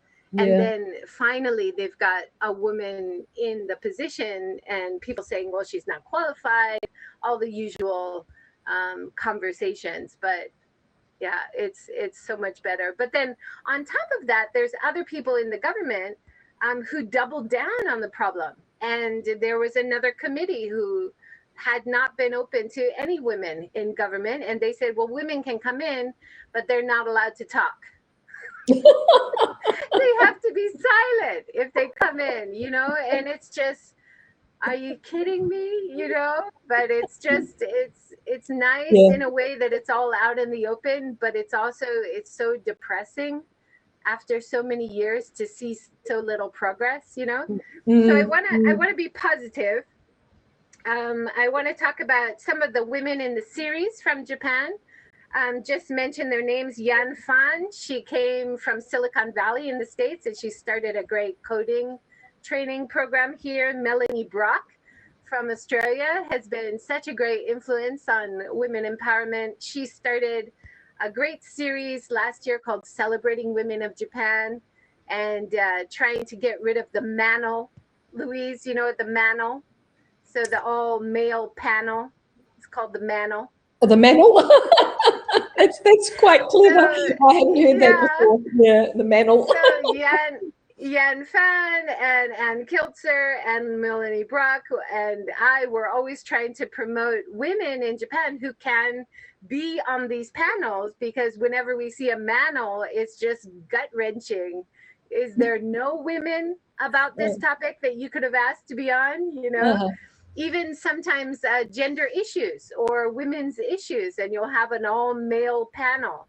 It's just, it's so depressing. So unless we have some kind of soft pressure even from the public, or some kind of regulation, some kind of quota. I know people hate the word quota, but when we look around the world, like countries like Sweden, when they created the quota 50-50 in government, they were able to do it, right? They were able to create that system, and everybody said, even in Sweden, people were saying, oh, you're not going to find people qualified enough. But they did. You know, if you have a quota and you have to fill it, you will find people qualified enough. So I think Japan just kind of needs to step it up a little bit. You've visited Japan before, Louise? I haven't lived in Japan, no. I usually come to Japan for about 4 months a year. So, but I've been coming to Japan since 1983. So I came to Japan the year that Tokyo Disneyland opened.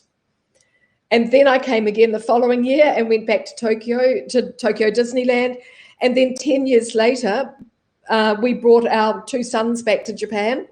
And we went to the 10-year anniversary or celebration of Tokyo Disneyland opening. So I've got that early connection, and I have been again since as well.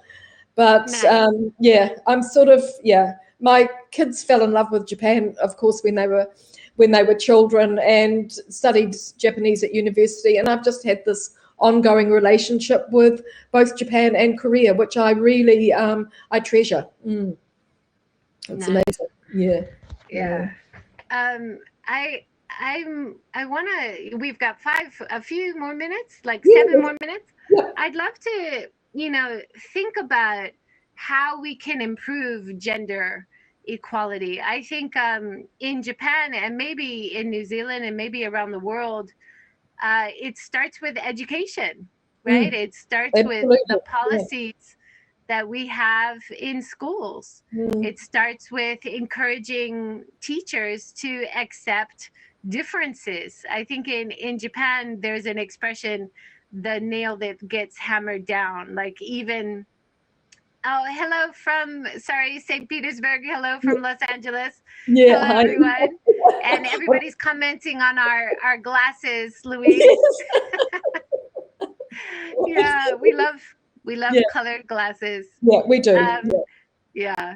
So my daughter, even at school, we had to take her out of public school because she just didn't feel comfortable because of the rigid gender stereotypes about having to wear a skirt and having to be like this because you're a girl.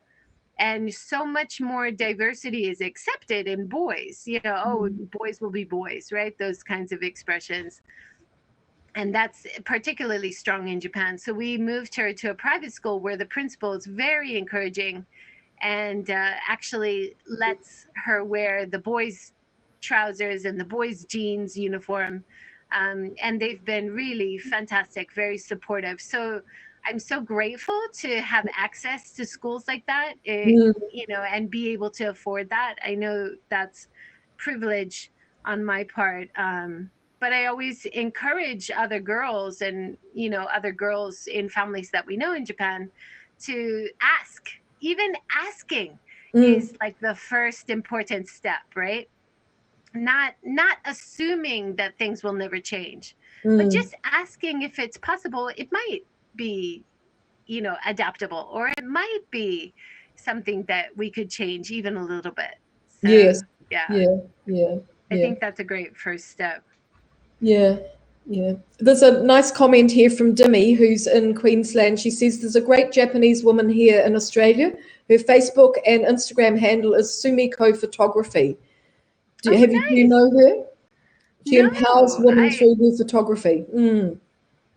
I have actually, in the talk show series, I've interviewed a few people in Melbourne, Australia, who are very connected in Japan. So Melissa Mills, who runs a sake company, and Simone Maynard, who is promoting a lot of the sake breweries in Japan and doing interviews with sake brewers around Japan. Also Tina, who runs Wheel Woman. She brings a group of female cyclists over to Japan every year to do cycle tours. So there's a lot of positive influence on Japan from outside Japan. Definitely, right? And now with the lack of inbound tourism, I think we're seeing less traction in terms of moving towards more sustainable policies, more gender diversity, because we don't have tourists here. And people are not thinking about how to cater to people from the outside. Everybody assumes that everyone in Japan is the same. And everybody in Japan just wants it as it's always been. But when you have international tourists coming in, you actually have companies and businesses thinking about how to cater to diversity. And that is why I'm so passionate about tourism as a part of sustainability, because it can be such a positive influence, right? Yes. And we have this very strong bond in the Pacific. So we're all islands in the Pacific.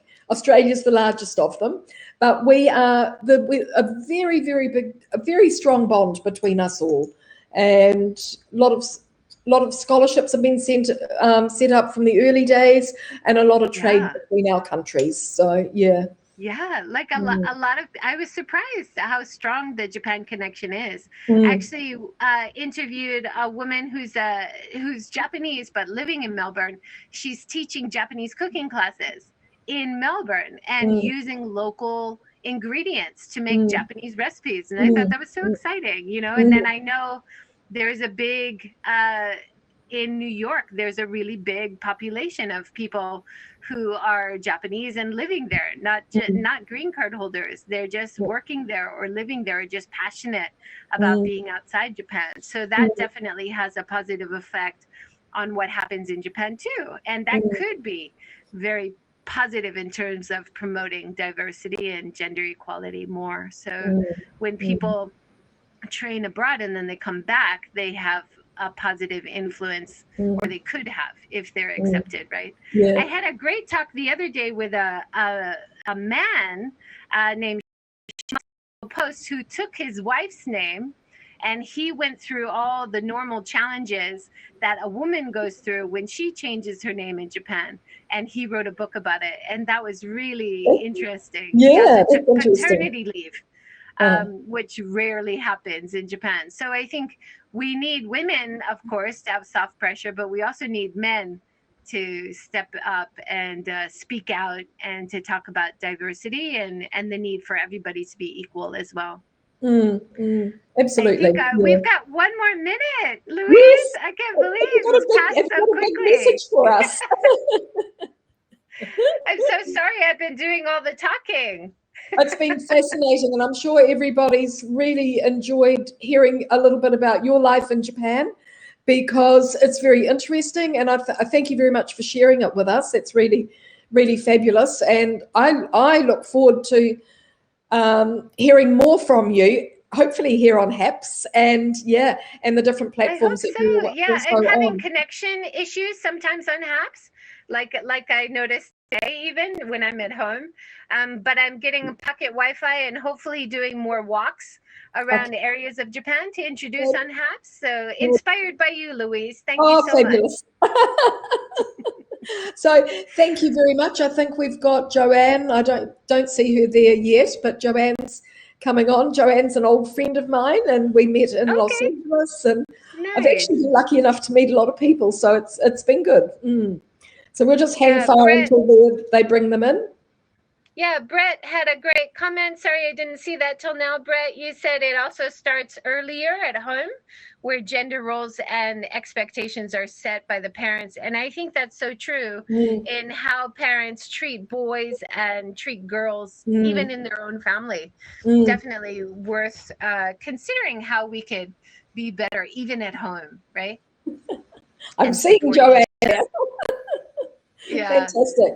Are they ready? The next people? Joanne's here. Yeah, they'll take us off. Okay. And, yeah. Hi. Good morning. All right. I'm gonna leave and let you guys take over. Okay. So Happy thank you very much, International Joy. That was Women's Day. awesome. Great to connect with you guys. I'll be following. Take care. Bye. Bye for now. Thank you. Well, kia ora. How are Kia ora, you? Joanne. How are you?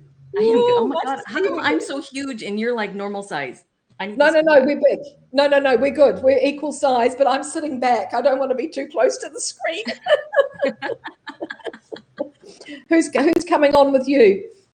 Well, Michelle Garrett is supposed to be joining me, and Web EV, who I think you know, is going to be joining me as well. Okay, fantastic. Yeah. Oh, that's good. Yeah. So really, how come I'm so large and you're so like normal? No, because I think you're looking for. I'm sitting back and you're up at the screen like this. I'm not. I'm like back. Okay, let me move back a little bit. Oh, maybe Okay. maybe I'm on the number one screen. Maybe I'm not sure. Yeah. I don't know. Hi, Who Nina. else?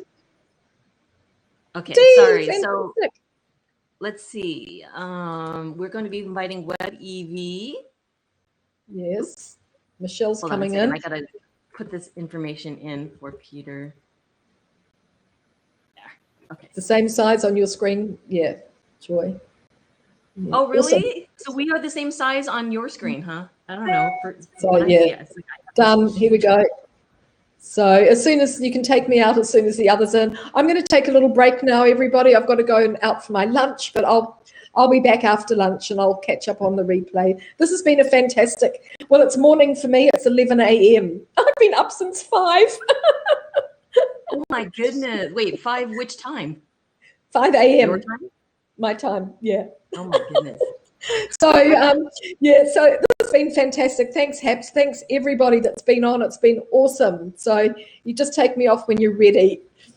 I'm getting Okay. Hold on a second. Let's see.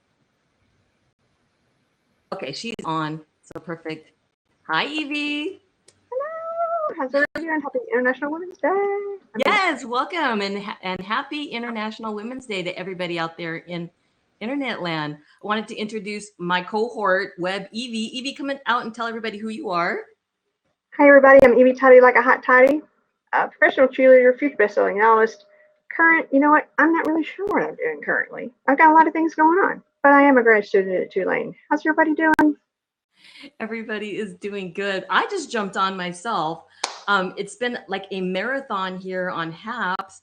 And if you didn't know, and if you're watching on Facebook or Twitter or Twitch or YouTube or any of and HAPS TV, this is a collaboration of many, many women broadcasters and some men actually as well. And we're coming to celebrate International Women's Day on all platforms. Like, I think I might have missed a few. Which ones are you broadcasting to, Evie?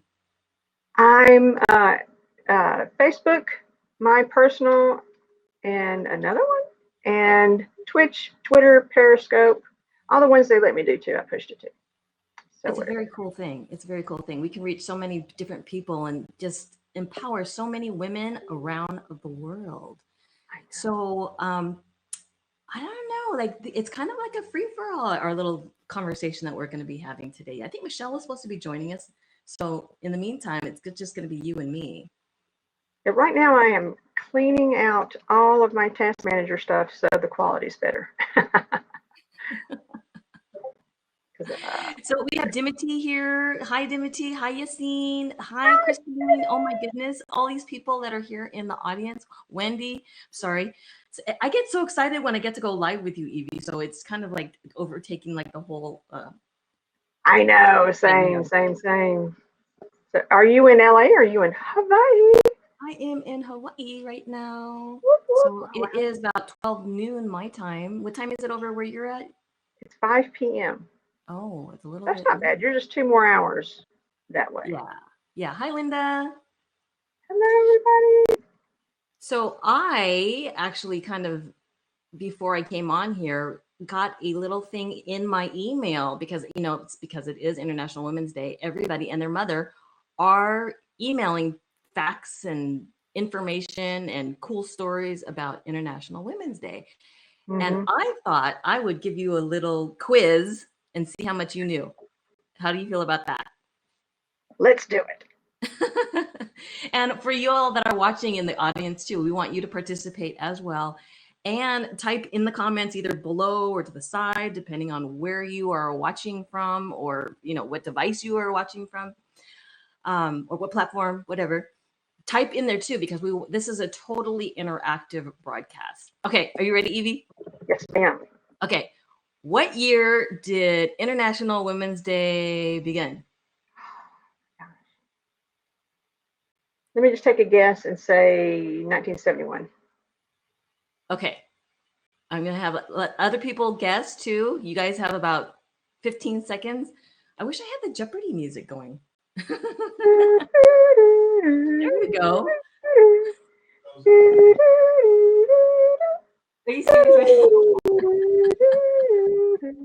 Where are all our guesses? Here they are. So Carrie's thinking 1776.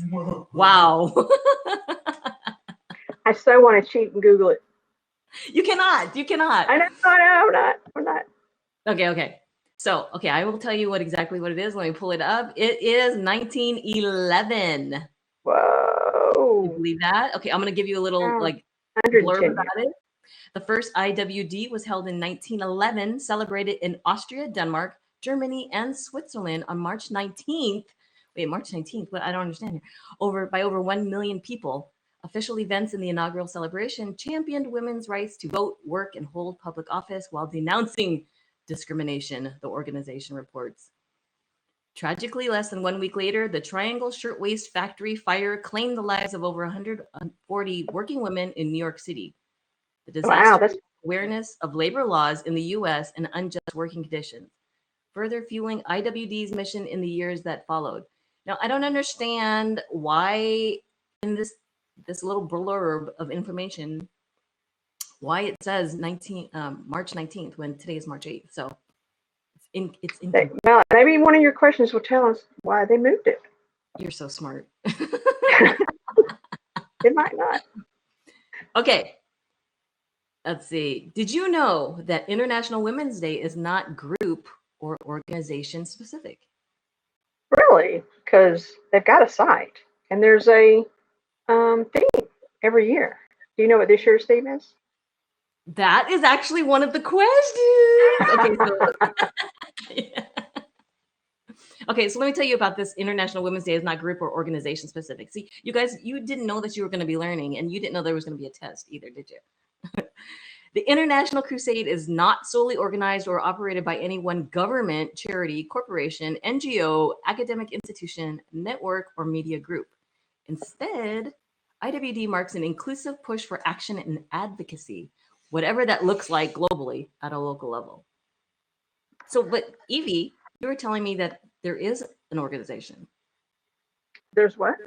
You said there was an organization that was running this thing. Well, there's a website, because you can go to the website and you can see what the theme is and get information and social media stuff. I mean, there's all kinds of stuff. So I don't know. Is that fake news then?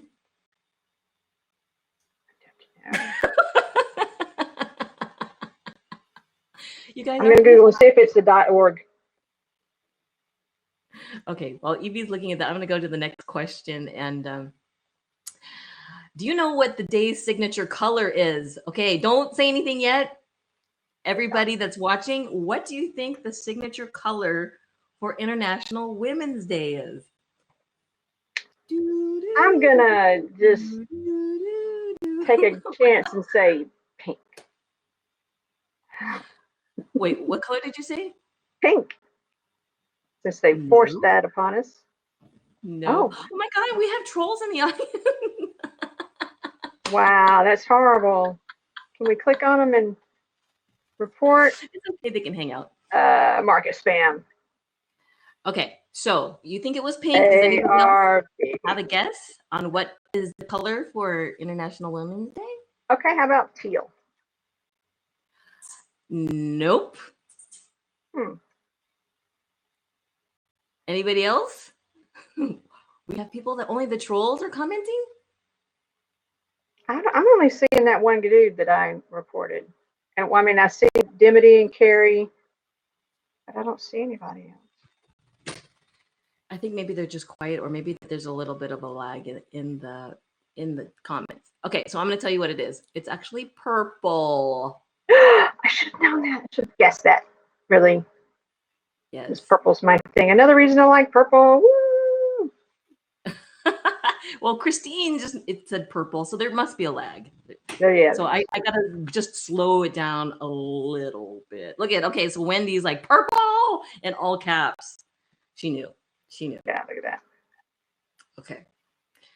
Number 4. Okay, that number 4 isn't really a thing. It just says it's celebrated in many ways. And number 5, which I know you know the answer to, okay, y'all that are watching, I'm going to do this really, really slow. The 2021 theme for International Women's Day this year is, okay, so while people are typing it in, Evie, do you know what previous themes were for the other years? Gosh. I know a couple of years ago, we were talking about people, women who inspired us. But no, I don't know what the specific themes were. Well, why you brought that up, I would like to know who are some women that have inspired you, whether it's in the internet space or if it's an author or if it's somebody in pop culture. Well, you mean besides you? Aw. That's so sweet. Let's see. Okay, Well, wait. Evie, we have Can we a pause request to to pause restart this the server? while they restart the server because there is here. I'm ready to go. And All right, let's see if that's better. Back.